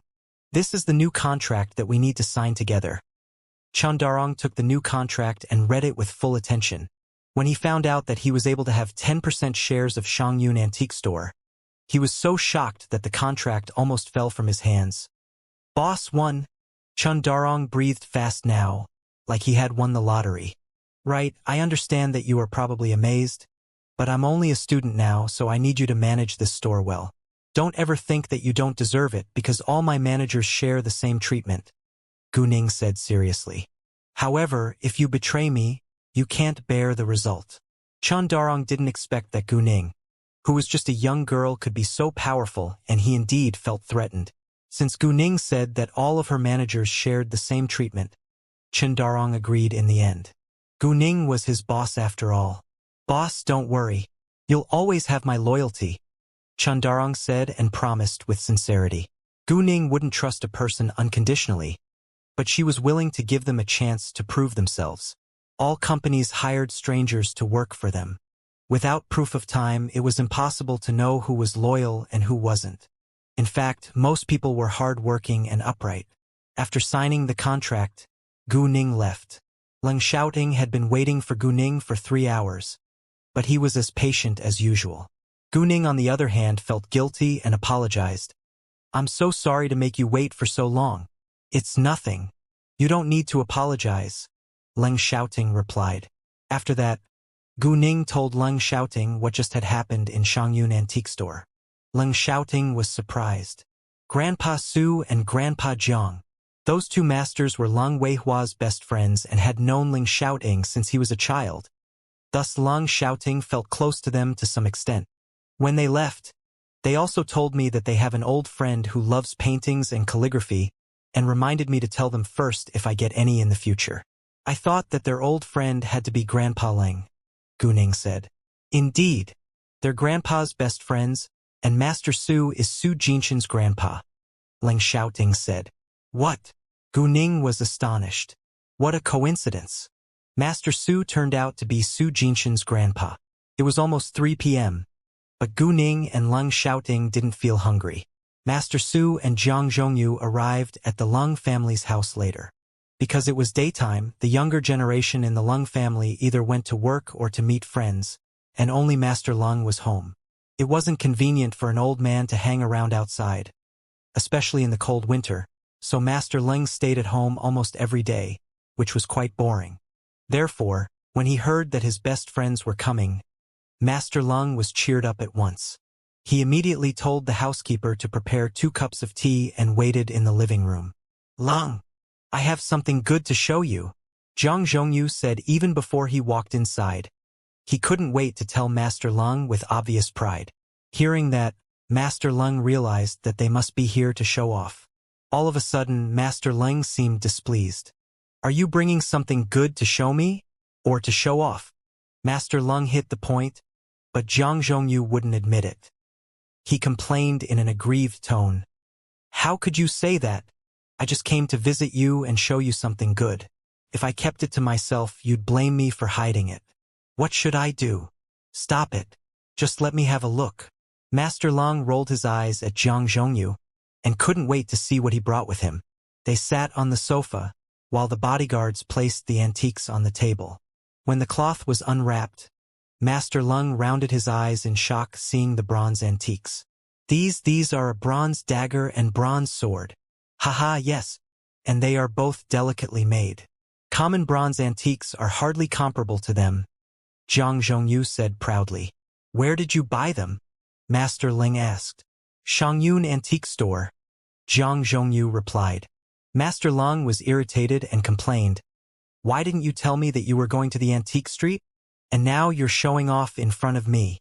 How can you do that to me? You did the same thing the other night when you got Zhao Mingfu's Luo Shenfu, Jiang Zhongyu argued. Master Lung had called him that night, so he barely slept. If Master Lung had told him the next day during the daytime, he wouldn't have been rushed. Master Lung didn't know how to retort. Ha ha! Master Su laughed. Lung, we won't forget you. In fact, I went to Shangyun Antique Store alone after I heard that it had a new boss. Unexpectedly, I found some good real antiques there. Su is a bronze lover, so I told him to have a look, but we didn't see any paintings or calligraphy yet, so we didn't call you. However, I did tell its new boss to inform us first if she gets any famous paintings or calligraphy in the future. Hearing that, Master Lung felt more comfortable. Master Su added, we were really amazed by the new boss of Shangyun Antique Store. Although we already knew that its new boss is a young girl, I didn't expect that she is only 18 years old. She's pretty, able, mature, and adorable. I think she's exactly right for Jinshan, so I plan to get Jinshan to chase her. Forget it. The girl is only 18 years old, and Jinshan is too old for her. I think Ruining and her are exactly right for each other, Jiang Zhongyu argued. Master Lung was also astonished that the new boss of Shangyun Antique Store was only 18 years old. Seeing that both Master Su and Master Jiang thought highly of the young girl and even wanted her to be their granddaughter-in-law, Master Lung was quite curious about her. Although Lung Xiaoting already had a girlfriend, Lung Xiaomin was still single. However, what they didn't know was that the young girl was precisely Lung Xiaoting's girlfriend. If Lung Xiaoting found out their plan, he wouldn't dare to punish the 3 masters, but Su Jinshan and Lung Xiaomin would be in danger. After a short argument, they dropped the topic. Master Su was also eager to see Luo Shenfu. Lung, let me have a look of Zhao Mingfu's Luo Shenfu right now. He wouldn't allow himself to miss such a great chance to see Luo Shenfu. Once Master Su mentioned Luo Shenfu, Master Lung was proud again. He told the housekeeper to fetch it. Let me be honest with you. In fact, Luo Shenfu isn't a gift from Shouting, Master Lung said like it was a big secret. Then who gave it to you? Master Su and Master Zhang were curious. Shouting's girlfriend, Master Lung replied proudly. What? Hearing that, both Master Su and Zhang Zhongyu were greatly surprised. Shouting has a girlfriend? Yes. Master Lung was obviously happy. He had always been worried about Lung Shouting's marriage. Since Lung Shouting was willing to have a girlfriend now, he was more relaxed. Wow, it's really surprising. Tell us more about the girl. We're both curious to see what kind of girl can win Shouting's heart. Zhang Zhongyu asked without delay. I haven't met her yet. Shouting won't allow me to investigate her. Saying that, Master Lung felt slightly upset. Master Su and Zhang Zhongyu were surprised once more, but they were aware that Lung Shouting never liked anyone else being involved in his personal affairs. Ha! Lung, do you feel upset? Master Su and Zhang Zhongyu laughed out loud, while Master Lung forced a smile. He couldn't help blaming Lung Shouting for making him lose face. Gu Ning had stayed in the capital for 6 days, and it was the time for her to leave. Shouting, I have to go home tomorrow, Gu Ning said to Lung Shouting during the meal. Hearing that, Lung Shouting suddenly lost his appetite and remained silent. Although he knew that Gu Ning would stay in the capital for a week at the most, he was reluctant to be apart from her. Most importantly, he couldn't leave with her. You've kept my company for so many days, and you should go back to work, Gu Ning added. Gu Ning was unwilling to be apart from Lung Shouting too, but she thought that their careers were as important as their relationship. So she believed that Lung Shouting had to go back to work now. Sure, Lung Shouting answered. When is your flight tomorrow? In the morning. I'll fly to City G to deal with something first, Gu Ning replied. Knowing that Gu Ning was going to City G, Lung Shouting was displeased. Especially when Gu Ning said that she was going to deal with something there. He was concerned that she would turn to Situ Yi. Gu Ning understood what was on Lung Shouting's mind, but she couldn't promise not to meet Situ Yi just because he wasn't happy about it. She wasn't sure whether she would meet Situ Yi in City G. It all depended. Moreover, Gu Ning wouldn't cut off the connection with Situ Yi just because he liked her. They were friends after all, and she needed the Qin gang's support. However, she absolutely wouldn't give Situ Yi any chances or flirt with him. She would reject him once he told her about his feelings towards her. And it would be up to Situ Yi whether he would still want to be her friend after she rejected him. If he hated her or even picked on her afterwards, she wouldn't stay quiet and would fight back. After the meal, Gu Ning and Lung Shouting went to check on the office building before they went back to Lung Shouting's house. The moment that they were back in the house, Lung Shouting pressed Gu Ning against the bed and kissed her wildly to vent his emotions. As the kiss progressed, Lung Shouting got sexually excited from touching Gu Ning's body. Gu Ning immediately stopped him, shouting, I'm still on my period. What Gu Ning had just said was like a bucket of cold water poured on Lung Shouting from head to toe. But his sexual desire was still burning. Of course, he wasn't willing to hurt her, but he was unwilling to take a cold shower either. In the end, he made a decision to punish her by making her use her hands. Gu Ning's face turned completely red. She knew that Lung Shouting did it on purpose, but she couldn't refuse to do it, because she wanted him to be comfortable too. After a long time, Gu Ning's hands were sore, and Lung Shouting gradually calmed down. In fact, Gu Ning could use her power, but she didn't because it would be meaningless. Zhang Zhongyu went back to the Zhang family's house and told his family that Lung Shouting had a girlfriend during the meal. Zhang Zhenghua suddenly said, Oh, isn't she the one who rescued Haoyang? I bet she's Lung Shouting's girlfriend. What? The girl who rescued Haoyang is Shouting's girlfriend. Hearing that, the members of the Zhang family were astonished. Are you sure? Zhang Zhongyu asked. Not 100%, but I saw that Lung Shouting cared about her very much, and he was holding her hand at the side of the patient bed the entire time in the hospital, Zhang Zhenghua said. Then it could be true. Shouting never gets close to a female. It really surprises me that Shouting's girlfriend rescued Haoyang. I think that she isn't simple at all according to her agility. Zhang Zhongyu was curious about Lung Shouting's girlfriend now. Lung Weihua didn't mention that today. Maybe he didn't know about it either. Around 7 p.m., Lung Shouting and Gu Ning went out to have dinner together. Leng Xiaoting drove Gu Ning to the trade center and went into a private room of a Western restaurant. Just as they went inside, but the door wasn't closed yet, Gu Ning heard familiar voices from outside. She was surprised and looked forward. Unexpectedly, she saw two faces that she could not be more familiar with, and her face turned cold unconsciously. Qi Ziyue, Tang Yashin, what a coincidence. Actually, she hadn't planned to act against them this time, so she didn't pay attention to them. But since she met them by accident today, it would be a shame if she still did nothing. Leng Xiaoting sensed Gu Ning's the emotional change at the very beginning. He followed her gaze to look ahead. Although he just saw their backs, he recognized them as the people who had competed with him for Su Beihong's The Injured Lion. Leng Xiaoting always had the feeling that Gu Ning had strong animosity against those two people. He thought that there must be a grudge between them, but he didn't know any details. Gu Ning quickly went back to normal, but she used her jade eyes to follow them. Coincidentally, Qi Ziyue and Tang Yashin sat in the room adjacent theirs. Gu Ning drew her sight back and thought about how to teach them a lesson. In fact, it was so easy for Gu Ning to kill them right now, but Gu Ning had no intention to let them die so easily. They cared about fortune and fame so much, so she would destroy their fortune and fame before pushing them towards death step by step. Moreover, Gu Ning wouldn't hurt herself during her revenge. Because she had family and a boyfriend, she had to make allowances for the result. Gu Ning checked on what they were doing in the private room next door every once in a while with her jade eyes. Before long, Tang Yashin stood up and left. Gu Ning's gaze followed her into the ladies' room. Gu Ning felt like it was a great chance, so she went to the ladies' room too. When Gu Ning went in the ladies' room, there was nobody else around. She used her jade eyes to find the toilet compartment that Tang Yashin was in before she took out a bottle of cleansing oil and poured it on the ground in front of it. After that, Gu Ning hid in the opposite toilet compartment. Soon, Tang Yashin pushed the door open, stepped on the cleansing oil, and slipped backwards with a scream.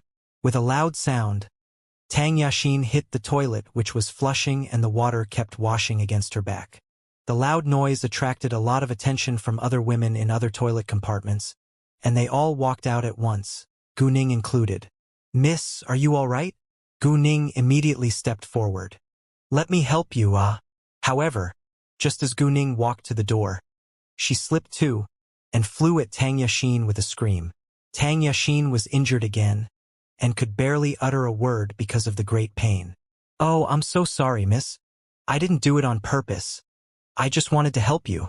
Gu Ning pretended to be panicked. She stood up and apologized at once. At the same time, she also thought that it was disgusting because she just slipped in the toilet too in order to hurt Tang Yashin. Although Tang Yashin was beneath her, it was still disgusting. However, nobody was in a worse condition than Tang Yashin now. It was extremely painful, disgusting, and irritating to her, but she wasn't able to stand up on her own. Tang Yashin's loud scream also attracted a lot of attention from people who were at the private rooms near the ladies' room. Many of them came to check on what was going on. Leng Xiaoting and Qi Ziyue walked out as well. Leng Xiaoting merely wanted to see what had happened, but Qi Ziyue recognized that it was Tang Yashin's voice. The cleaner came into the ladies' room before anyone else did.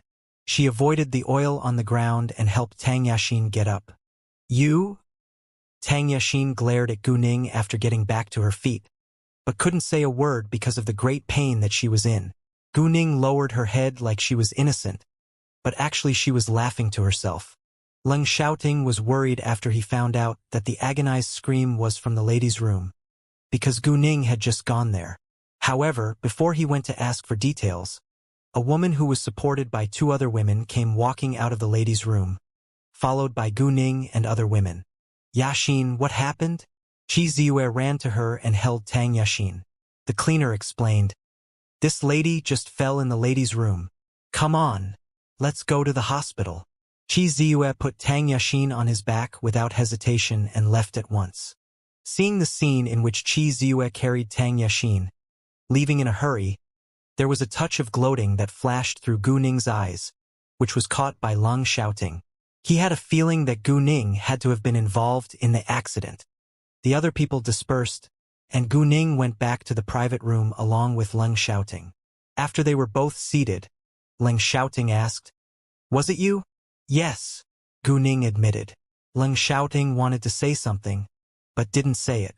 He wanted to know why, but didn't want to annoy Gu Ning if it was private. Gu Ning understood what was on Leng Xiaoting's mind. "If you want to ask me anything, just ask.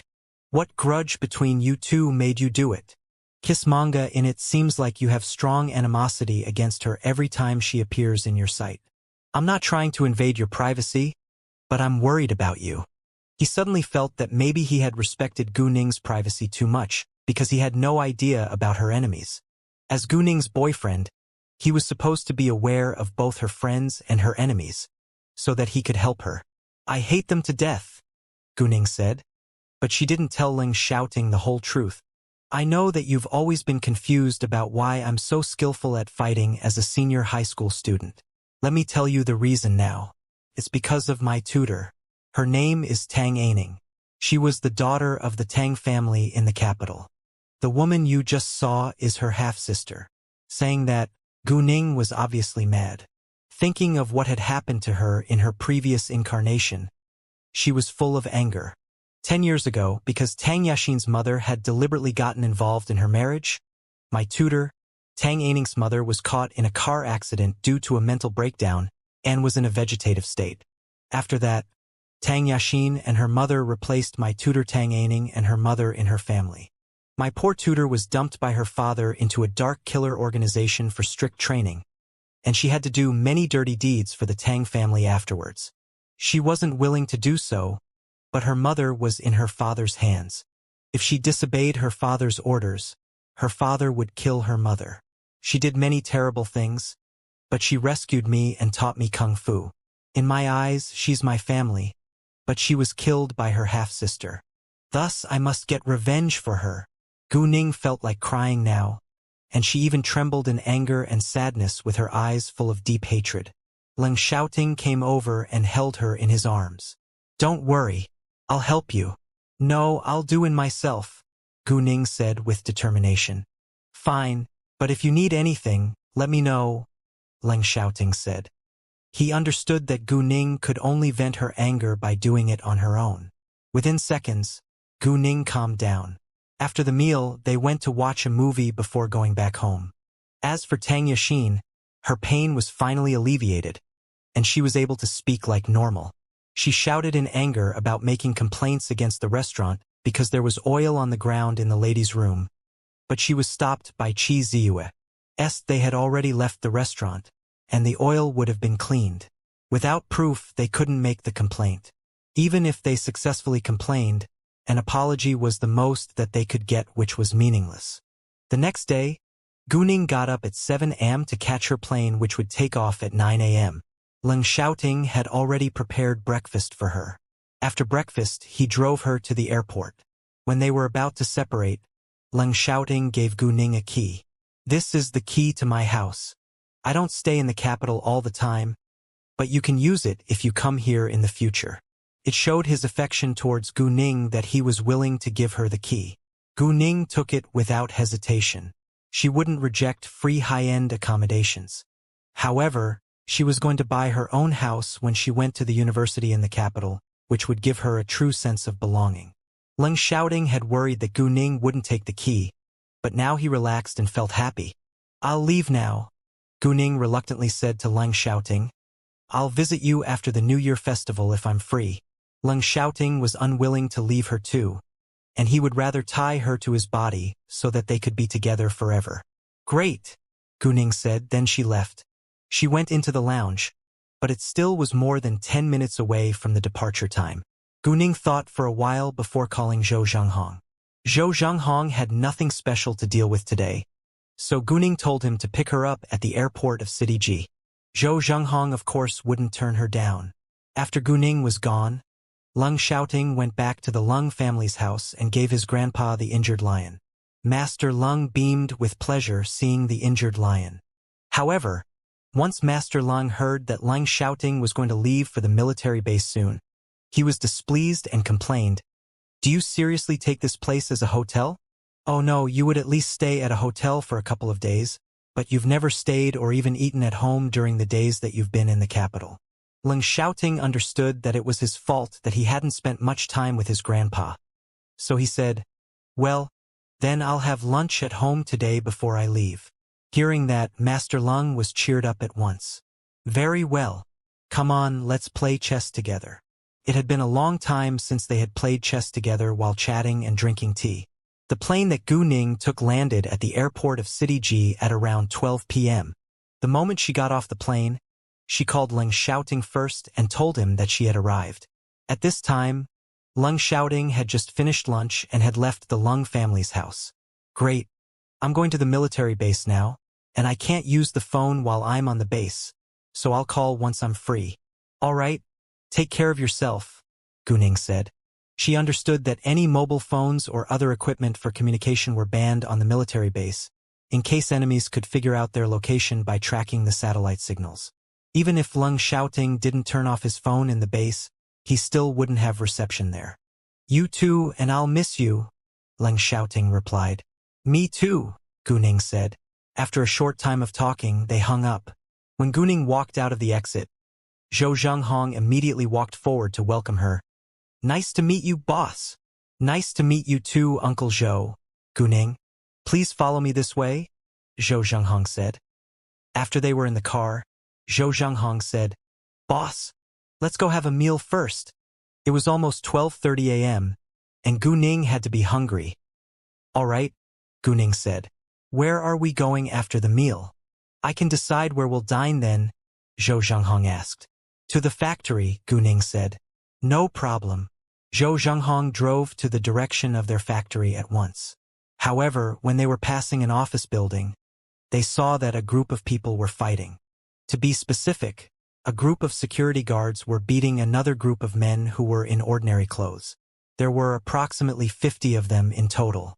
All the security guards had steel sticks in hands, while those who were in ordinary clothes were empty-handed and were generally injured. It was very brutal that the security guards were beating them in public like that. However, when Gu Ning noticed the company board with the name Hongyun Real Estate on it, she realized why those security guards were so violent, and the reason for this mess. She told Zhou Zhenghong to park the car at the roadside and made up her mind to get involved. Although those migrant workers were employees of Hongyun Real Estate, and it was to Gu Ning's advantage that the company was in a mess now, those migrant workers were innocent, and Gu Ning wouldn't step aside just because they worked for Hongyun Real Estate. "Boss, what are you going to do?" Zhou Zhenghong was puzzled. "I'm going to help those migrant workers," Gu Ning replied. "The security guards all have steel sticks in their hands. It's too dangerous." Zhou Zhenghong was quite worried. "I'll be fine," Gu Ning said. "You can stay in the car and call the ambulance. Many people here are injured. If the police come later and take me to the police station, don't worry about me. I can handle it." After that, Gu Ning got out of the car and quickly strode towards the people in the fight. Zhou Zhenghong was still worried, but he trusted Gu Ning. He knew that although Gu Ning was bold sometimes, she wouldn't do anything which she couldn't handle. Gu Ning understood that it was useless to try to stop them by shouting, so she directly joined the fierce fight. She grabbed a steel stick from a security guard's hand and kicked him away. Then she used the steel stick to knock the steel stick out of another security guard's hands and also kicked him away. "What the fuck?" A nearby security guard was irritated and hit Gu Ning with the steel stick in his hand. However, before his hand could fall, Gu Ning caught it and broke it without delay. The security guard immediately screamed in great pain and the steel stick fell on the ground. Afterwards, one after another the security guards were punched by Gu Ning within minutes, which shocked the crowd who were standing afar. "Jesus! She is so awesome. How can she fight against so many people alone?"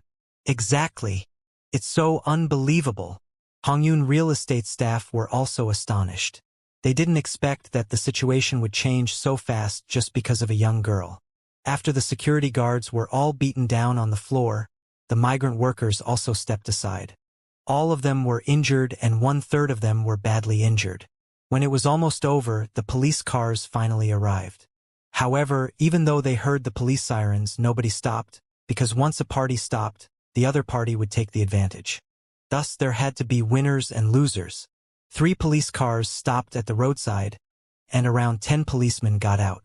The leading policeman shouted, "Stop it! Stop right now!" However, no one listened to him. Bang! The captain was mad and anxious. He shot the gun into the air, and those who were fighting finally stopped. However, only 5 security guards were still able to stand. Meanwhile, a security guard tried to hit Gu Ning during the break, but was kicked a few meters away by Gu Ning, which shocked everyone again. "How dare you fight in public? Get all of them back to the police station." The captain didn't ask what was going on at all, but directly arrested Gu Ning and the others. Apparently, he did it because of Hongyun Real Estate's influence. "Wait a second," Gu Ning said and stopped them. The policemen who were approaching them unconsciously stopped. To some extent, they were scared of this young girl who was standing in front of them because she alone had beaten down so many men. "Do you want to resist?" the captain asked. "I did beat them." Gu Ning pointed at the group of security guards, then turned to the group of injured migrant workers. "But they were beaten by them. Thus why are you only arresting us? Can't you see that they are injured? Aren't they supposed to be sent to the hospital first?" Gu Ning was angry, so she wasn't in the mood to be polite. "You?" The captain was mad, but Gu Ning had told the truth. Those injured people were indeed supposed to be sent to the hospital first. Right then, 3 ambulances came. "Take the injured to the hospital," the captain ordered. Hongyun Real Estate's leaders didn't come out until now, and then they told others to support the injured to get into the ambulances. "Wait!" Gu Ning immediately stopped those who supported the injured security guards to ambulances. "I called those ambulances for the injured migrant workers only. You—" They were annoyed. "Stop being so cruel," one of Hongyun Real Estate's leaders said in anger. "I'm being cruel? I think that we all know what is going on here," Gu Ning sneered. "Besides, they were beaten by the security guards of Hongyun Real Estate, so Hongyun Real Estate has to pay for their medical expenses. And you've injured our people too. You should pay their medical expenses too," another man said. "No, I just did it out of kindness. I think that I should be rewarded for that instead," Gu Ning retorted. What Gu Ning had just said really aggravated the people from Hongyun Real Estate. "You're so unreasonable," a leader of Hongyun said. "Well, I think that the surveillance cameras will prove who is right," Gu Ning said. "Who do you think you are? Do you really think that you can hurt Hongyun?" Another one of Hongyun's leaders asked with disdain. "Let's go and see." Gu Ning wasn't afraid at all. She had the proof of Hongyun's illegal behavior in her hands now. Sooner or later, she would make Hongyun Real Estate go bankrupt. After that, she ignored them and helped the injured migrant workers to get in the ambulances. And then the rest of the people, including Gu Ning, were taken back to the police station. Gu Ning understood that they wouldn't release her once she was brought into the police station, unless she did something. However, before that, she still followed the policeman to get in the car. She took out her phone to call someone the moment she was in the car. However, a policeman beside her tried to grab it. Hongyun had told them to take good care of this young girl, so they absolutely had to stop her from calling for help. Gu Ning avoided his hand and gave him a cold glance. The policeman was struck dumb all of a sudden. "I'm not a criminal, so you have no right to stop me from calling," she said. "So what? Do you think that anyone can save you after you've annoyed Hongyun?" the captain asked with disdain. Although he was scared of her outstanding skills at fighting, he believed that she was merely an ordinary girl without power. In addition, they had guns, so she wouldn't dare to hurt them. "Haha, that's interesting. Actually, there are many important figures in City G who can help me. If you still want to keep your job, I think that you better shut your mouth," Gu Ning said arrogantly, as if Hongyun Real Estate was nothing in her eyes. Although the policemen were snobbish, they weren't dumb. Hearing what Gu Ning had just said, none of them dared to stop her again. If she truly had the support of important figures in City G, they would be digging their own graves if they annoyed her. Avi's Gu Ning then directly called Yen Jinglin. "Hi. It's rare hearing from you. Do you have a problem?" Yen Jinglin was happy to receive Gu Ning's call. "Uncle Yen, I encountered some trouble, so could you please help me?" Gu Ning told the story simply and hoped that Yen Jinglin would tell the police station to release her. Hearing what she had been through, Yan Zhenglin replied seriously, "No problem. Just wait a second, and I'll call them right away." "Thank you so much, Uncle Yan." "Oh, may I talk to you in person about something important later? When will it be convenient for you? May I come and visit you?" Gu Ning asked with a certain amount of gravity. Obviously, it had to be something special if Gu Ning needed to visit him and discuss it with him in person. "Sure," Yan Jinglin answered. After hanging up the call with Gu Ning, Yan Jinglin called Li Feng, who was the head of the Public Security Bureau in City G. Li Feng immediately called the police station afterwards. It took less than 5 minutes and the car hadn't even arrived at the police station yet, when the captain received his leader's call. "Zhang Chao, did you arrest a girl called Gu Ning? Let her go right now," his leader roared in the phone. His voice was so loud that everyone in the police car heard it. Zhang Chao, who was the captain, was surprised, looking to Gu Ning, but Gu Ning only smiled. "But, Hong Yun." Zhang Chao didn't know who had called his leader, so he wanted to remind him. "So what? The head of Public Security Bureau called me in person, and he had just received the mayor's call," his leader said. "What?" Zhang Chao was stunned this time. "The mayor? The girl just called her Uncle Yen. Isn't the mayor's family name Yen? Jesus. She really isn't simple at all." Sure. I'll let her go right now." Zhang Chao didn't dare to say another word. He told the policeman who was driving the car to park it at the roadside, then turned to Gu Ning. Miss Gu, you may leave now." His voice was even trembling. Gu Ning didn't bother to pick on them. She just got out directly. However, before she left, she said to them, "The mayor already knows about what just happened between the group of migrant workers and those security guards. You either solve it in private or punish the bullies. Because we all know that it was Hong Yun's fault." After that, she was gone. Gu Ning did it not because she wanted to help the policeman, but because she didn't want the group of migrant workers to suffer. Zhou Zhenghong followed behind the police car at a moderate distance. When Gu Ning got out of the police car, he immediately stopped. Gu Ning walked over and Zhou Zhenghong opened the car door for her at once. "Boss, are you all right?" Although Gu Ning seemed fine, he still asked worriedly. "I'm fine. Let's go eat now. I'm starving after the fight," Gu Ning said. Zhou Zhenghong felt like laughing and drove ahead without delay. After Gu Ning was released, Zhang Chao called the leader of Hong Yun who had told him to take good care of Gu Ning and told him about it. The leader was very terrified, because he had almost annoyed an important figure and caused Hong Yun a lot of trouble. If the chairman found out, he would certainly be fired. As for the fight that had happened between the migrant workers and the security guards, Hong Yun handled it personally in the end. Gu Ning and Zhou Zhenghong went straight to the factory after the meal.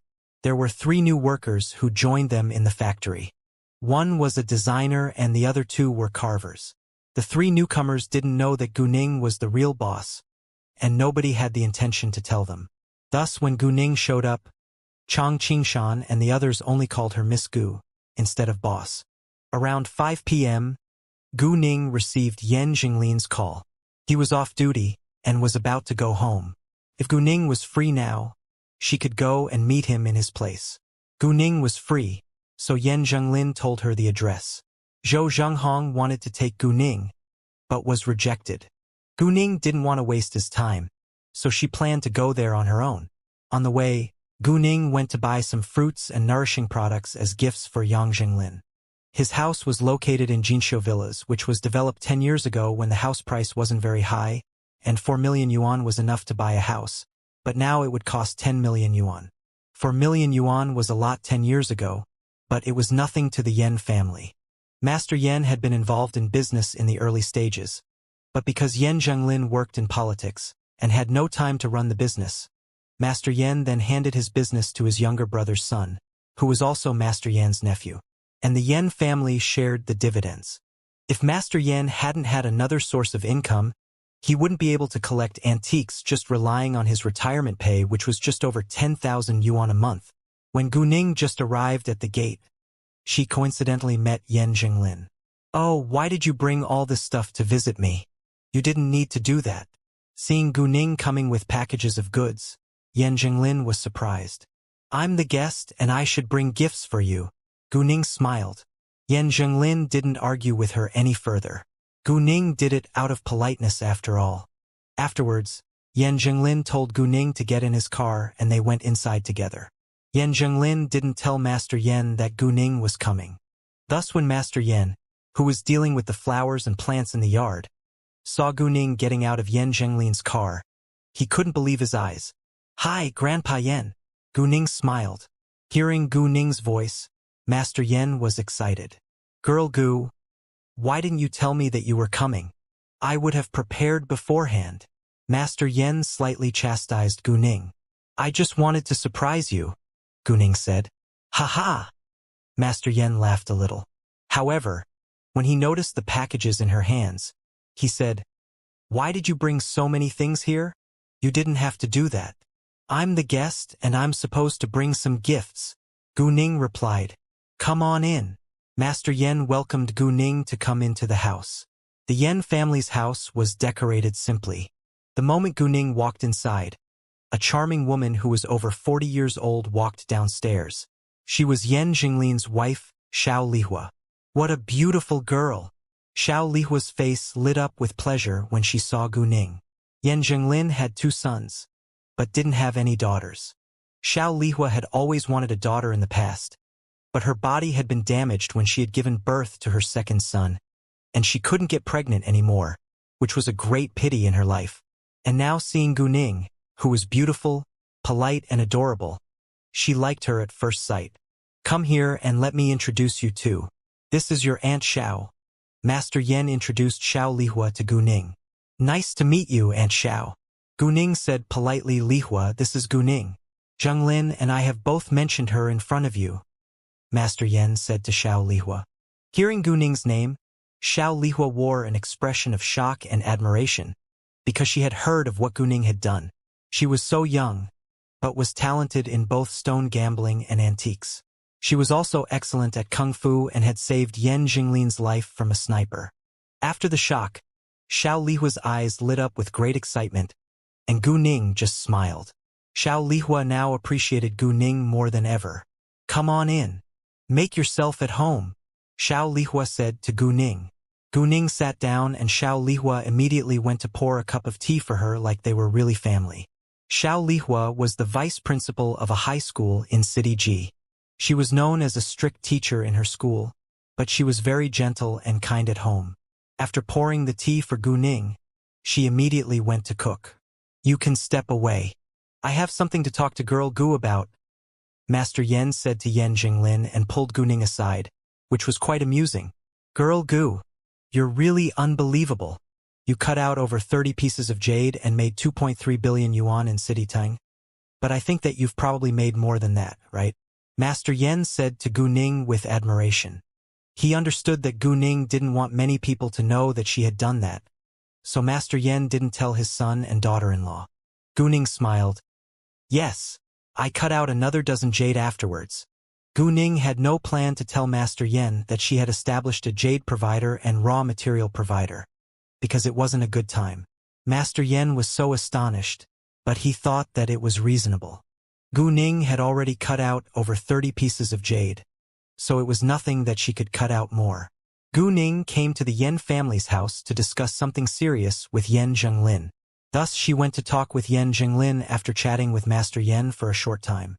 It was highly confidential, so Gu Ning proposed that they discuss it in the study. Yan Jinglin didn't think further and guided Gu Ning to the study. "Girl Gu, you can tell me now," Yan Jinglin said after both of them were seated. Kissmanga.in, Uncle Yan, did you already know that Hongyun Real Estate schemed against Shanghua Real Estate the other day? Gu Ning asked, although she knew that Yan Jinglin had to be aware of it. "Yes, I know about it," Yan Jinglin replied. "Well, then I'll lay my cards on the table. In fact, I'm the real boss of Shanghua Real Estate. As for what Hongyun Real Estate did to Shanghua Real Estate, Renkong has been sentenced and we got the compensation too. But I don't think that it's enough. Of course, Hongyun Real Estate won't give up either, because Shanghua Real Estate grabbed a big deal from Hongyun Real Estate. From what I know about Fang Chongqing's character, he will definitely try again. Therefore, It's unavoidable that Shanghua Real Estate and Hongyun Real Estate will compete against each other. Compared with staying quiet, I prefer to take action before they do, Gu Ning said calmly and clearly, but Yan Jinglin was amazed. What? Gu Ning owns Shanghua Real Estate, which is quite surprising. She established Jade Beauty Jewelry, and now Shanghua Real Estate. Does she have any other properties? She is a girl full of surprises. Although Yan Jinglin was curious, he didn't ask the questions. What's your plan? Yan Jinglin asked later. Yan Jinglin clearly knew that Hongyun Real Estate wouldn't give up, because Fang Chongqing was an evil person who was selfish and cunning. No matter who annoyed him, he would set himself to be revenged. Hongyun Real Estate had suffered a double loss in the competition with Shanghua Real Estate, and it was just a matter of time before they started conducting their schemes again. Therefore, it was understandable that Gu Ning would rather take action before them, but how? I already have proof of Hongyun Real Estate's illegal behavior. It's enough to throw Fang Chongqing into jail. However, there are some government officials involved in it as well, so I can't do it alone. Uncle Yan, would you mind giving me a helping hand, and you can also make a remarkable achievement? Gu Ning said. What? You have proof of their illegal behavior? Yan Jinglin was shocked and couldn't believe his ears.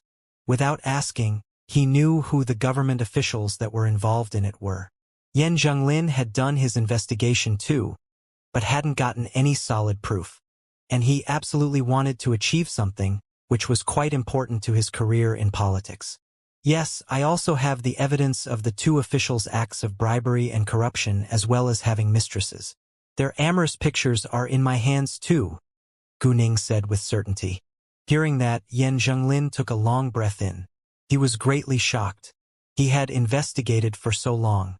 Although he indeed had gotten something, it was barely enough to unseat them. But Gu Ning got control of so much evidence all of a sudden. It was hard to not be surprised. Are you sure that your evidence is real? Yan Jinglin asked. 100% sure. Sorry, but I can't tell you how I managed to get the evidence. Uncle Yan, if you're willing to cooperate with me, I'll show you the evidence right now, but if you have any concerns, I'll turn to someone else, Gu Ning said. She wasn't threatening Yan Jinglin, but she also didn't want to force him. Nevertheless, she knew that Yan Jinglin would give her an affirmative answer. It was the most unexpected gift that fell into his lap, and Yan Jinglin wouldn't reject it. To be honest with you, I've been investigating them recently, but I haven't found any solid proof yet. You're such a smart girl, and I think you must know my political enemies planned the assassination last time, Yan Jinglin said. Of course, Gu Ning replied. Yan Jinglin then agreed to Gu Ning's plan, and Gu Ning took out a folder, giving it to Yan Jinglin. Seeing that Gu Ning had casually put the important evidence in her backpack, Yan Jinglin was anxious. What if it got lost? Yan Jinglin took the folder and opened it to read the materials inside. There was a thick pile of papers in the folder. On the top was criminal evidence for Hongyun Real Estate. Its senior management had bribed Lu Shirkuan, the vice mayor, and Wei Qingguan, the head of the Roads and Traffic Authority, with over 100 million yuan, and had gotten many benefits in return. Other than Lu Shirkuan and Wei Qingguan, there were other government officials involved in the bribery as well. Although the amounts of the bribes were much less, they could be sentenced to years in jail. Some people had died in a forced demolition Hongyun Real Estate had conducted, but it had refused to compensate them. Besides, Hongyun Real Estate had committed illegal tax evasion amounting to nearly 500 million yuan within 3 years. And one of their construction sites had used low-quality construction materials, which caused many accidents. Apart from Hongyun Real Estate, a famous hotel of the Hongyun Group secretly provided sex services. Among the prostitutes, there were underage girls. Although it wasn't uncommon in a majority of hotels, it was illegal, and once it was reported, the hotel would be in trouble. Additionally, a person had died of food poisoning in a famous restaurant of the Hongyun Group, but it had been judged as death from a heart attack in the end. Even though Yan Jinglin knew that Hongyun Real Estate had many dirty secrets, he was still surprised by what they had done. Yan Jinglin was very furious by the fact that Hongyun had gotten away with so many crimes. Gu Ning, who was sitting on the opposite sofa, also felt his great anger. The other papers showed the criminal evidence for Lu Shirkuan and Wei Qingguan.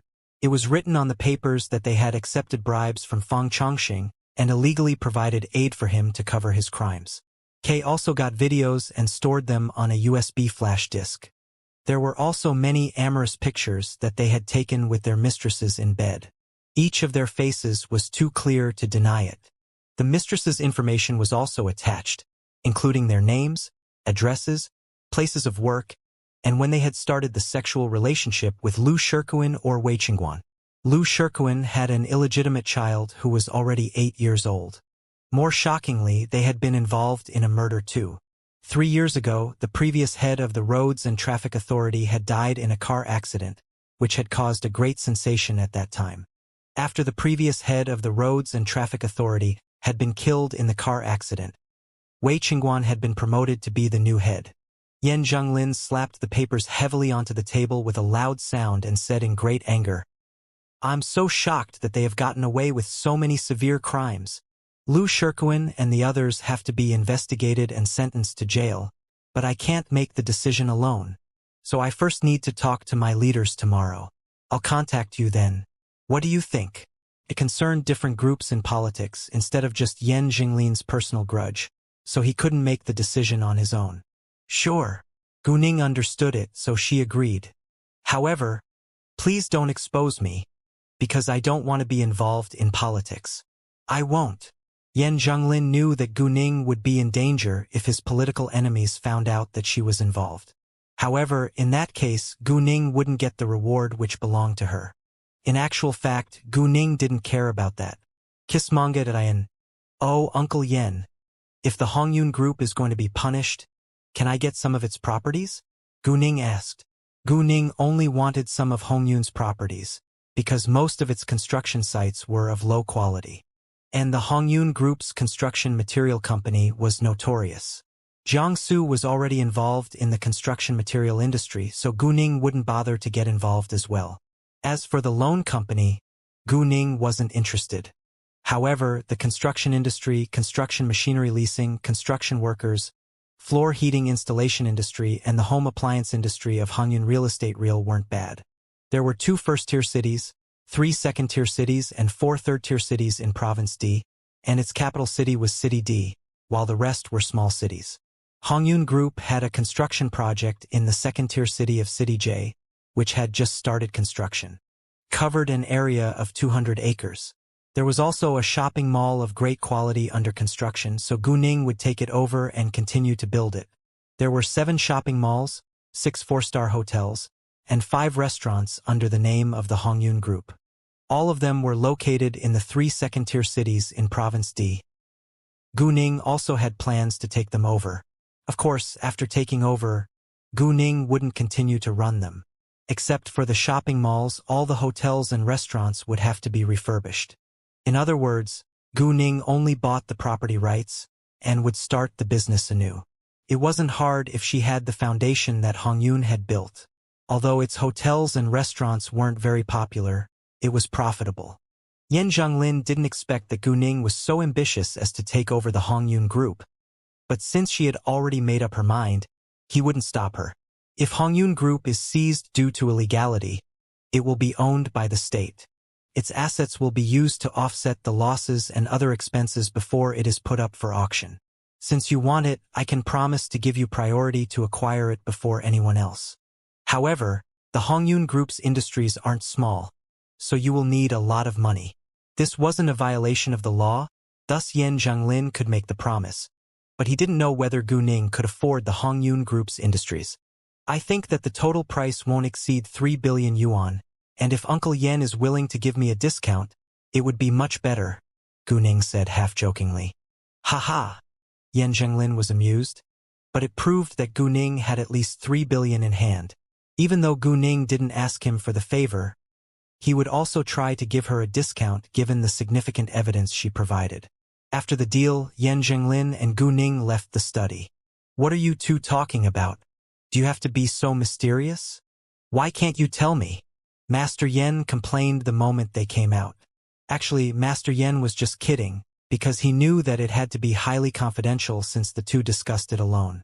Gu Ning understood what was on Master Yan's mind, but she still comforted him. We don't want to worry you. You can share more leisure time with Grandpa Fu and Grandpa Bai, and let Uncle Yen deal with the problems. When Gu Ning mentioned Master Fu and Master Bai, Master Yen asked, They don't know that you're in City G now, right? Gu Ning understood what was on Master Yan's mind and replied resignedly, I didn't tell them. Ha ha, ha ha. If they know that you came to City G and visited me in my house, will they get mad and come here immediately? Master Yen laughed and was full of anticipation. Although Gu Ning was of the younger generation, those masters appreciated her very much. None of them minded the age gap and were willing to make friends with Gu Ning. They treated Gu Ning more like their own granddaughter. Gu Ning hadn't come to City G for 2 weeks, and they missed her a lot. But they also knew that Gu Ning was about to attend the entrance examination to college, so none of them disturbed her. All of a sudden, Master Yen sighed and looked worried. Forget it. Bai isn't feeling well these days. I think that I better not tease him right now. Hearing that, Gu Ning was surprised. What happened to Grandpa Bai? Well, we're old men now, and we are always getting sick. Bai lost feeling in his lower limbs, so he has been sitting in a wheelchair recently, Master Yen said. Gu Ning thought for a while before saying, Grandpa Yen, would you please take me to visit Grandpa by tomorrow? I know a way of massage which might be helpful. Gu Ning treated Master Fu, Master Yen and Master Bai with sincerity, so she was willing to help them if she could. Really? Master Yan's face lit up. Master Fu, Master Bai and he had been close friends for dozens of years, and he naturally hoped that they could be healthy. Master Yen knew that Gu Ning wasn't a simple girl, and that she wouldn't brag, but it was quite surprising news to him. Grandpa Yen, why don't you try it yourself now? Since Gu Ning was going to help Master Bai, she definitely wouldn't ignore Master Fu and Master Yen. Although they seemed fine now, they were indeed aging, and they were vulnerable to diseases. Therefore, Gu Ning decided to put some of her power into their bodies to protect their organs and help them remain healthy. However, they were elderly after all, and it was impossible for them to be as healthy as the younger generation.